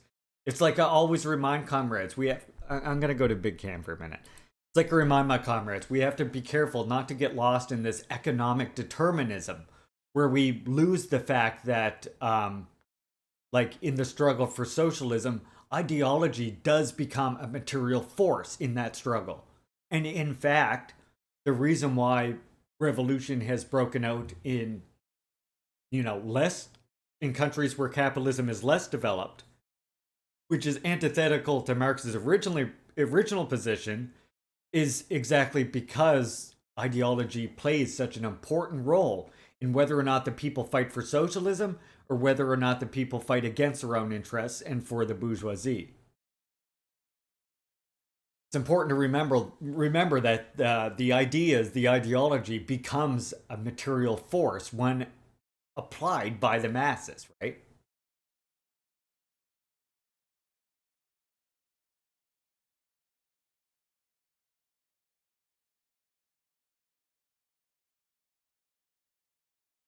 Infinite resources are needed by everyone. State war is inevitable in state competition. To a degree, yes.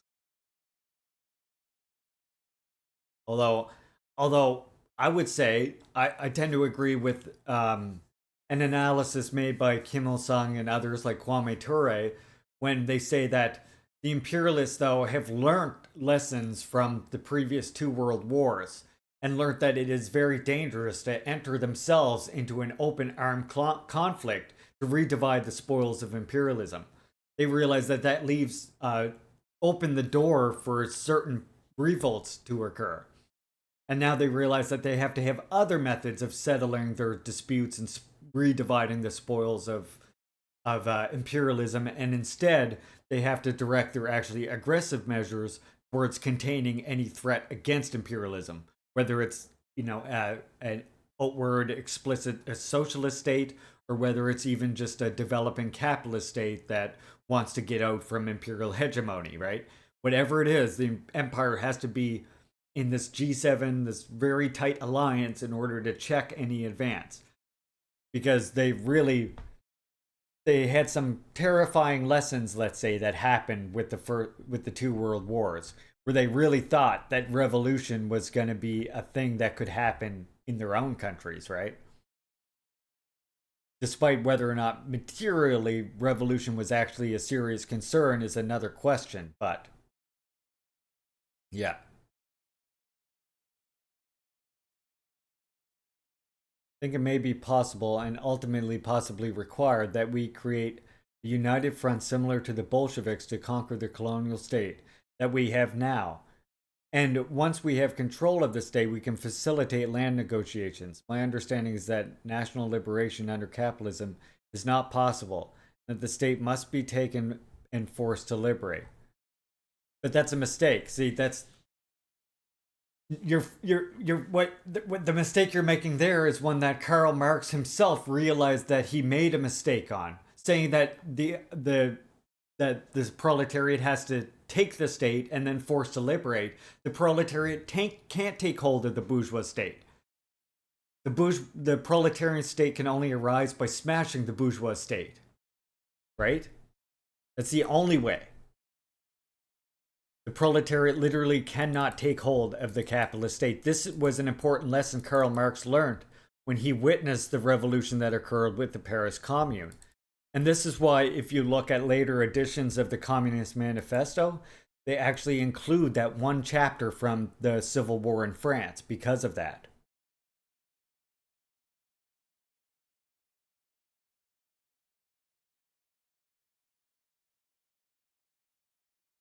Like the only way to overthrow the state is to build dual power, which again I argue First Nations people have been doing for years now, building dual power, reaching the people as best we can, and through that struggle for liberation becomes necessary to struggle for socialism as well. That's why I say it's important that settlers also support First Nations struggle for liberation, even if those struggles aren't explicitly socialist struggles, right? Just that the struggle against settler colonialism is one that is worthy enough to be supported by any communist party and should be supported by any communist party. Whether or not the First Nations group fighting for that liberation is explicitly capitalist. I want to find this one. I want to find this quote from Kim Il-sung where he talks about the democratic revolution, i.e. the revolution against imperialism or colonialism, which then changes into the socialist revolution, right? And again, this is how it happened in Cuba. I mean, I would say even that is the way it was happening in USSR as well.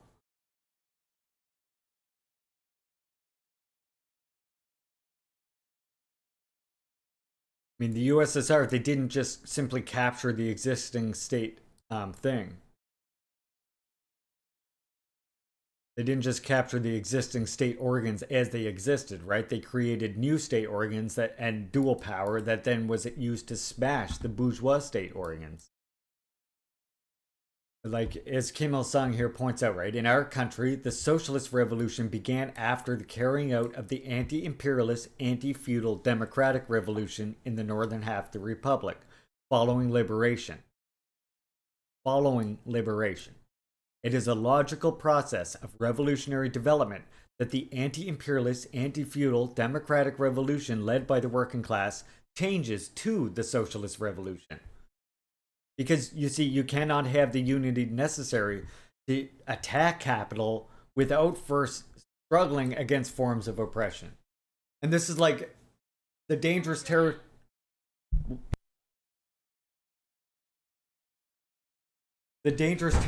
that you get into with the kind of thinking of, oh, that we need to make sure the settlers with the United Front or whatever need to be the ones to grant liberation to First Nations people, is you get into this like white settler defeatism, basically.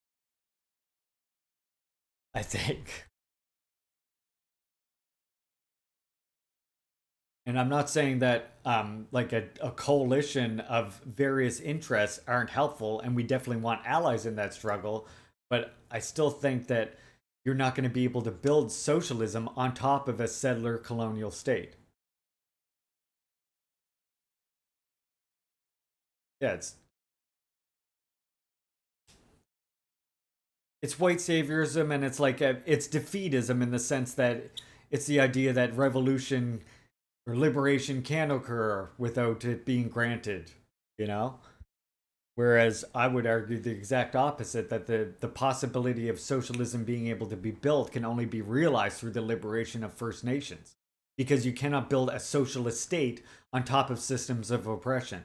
And like my big critique with the Communist Party of Canada is they get so bogged down in union politics and certain other struggles regarding that kind of thing while ignoring First Nations land defending struggles and stuff.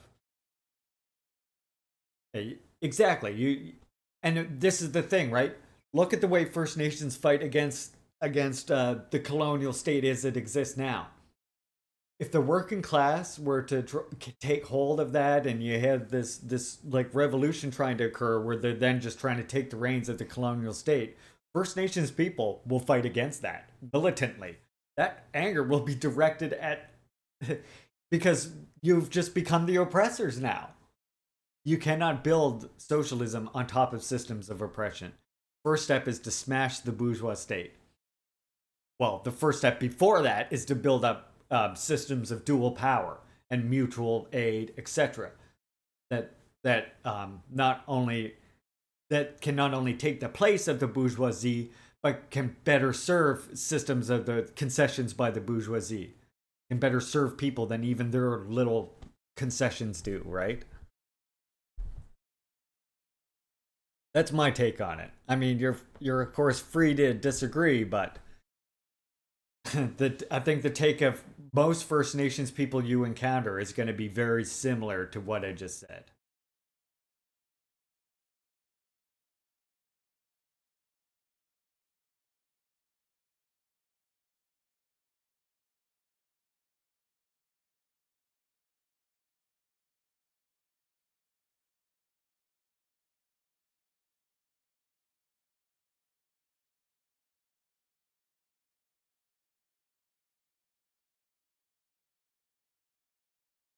I'm a little confused then. Maybe it's my own fault for a poor wording choice, but when I say to conquer the state, I don't mean simply to throw out one settler government for another. I mean we should develop dual power and take up an armed struggle to institute a transitory national coalition government that exists to decolonize Canada.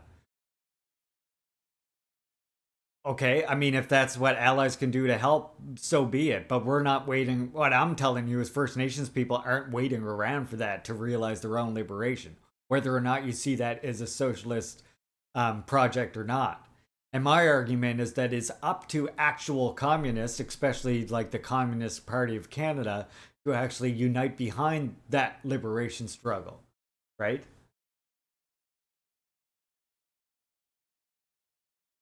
Like, that's the thing. We can't neglect the very fact that here in the West, the primary contradiction is colonialism. Capitalism itself is sustained on the land theft made possible by settler colonialism, right? You can't first unpeel capitalism and then make colonialism obsolete, right? And that's the thing. That's what I'm saying. Revolution isn't going to come from that strategy you just said is the strategy that white people have had here in North America for generations now. And again, it's very much a very similar carbon copy to what they did in Russia. And what I'm saying is that the conditions here in settler colonial Canada, settler colonial America are so different enough that you cannot just copy what the USSR did. And as I mentioned before, like the unions being the driving force is not possible anymore.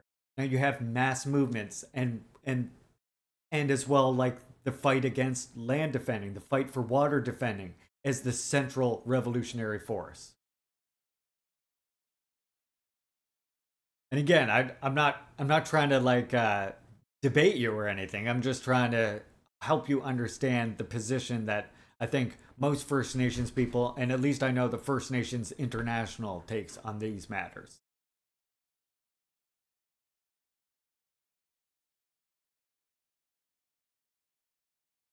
I'm trying to synthesize this. You can't have a just system, socialism, built on injustice, or can't have a moral system built on immorality. And the conditions in this instance is the historical relations of production and their particular moral foundation. Does this make sense? Yes. I mean, yeah. That's very similar to what Engels said, right? Like you said, to put it how Engels put it, he said, no country can be free if it oppresses another, or no nation can be free if it oppresses another nation. Was sort of the way he put it, right? And I mean we have to remember too, when we're talking about immorality has a class character, right? And in a society like ours, the morality that is most prevalent, of course, is like a bourgeois morality that's attempted to be pushed on everybody. Achieving a socialist society does allow us to propagate that revolutionary morality, which is important, yes. But what I'm saying is we can't build a socialist state without first struggling against the settler colonial conditions, which help fortify capitalism itself.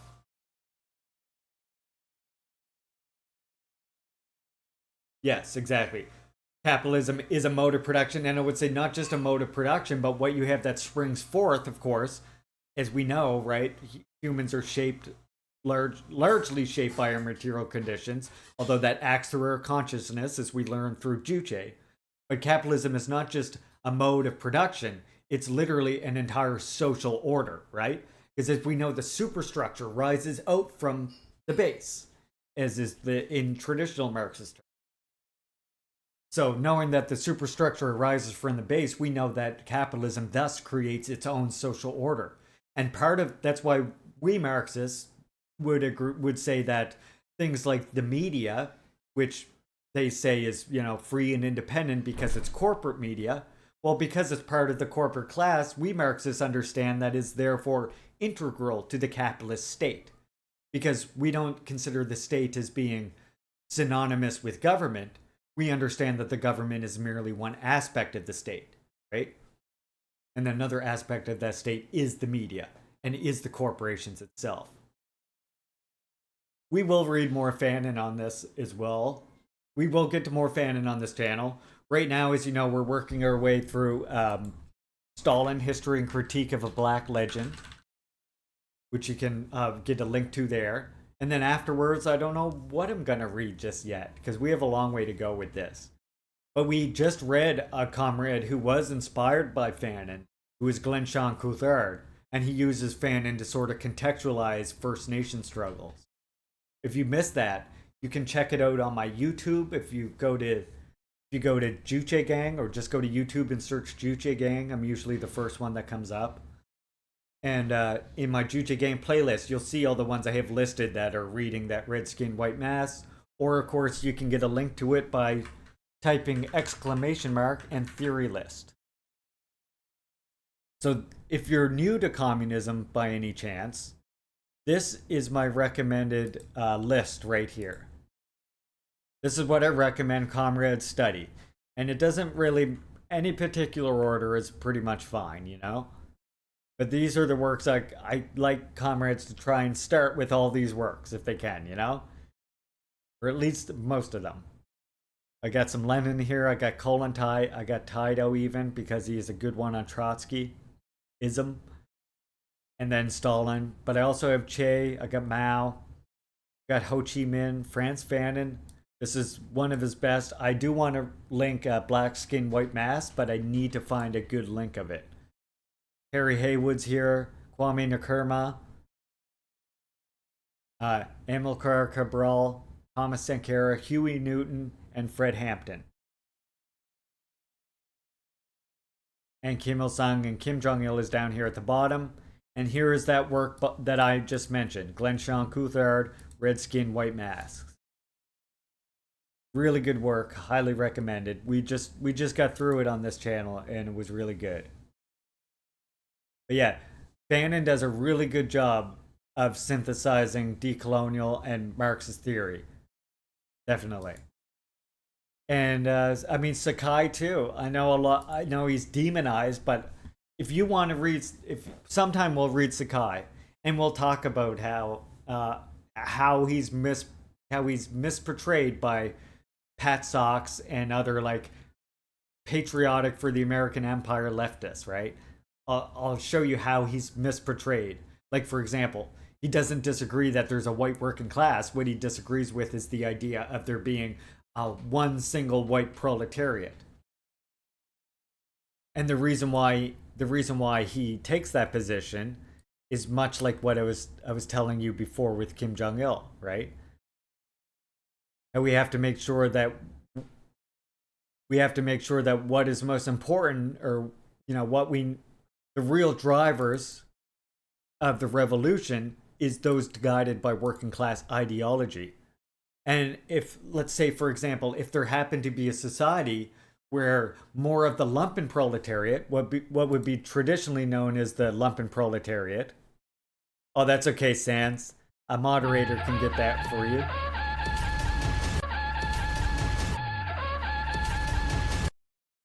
Oh shit. Well, damn. Thank you for the raid, Comrade Dan Simpson. Salute. Welcome. A founding Juche Gang member. Look, he's got his founder badge over there. The raid boss. The big bad raid boss. Hello, comrades. Welcome in. I'm a communist streamer, Mi'kmaq streamer, which means I'm from up north, what they call Canada. We talk a lot of politics. We watch movies on Monday. We read theory on Tuesdays and Thursdays. And other than that, we hang out and watch socialist things. You won't see a lot of mainstream media. You won't see a lot of debates on this channel from like presidential or parliamentary politics. But we will make fun of them. Thanks for the raid, Dan Simpson. Hey, ZOL, welcome in, comrade. Hope you all are well today. Hope your stream was good, Dan. I saw you playing some Rocket League at the end there. Happened to, you know, I like to peek in, see what my comrades are up to. Notice you're playing the old Rocket League.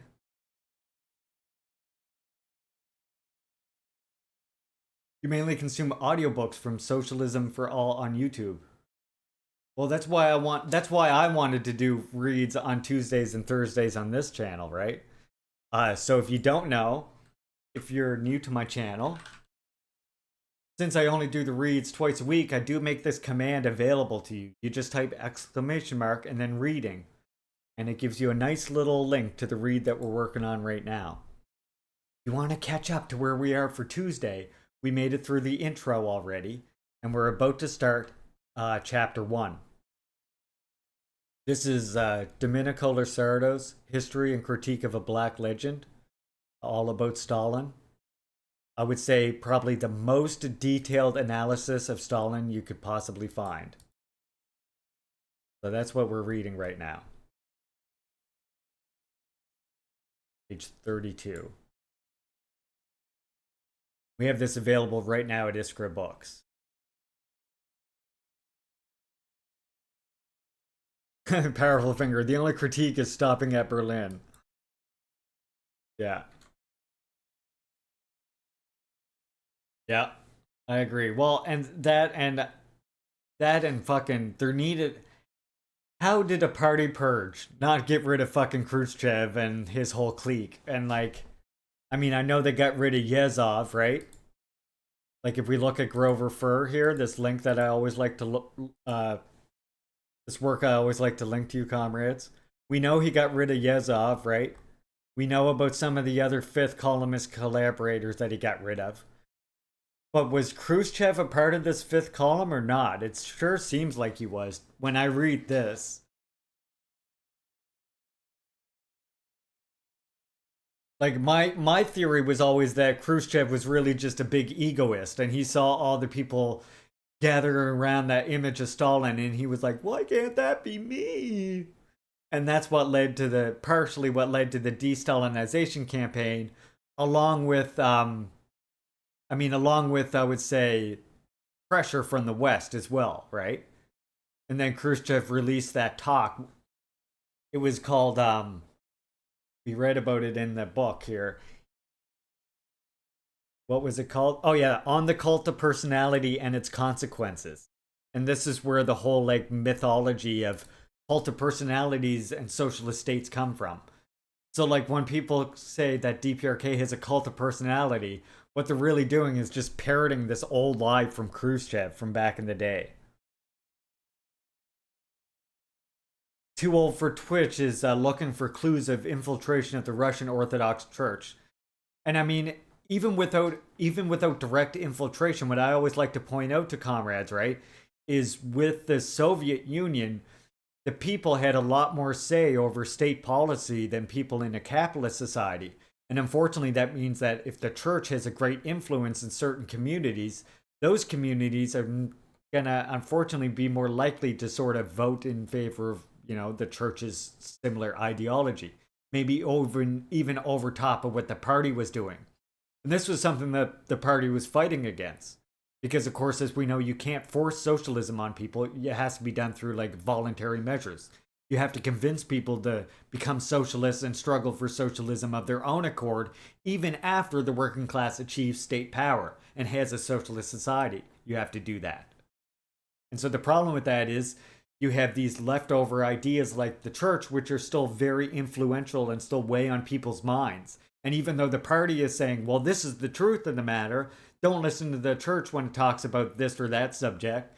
It's being whatever. It's conservative or whatever. People still weigh that to what they already are familiar with the church. And unfortunately, for many years, the church can still win out, right?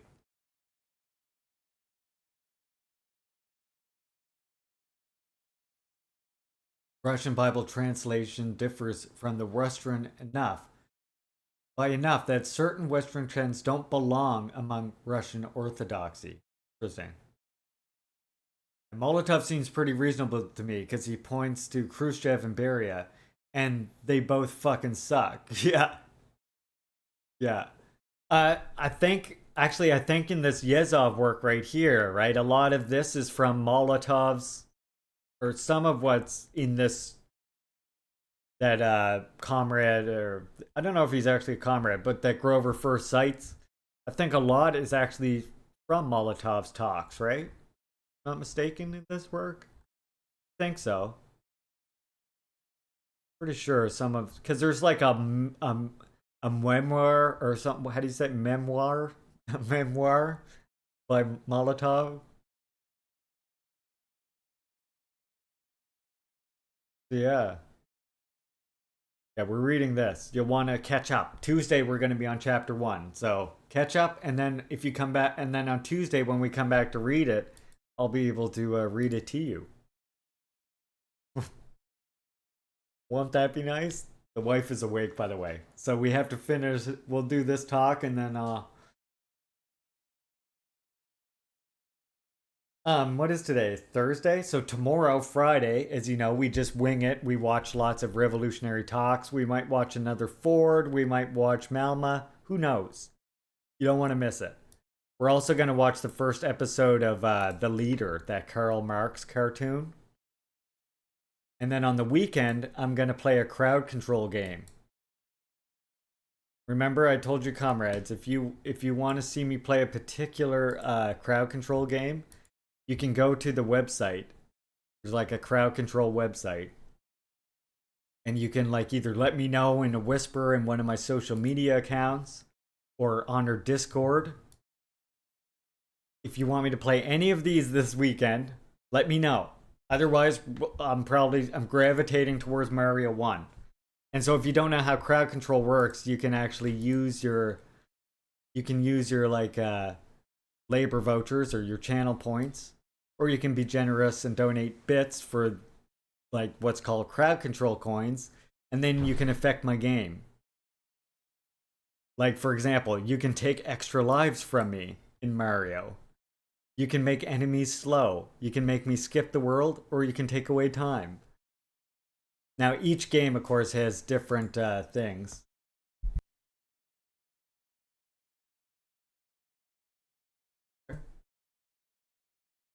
And, like, I've been looking at this one. I've been eyeballing Project Zomboid right here.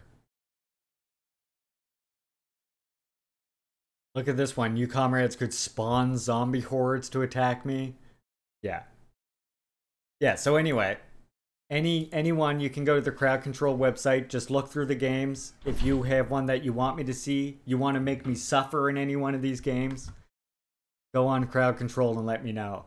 We've been having lots of fun with crowd control. We've done Zelda twice now.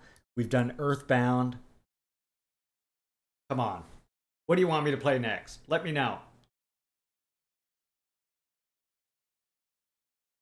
Oh yeah, and I see that comrades are contributing to our challenge for the month. So if you comrades get me to 100,000 labor vouchers by the end of the month, I'll fucking play this game. I'll play this game, okay? It's called Zelda Faces of Evil. And if you don't know, it's from this terrible system called the fucking CDI. But you see, some absolute mad person went ahead and remastered it. So I'm not going to promise 2, but if you get me to 100,000 labor vouchers by the end of the month, I will at least play one of them. So that's the challenge for this month. And we're already at 45%. I have 25 days left and we're at 45%. Not good for me. But kind of, because I'm a masochist and I like it. Oh yeah, hurt me. That's why I like doing crowd control so much, you know? I want you comrades, when I'm doing crowd control, to come in. And it's okay if you cause chaos. I like that. Especially if you're gonna donate. I'm just joking, I like all the chaos. It's fun for me in a sick kind of way. Alright, I'm gonna let this Gerald Horn play some now. This is our last video of the day. But you all need to listen to Gerald Horn. So I'm gonna let this play. I'm gonna run out and smoke a joint while I'm still watching. I'll still be in chat. So don't think the mods aren't watching ya, because they're watching ya, okay? And you know me when things aren't going my way. Right? I don't like it when things aren't going my way. You got me mad now. You don't want to get me mad now. Just be careful. Oh, thank you, Frank Dresser. You've given me permission to smoke the joint. I appreciate that. Yeah, going handheld for a minute. By the way, comrades, soon what I'm going to try and do is a little, maybe I'll start like in the morning doing a duck stream out with the ducks with my phone. And I'll just like record the ducks for a bit. And then I'll come in and actually start the stream. Right? Enough people, if you were tuned in to me recording the ducks or streaming the ducks, but then walked in and I was like, okay, refresh your browser in 5 minutes. You do it, right?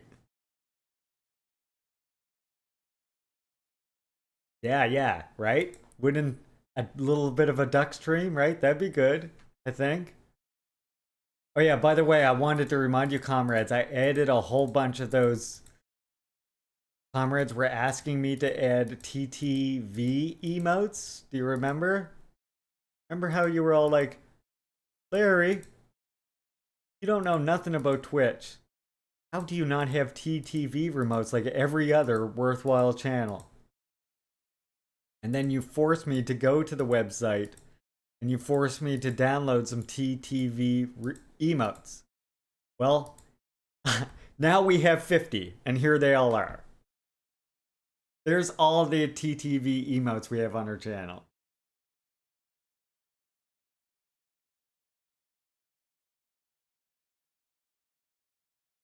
So you might want to make note of those. Yeah. I noticed there was a limit of 50, so I was like, well, I might as well just get 50 of them, I guess. You can use your phone as peripheral camera in OBS and just use it as a mic camera. One app called DroidCam OBS. Okay, interesting. The problem with my phone is that I always fuck up the charging ports. Like I plug in too many times. Like my homepage. Look, I do love my phone though. If I ever showed you, comrades, what I'm rocking for a phone. Don't know if you can make that out.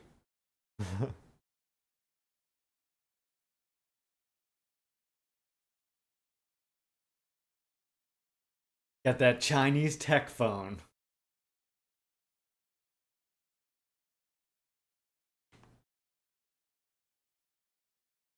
Well, apparently on this channel, all you have to do to use it, Sam, is type in one of those things. So for example, on this channel, if you type in pride, I think with a capital P at the beginning, it always will come up with that flag. Unless you somehow unless you just do all lowercase letters.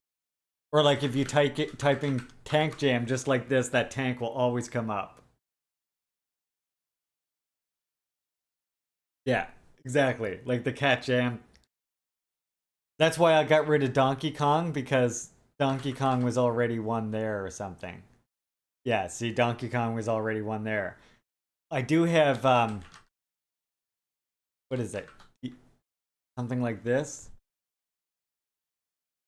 That's one that we have. Oh, it's all capital. It's like this.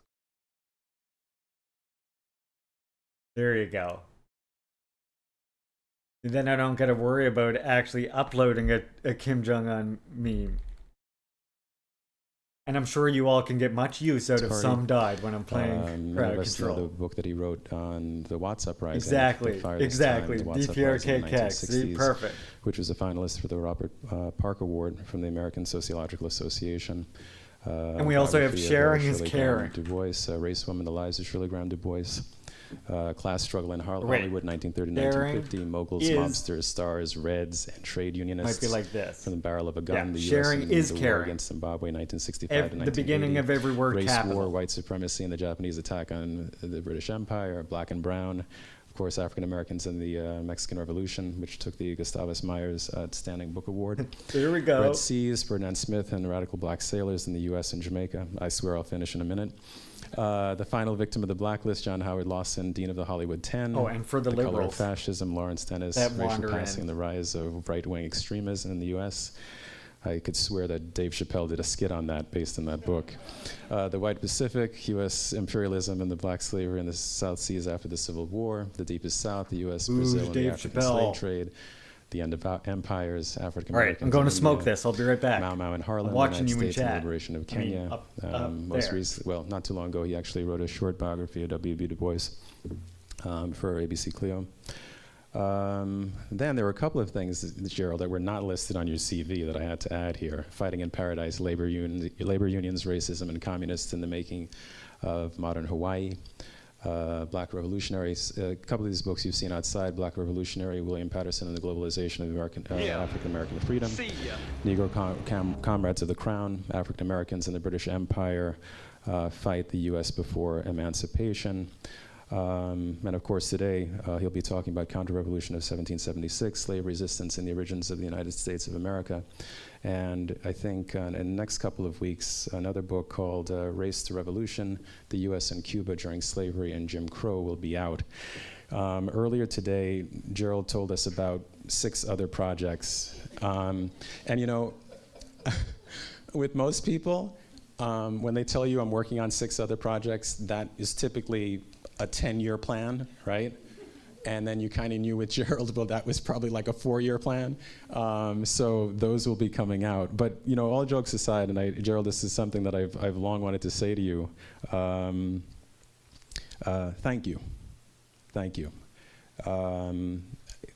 You know, for many of us who work in the area of Black folk and the related, and you know, the issues that are related to Black folk that have a global meaning and a global dimension and a global application. Your work has just been, you know, incredibly foundational, pioneering. Even when it is that we think that we know a subject well, we look at what it is that you have to say about the subject, and so often we're saying, my God, I didn't even know this, right? It's much to our embarrassment. Sometimes I actually pick up your books or look at what you've written on Google, or Amazon, because many of these books, I have to say, are on my to-read list, right? Some I have read, some are on my to-read list. But I'll actually look to see what works you have looked at, because frequently you give us the most up-to-date bibliography, as well as dissertations, as well as telling us where it is that the information can be found. So I really feel that you give us, give many people a sense of the richness of the variety of Black experiences in the world. But in addition, I think in your many studies of not just Black folk, but you give us some a guide or roadmap or even proof of how it is that the study of Black people can be used to understand other experiences in other places. And so in that sense, I really feel that you have taken the study of Black people, Black scholarship into the realm of universal history. And I think that, you know, to whatever degree you want to follow in the footsteps of Du Bois, you have arrived, all right?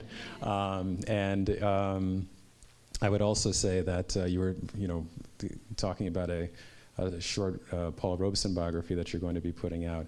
And I was also thinking that in many ways I see you as the Robeson in the academy, right?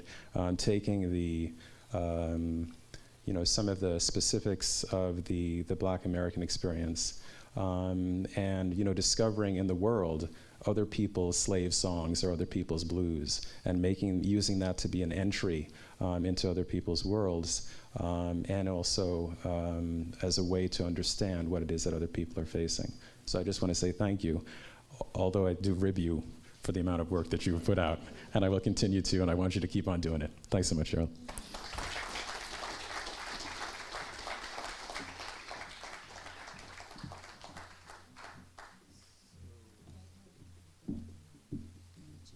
Okay. Oh, okay. Well, just a technical issue we're trying to deal with here. Thank you very much for inviting me back home.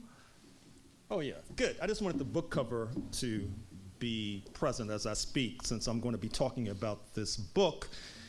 And since the book has been published, it's 300 something pages, and I'm only speaking, I guess, for about 40 minutes, there might be some ellipses in terms of my oral remarks, and this is to remind you that you can always consult the text if you want further clarification, further context, etc. But it's really a pleasure to be back in Santa Barbara. I spent many pleasant years here, many productive years here. I mean, as I was landing in the airport, I was wondering why I ever left, in fact. I mean, it's so wonderful, and the environment is so pleasant that people tend to be pleasant as well, I think. So thank you for inviting me. And I'm going to be speaking about this book. But when I talk about this book, which is obviously a narrative of the origins of the United States that cuts against the grain, I always feel compelled to apologize. Seriously, I apologize to the indigenous population in the first place, the Chumash people, the Gabrielino people. I apologize to the Africans, many millions gone. I apologize to the Mexicans who have been dispossessed on this land. I apologize to the people of Asian descent who were interned on this soil. I apologize to all of those who were victimized by a kind of propaganda. And I apologize on behalf of scholars. I apologize on behalf of radical scholars, progressive scholars who I don't think have done their jobs in terms of explaining how we reached this point. I apologize on behalf of black scholars who I think could have done more to explain how we got to this point. It could have cleared up a lot of confusion.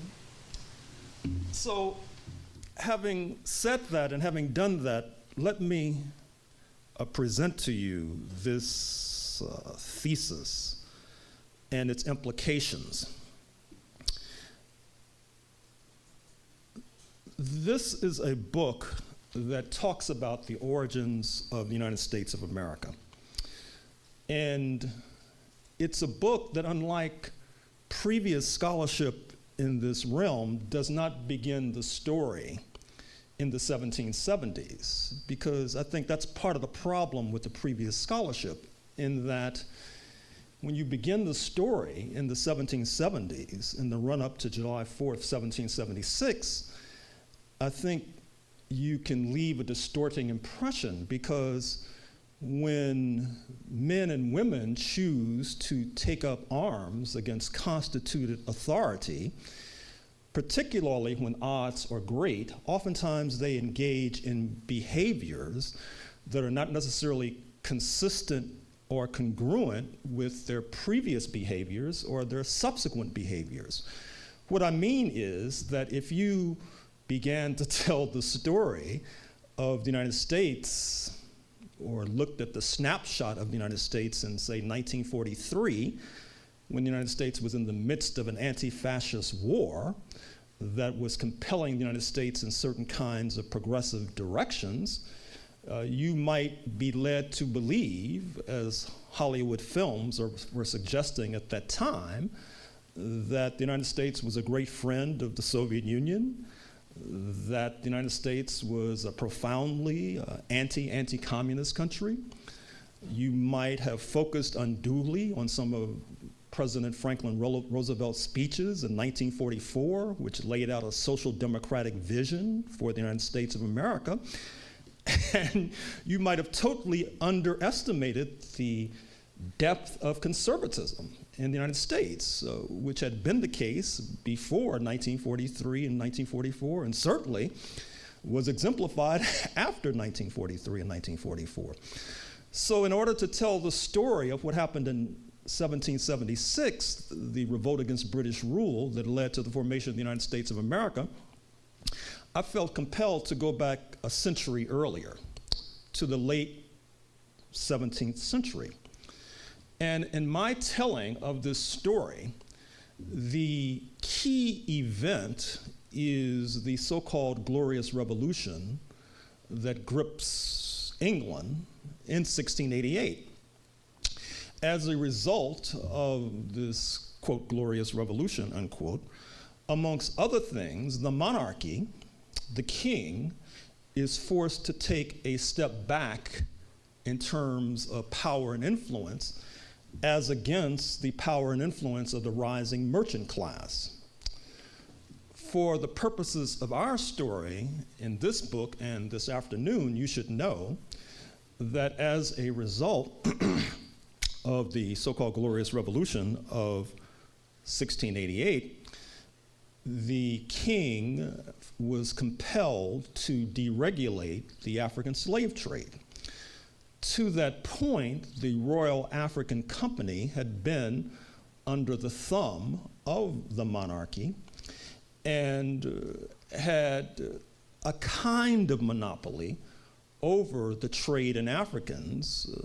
As you well know, Africans were enchained against their will and brought to the Americas in order to become slaves and work in the fields, in particular producing wealth for England amongst other Western European countries. But as a result of the so-called Glorious Revolution, the African slave trade was deregulated, and that led to what I refer to in this book as free trade in Africans. That is to say, the African slave trade was opened up to merchants of various sorts, private traders of various sorts as they termed themselves, and these merchants began to descend upon the African continent with the maniacal energy of crazed bees, chaining and manacling and handcuffing virtually every African in sight and dragging them across the Atlantic, particularly to the Caribbean, that is to say, to Jamaica and Antigua and Barbados in particular. This, in some ways, is a catastrophic success for the merchants and for London itself. It's a success insofar as it produces enormous wealth for the merchants and those close to them. The profits on the African slave trade are eye-watering, eye-popping, stupendous. In some cases, 1,700% profits. As you may know, those of you who are familiar with the system known as capitalism, there are those who will sell their firstborn for a 1,700% profit. Certainly, there were those who had no compunction about manacling Africans for such lucrative endeavors. This African slave trade, as previous scholars have discussed, was in many ways the fuel that provided the takeoff for capitalism. This is a conclusion that has been delivered, for example, by the former Prime Minister of Trinidad and Tobago, the scholar Eric Williams, a conclusion delivered by the Guyanese scholar Walter Rodney in his book, How Europe Underdeveloped Africa. And you should know, for our purposes here, that the profits from the African slave trade not only helped to produce sugar and tobacco, amongst other crops in profusion, helping to, for example, change the taste and appetites, particularly in Western Europe, but the profits from the African slave trade were also used to develop allied industries, banking, insurance, shipping, etc., helping to create the foundation of not only for the system that we now refer to as capitalism, but also for the economy of what is now the leading so-called superpower, that is to say, the United States of America. But the African slave trade, as noted, was a catastrophic success. The catastrophe not only comes in with regard to the lives and families of the Africans that are disrupted and seized and snatched, but in some ways it becomes a catastrophe for their captors. Because as people are dragged across the Atlantic to the Caribbean, it provides something of a demographic nightmare for the settler class in the islands. It creates great disproportions in terms of populations and numbers. In certain areas and precincts of the Caribbean, the Africans outnumber the Europeans 20-1.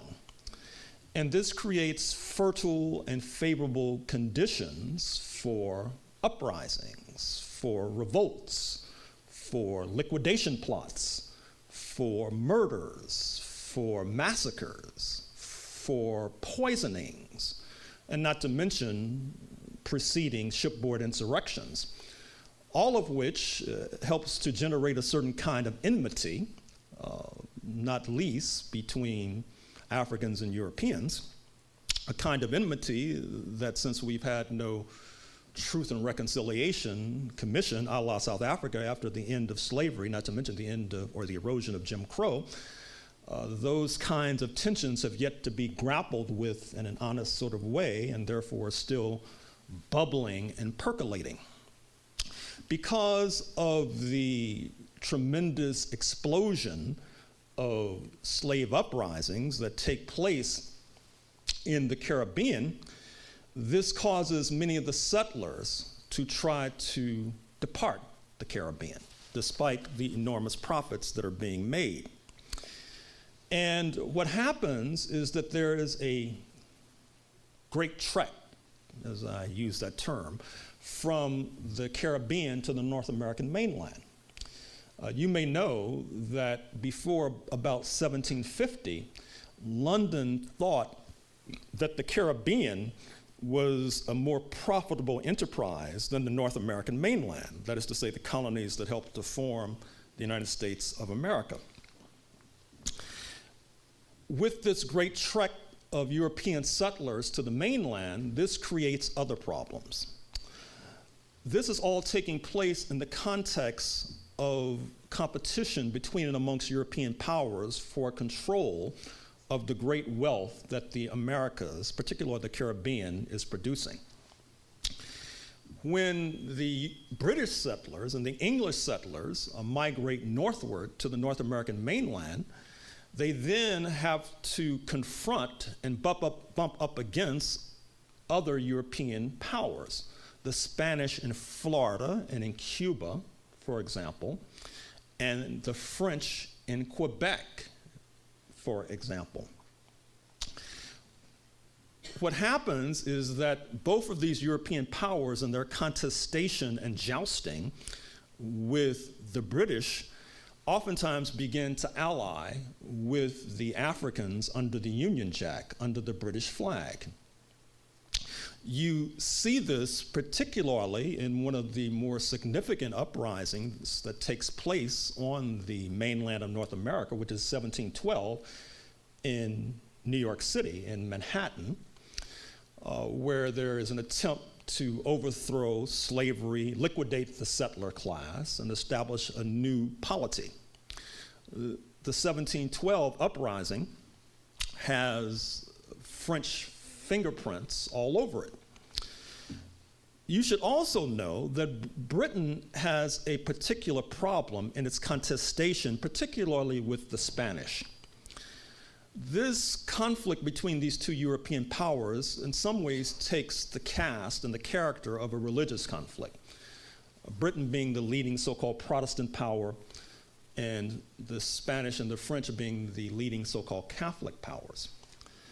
Perhaps motivated by religious bigotry, London argues that the Spanish are more prone to place arms in the hands of African troops because so many of the men under the Spanish flag are entering the priesthood because of the strictures of Catholicism.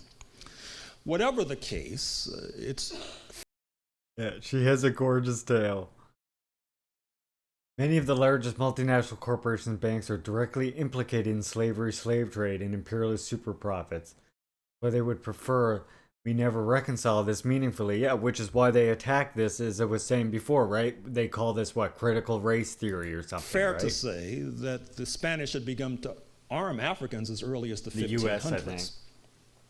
This puts competitive pressure on the British to do the same in order to contest Spanish hegemony in certain parts of North America, not least Spanish Florida.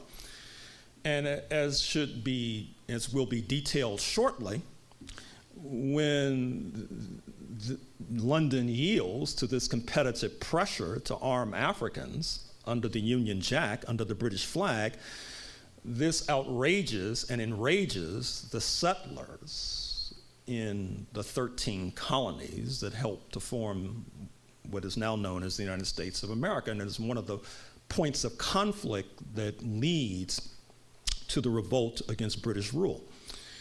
You should also know that Britain has a demographic problem in and of itself. Even today, Britain only has a population of about 60 that's million. what I mean. Compared to She looks like a Siberian tiger or United States something of with her America. tail. And yet, as early as the 1700s, it was either building or had established a massive empire, not least a foothold in the Indian subcontinent. And yet, it was having to confront and contest other European powers with not only with a relatively small population, but also Britain felt, or London felt, that under the Union Jack were other nationals, other subjects who were politically unreliable. We all know about the contested relationship between the Irish and the English, which stretches back centuries, which led many in London to feel that the Irish were not necessarily as a class politically reliable.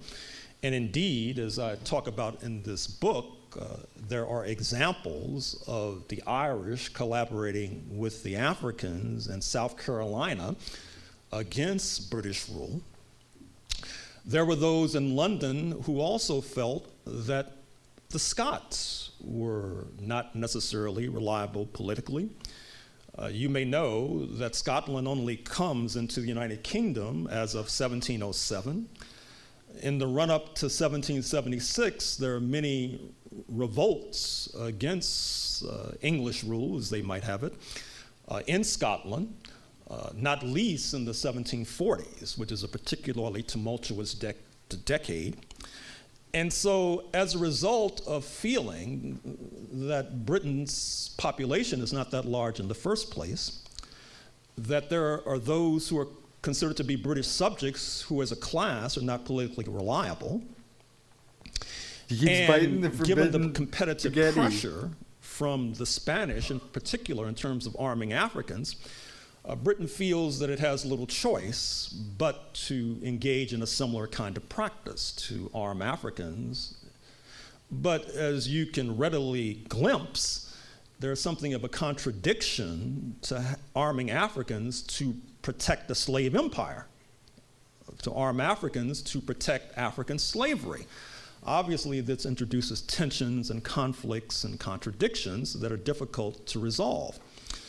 One possible way out, it was felt, was to establish a so-called all-white colony, which takes place, or is attempted, I should say, in what is now the state of Georgia, north of Florida and south of South Carolina. What's curious today is that Georgia, according to the 2010 census, now has the largest population of African descent in the United States of America. So to fast forward, you can see that that experiment of a so-called all-white colony did not work out very well. But it was as of 1733 that this so-called all-white colony was established. She would not stop. She kept trying to bite all my cords. Sorry about that. Georgia. It didn't work out very well for many different reasons. One, it was difficult for many poor Europeans to do the hard labor and hard work in the fields. Oftentimes, it was easier for them to escape because their phenotypes were not that dissimilar from the phenotypes of the planters. It was also felt by some that by introducing poor Europeans to be poor laborers, that this was introducing class tensions and class contradictions, which it was thought was the province of Europe, and that these new colonies should seek to escape that. And that leads me to another story that I try to unwind in this book, which not only is a story of the takeoff of capitalism, it's not only a story about the origins of the United States of America, it's also a story about what I call militarized identity politics. That is to say, the construction of whiteness. That is to say, how was it that those who were designated on one side of the Atlantic as English or Welsh or Irish or Scots, as they cross the Atlantic and settle into this North American mainland, their identity becomes that of white. And I think it's fair to say that the construction of whiteness, and here I'm following in the footsteps of other scholars, although I do think I might add something to this discussion, it's fair to say that this construction of whiteness helps to explain part of the success, quote unquote, of these United States of America. For example, if you look at Spanish colonialism, oftentimes Madrid took the position that in terms of their colonists, they wanted those who profess the Catholic faith. And if you have such a narrow view of colonialism, obviously you're narrowing the base, the population base for colonialism. But if your project is whiteness, basically you're appealing to those whose roots range from the Atlantic to the Urals, a tremendously sizable and large population. And when you do this in the context of calling at least a formal ceasefire in the religious wars between Protestant and Catholic, something that is then incorporated into the vaunted First Amendment of the United States Constitution, now under assault, as we saw with the most recent Supreme Court decision on freedom of religion. When you are saying and suggesting that there's going to be a ceasefire, and I'm choosing my words carefully, in the religious wars, you're expanding the base, the population base for the colonial project. Now, I chose my words carefully because, as I'm sure you know, despite the First Amendment, the United States was a hotbed of anti-Catholicism for the first few decades of its existence, perhaps well into the 20th century, is exemplified by the travails of the first Roman Catholic president, John F. Kennedy, in 1960.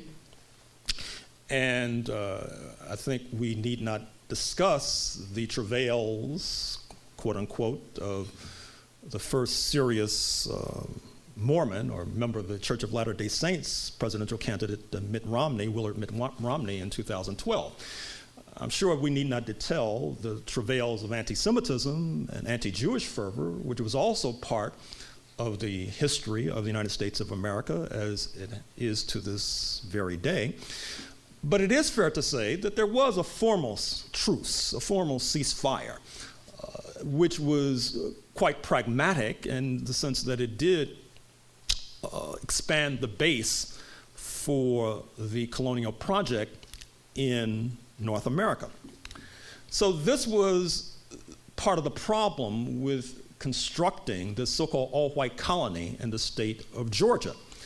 Another problem was that across the border in St. Augustine, Florida, which bills itself as the largest urban center, or the oldest urban center, I should say, on the North American continent, you had a plethora of armed Africans going back decades, and frequently they were crossing the border to attack Georgia and to go further to attack South Carolina, which brings us to the largest and bloodiest uprising of the enslaved in British colonial history taking place in South Carolina circa 1739, 1740.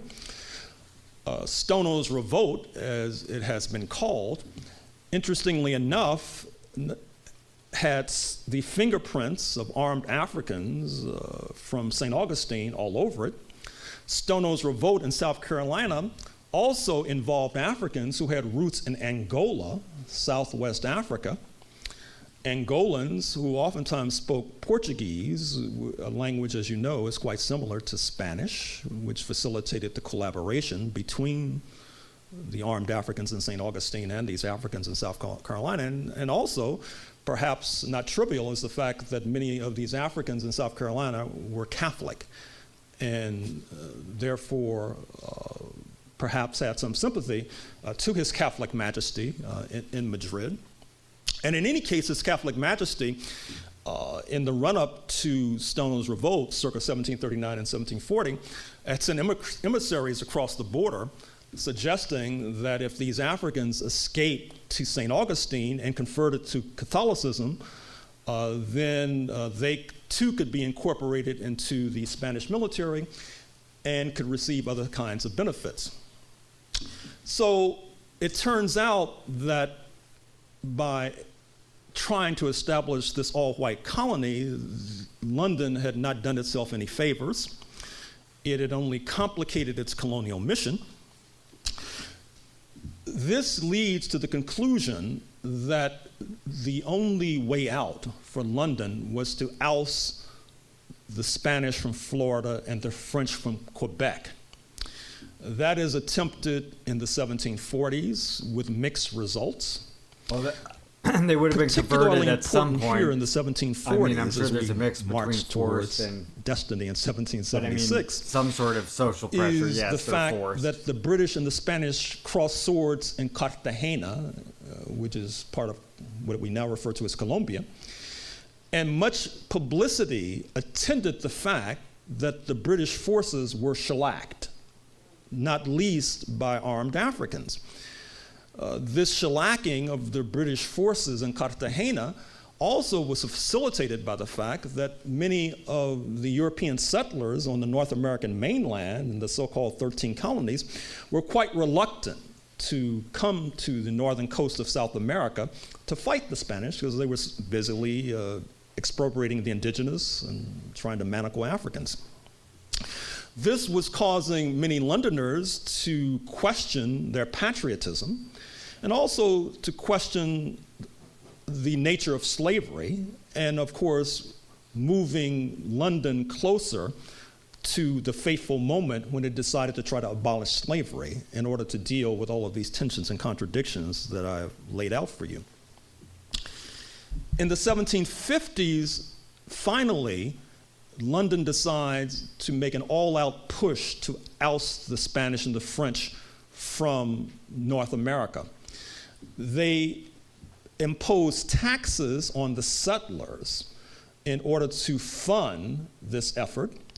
This leads to a turning point in the history of North America, if not world history, which is the so-called 7 Years' War, 1756 to 1763, where London is successful in pushing the French out of Quebec. And as you know, you still have a lingering national question of disgruntled French speakers in Quebec as we speak, and pushing the Spanish out of Florida.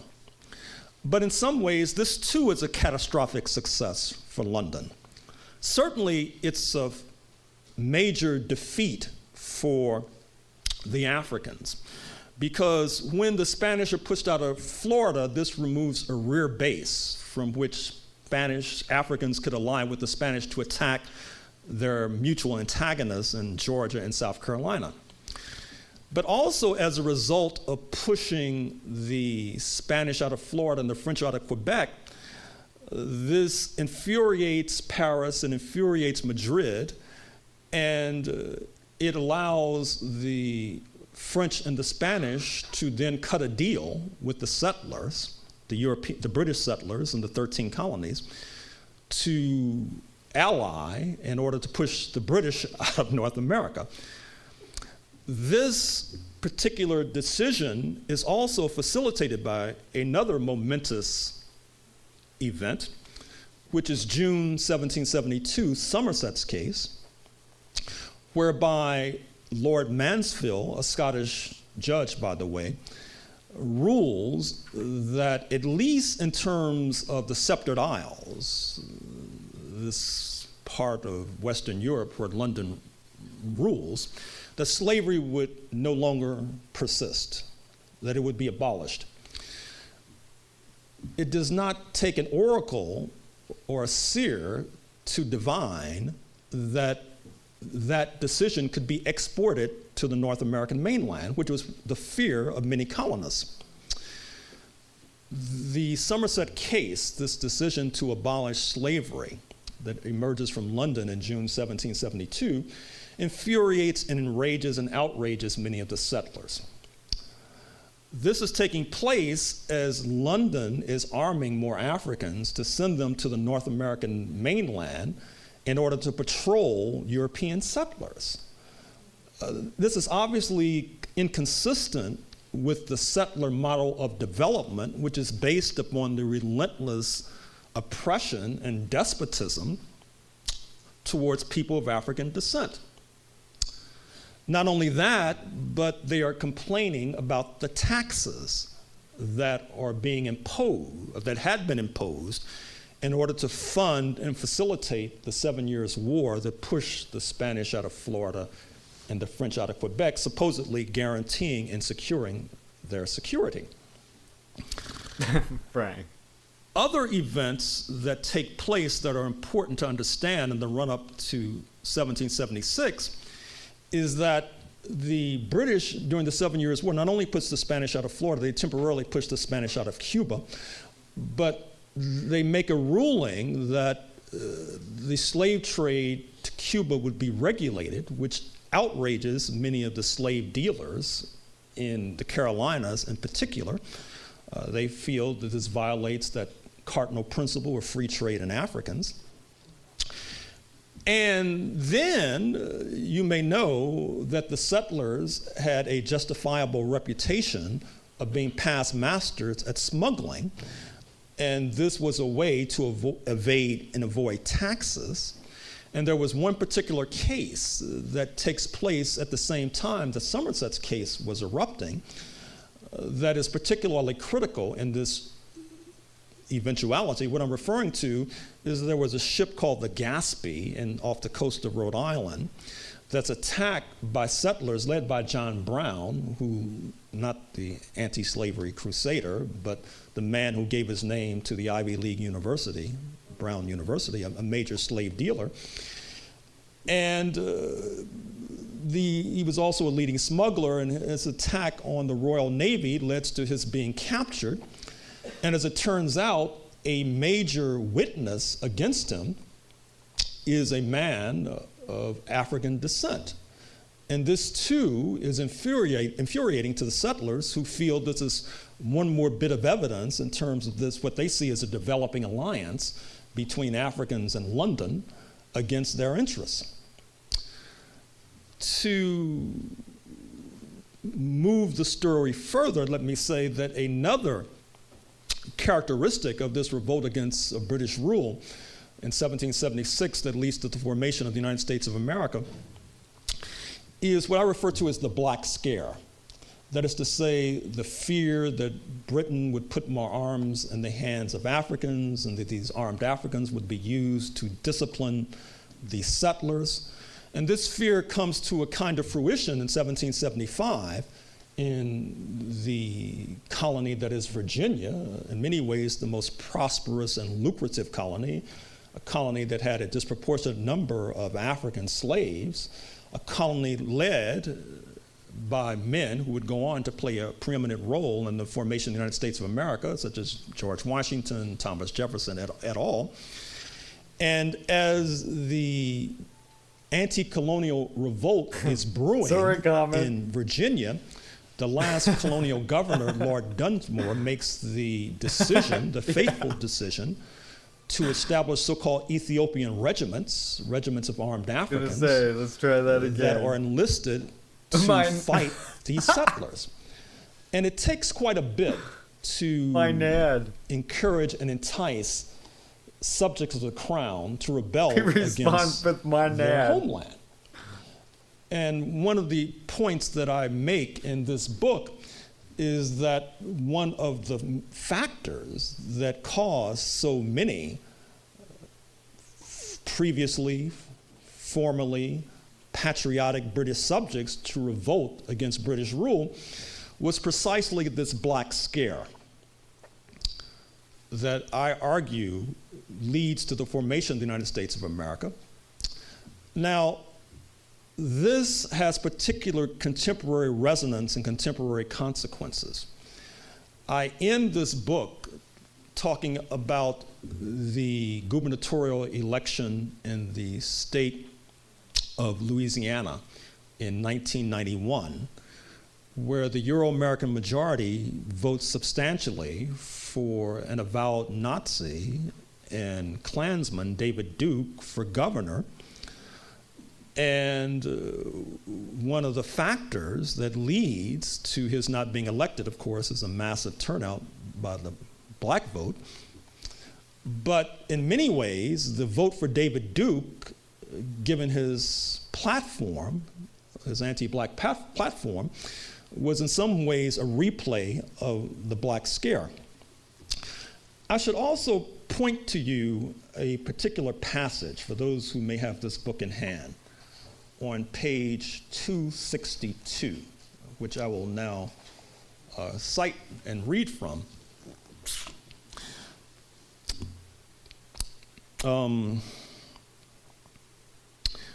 I say on page 262 that my deployment of the terms racist, in quotes, and racism, in quotes, is intended to invoke the political more than the biological or even the anthropological.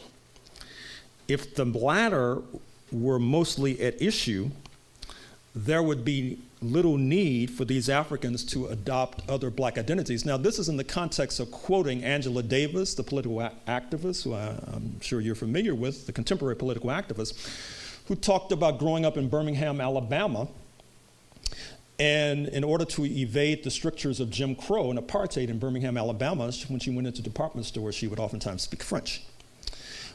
Or James Weldon Johnson, a leader in the first few decades of the 20th century of the NAACP, the National Association for the Advancement of Colored People, a leading civil rights organization. In growing up in Jacksonville, Florida, he would do the same thing, except he would speak Spanish, and somehow he felt he would receive different treatment. The same holds true for Raymond Pace Alexander, a black lawyer who spoke Spanish, whose roots were in Philadelphia. I also cite the case of, for those of you who are jazz fans, Babs Gonzalez. In his memoir, I Paid My Dues, Good Times, No Bread. Born Lee Brown in Newark, New Jersey, this US Negro, a noted musician, adopted a Spanish-tinged name, Babs Gonzalez, in order to, as he saw it, escape the persecutorial fate he felt was the birthright of descendants of mainland enslaved Africans. I also go on to quote from a book I wrote about Kenya a few years ago, where the US State Department, when Kenya was rising to independence, it was felt that it would complicate relations with Nairobi if Kenyan diplomats coming to Washington, which was then a Jim Crow town, would be subjected to Jim Crow. So they suggested that the Africans were badges so that they would not be mistaken for black Americans. So the point that I'm trying to make is that, number one, that racism is a necessary explanatory factor in talking about what has befallen people of African descent in North America, particularly the population we now refer to as African American. But it's not sufficient. It's not a sufficient explanation, because if it were wholly sufficient, well, then being able to speak French in Birmingham, Alabama during the Jim Crow era, it would not have helped you at all. what I'm trying to suggest is that there has been a special persecution of the descendants of mainland enslaved Africans, which is not to say that others who are black or of African descent have not faced persecution, but that it is to say that there is a kind of special persecution that we must take into account in the academy, for example, when we talk about African diaspora studies. It must be taken into account politically as well. Perhaps, as some like to say, that it's no accident that two of the highest ranking officials under the US flag thus far have been of Jamaican and Kenyan descent.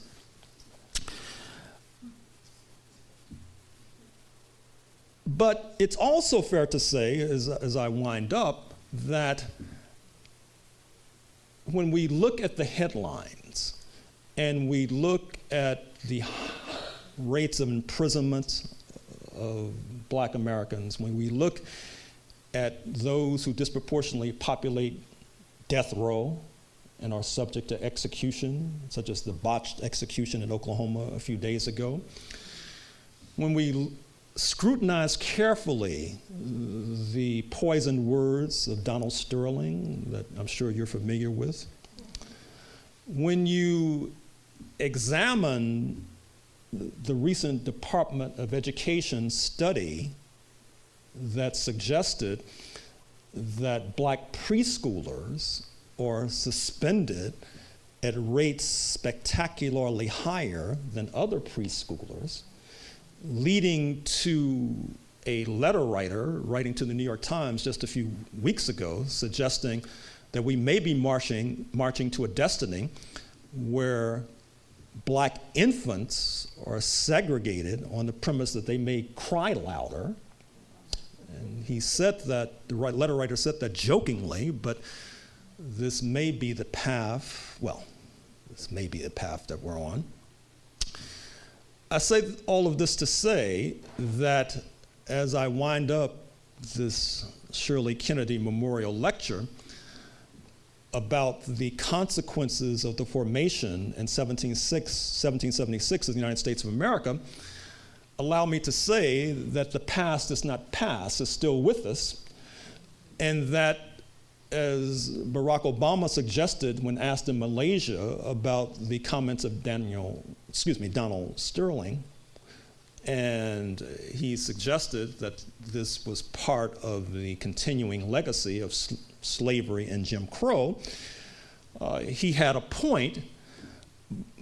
I would only go a step further and suggest that in terms of dealing with this poisonous continuing legacy of slavery and Jim Crow, it is long past time to take into account and consideration some of the factors that I've mentioned in the past 2 minutes, but also to take into account the examples of other countries, such as South Africa, which had a Truth and Reconciliation Commission in the aftermath of apartheid in order to sort out the destructive and damaging consequences of that particular system of hatred.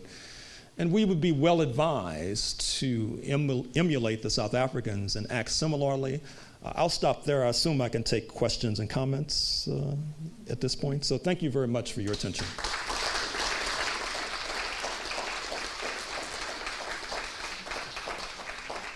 Fantastic. And as you're thinking your questions and comments, let me make a few other points. One of the points I tried to introduce in this book also are points about comparative history. That is to say that Australia, which I wrote about in the book, The White Pacific, has a history, as Australians will quick to point out, that's very similar to that of the United States. But what's different about Australia is that there's much more of a critical history about the dispossession of the indigenous population and the violent implantation of white supremacy, unlike the rather glorified romantic history that even progressive and even some radical historians have put forward. If you look at Canada, which is something of a control group, since it was also under the Union Jack, but did not have a, quote, revolution, unquote, yet when you compare Canada to the United States today, Canada, as you may know, has that single-payer healthcare system that progressive people tell us the United States should have opted for.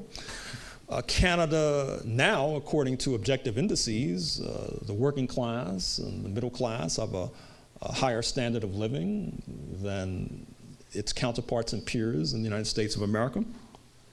Canada has a progressive party, the New Democratic Party, which has ruled certain provinces, that is certainly more far-reaching and more advanced than anything on this side of the border. I should also say that it is fair to suggest that the United States has rescued many Europeans from persecution and from poverty. But I should say in that context that if you look at the history of the Dominican Republic, you may know that in the 1930s, the Dominican dictator, Rafael Trujillo, opened his doors wide to those fleeing persecution in Germany in particular, and Europe in general. Of course, he did so for reasons you may find odious, that is to say that he was, by his own admission, trying to quote whiten, unquote, the population. And at the same time that he was opening the door wide to those fleeing European persecution, he was massacring Haitians on the border. Now, I'm sure that even progressive people in the United States, when they would look at the Dominican Republic, they would not necessarily salute Rafael Trujillo for rescuing European refugees without at the same time broadening the context and bringing in some of these other factors that I was just laying before you. But I'm afraid that that's not necessarily the standard or the criteria that's used with regard to comparable situations in terms of these United States of America.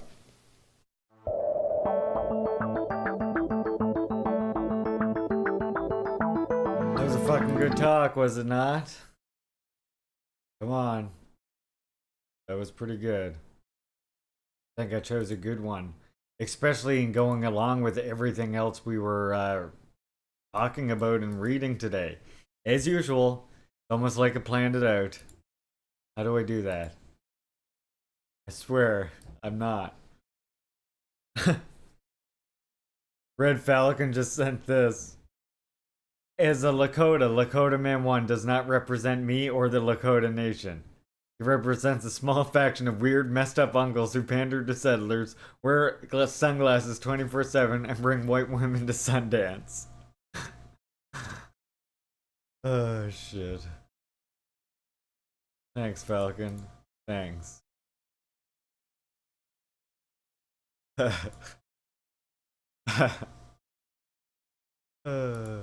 I like it. It's funny.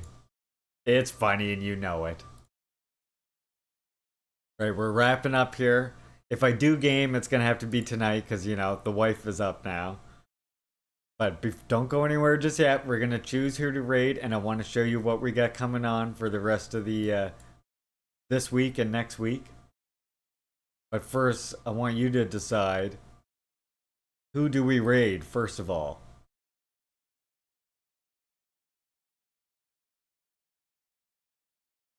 Of course we are, Common. You can smell fucking grifters like that coming a mile away. Okay? So yeah, who would you like we can raid? Either Hildebeest is here playing Stardew Valley. She says short stream, but she's not long into it. We can do Jason Society, who's another communist pothead like myself. Or Game.Film is here playing 9 Monkeys of Shaolin. Cast your votes now. Again, another important election in your lifetime. Will change your whole way of thinking. Oh shit. Thank you so much, Sans is fine. Very much appreciate the subscription, comrade. Support means an absolute ton to me. Of course, if you're able to, I always encourage you to hit that subscribe button. And let's welcome Sans to the Juche gang, comrades. That means you're supposed to flood the chat with the Juche gang emote.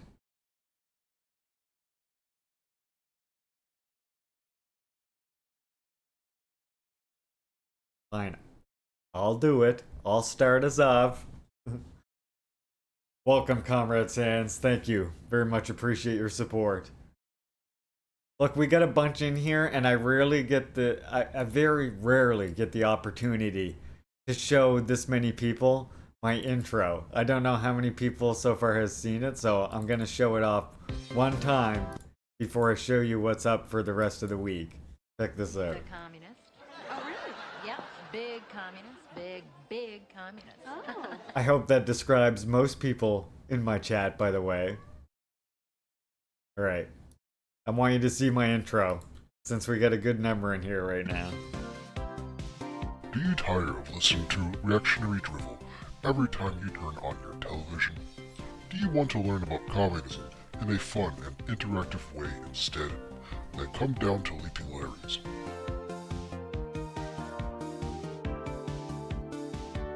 When you come down to Leaping Larry's, you will be greeted with a salute every time you step in through the door, because we value our comrades. At Leaping Larry's, you will learn how communism and the Juche idea can create a more equitable and just society. You will learn about the importance of collectivism and cooperation. And you will learn how communism can help to create a world without poverty or hunger. Leaping Larry's, your home for communist and video game edutainment.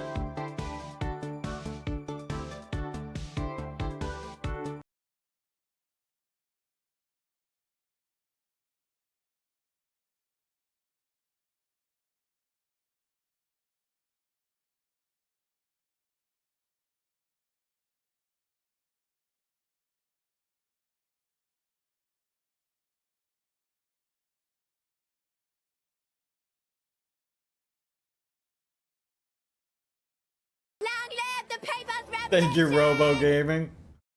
Yeah, yes. I do that sometimes. Yeah, so that's my opening. I hope you like that.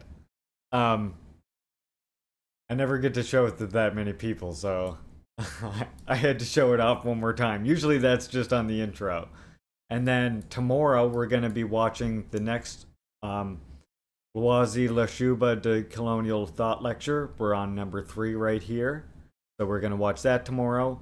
We're going to start, I think, The Leader, which is that anime from China on Karl Marx. I think that should be a good thing to watch. That can replace our Squirrel and Hedgehog. As you know, we watched the last episode of Squirrel and Hedgehog today. Tragic as it is. Again, please, iskrabooks.org. Follow us over here.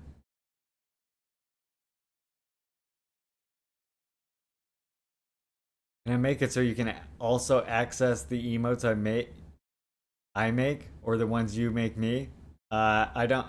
Well, if I'm subscribed to your channel or whatever, that would be the only way. Yeah, right there. By the way, also don't forget about our challenge this month. You get me to 100,000 labor vouchers.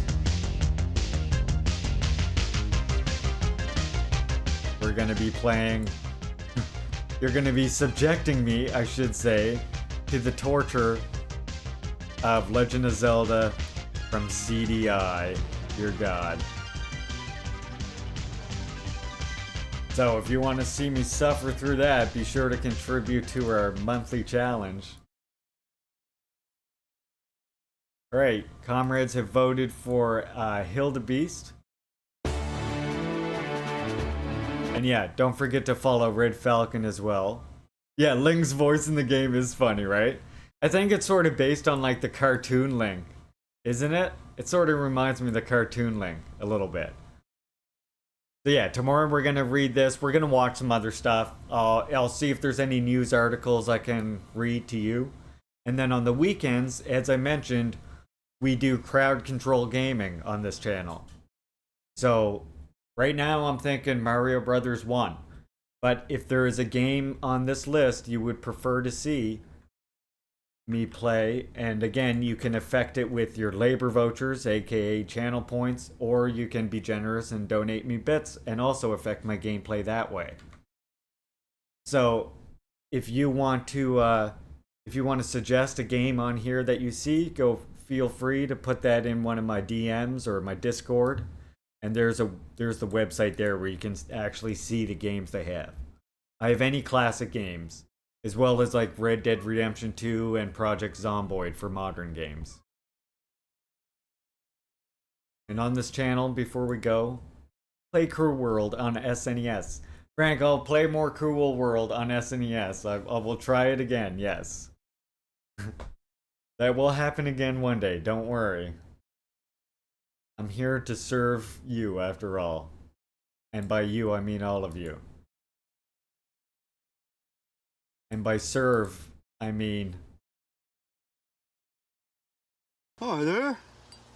Yeah, I haul shopping carts out of ponds and sell them back to the store for a living. I've been doing it for 18 years, so give me a fucking check, please. So there you go. If you feel like supporting me, that's why you should. Now I always like to leave you all with a quote. The question of the main force of the revolution cannot remain invariable in any era, society, or revolution.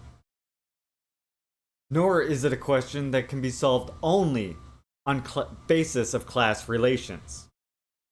Hence, regarding the working class as the main force of revolution, anytime and anywhere, is an expression of a dogmatic viewpoint towards preceding theories and is not correct on principle either. So there you go. What that means is you have to take an intersectional analysis.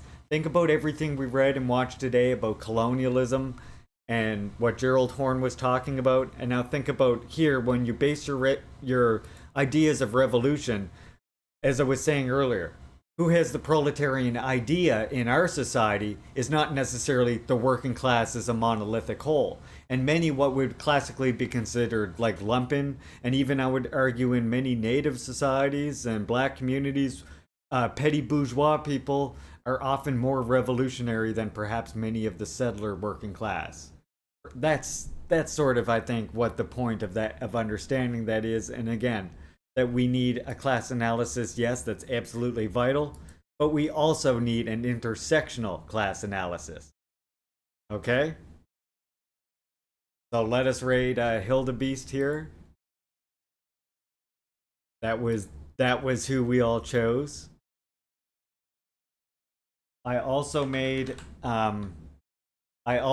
this, so comrades who are subscribed to the channel, you can copy this message and bombard Comrade Hildebeest's chat with it when we get in there. Highly recommended you do that, because it's funny. Thank you all so much for joining me today. Thank you, March of the Fire Ants, GMO, Frank, dear comrade Red Falcon. Thank you so much for the support, Sans, the subscription. It means an absolute ton. Welcome to the Juche gang, comrade. We're a militant group trying to learn about communist, Marxist-Leninist theory, and as well inject much needed knowledge, I think, of colonialism, and talks about more modern Marxist and revolutionary thinkers that sometimes get left out, you know? So yeah, make sure you copy that message there that Frank created for us. It's our raid message. I love all my comrades. And I salute you every time you come through the door, comrades, just as it says in my intro. Thank you so much. Love you, comrades. See you tomorrow, I hope. Bye-bye, everyone.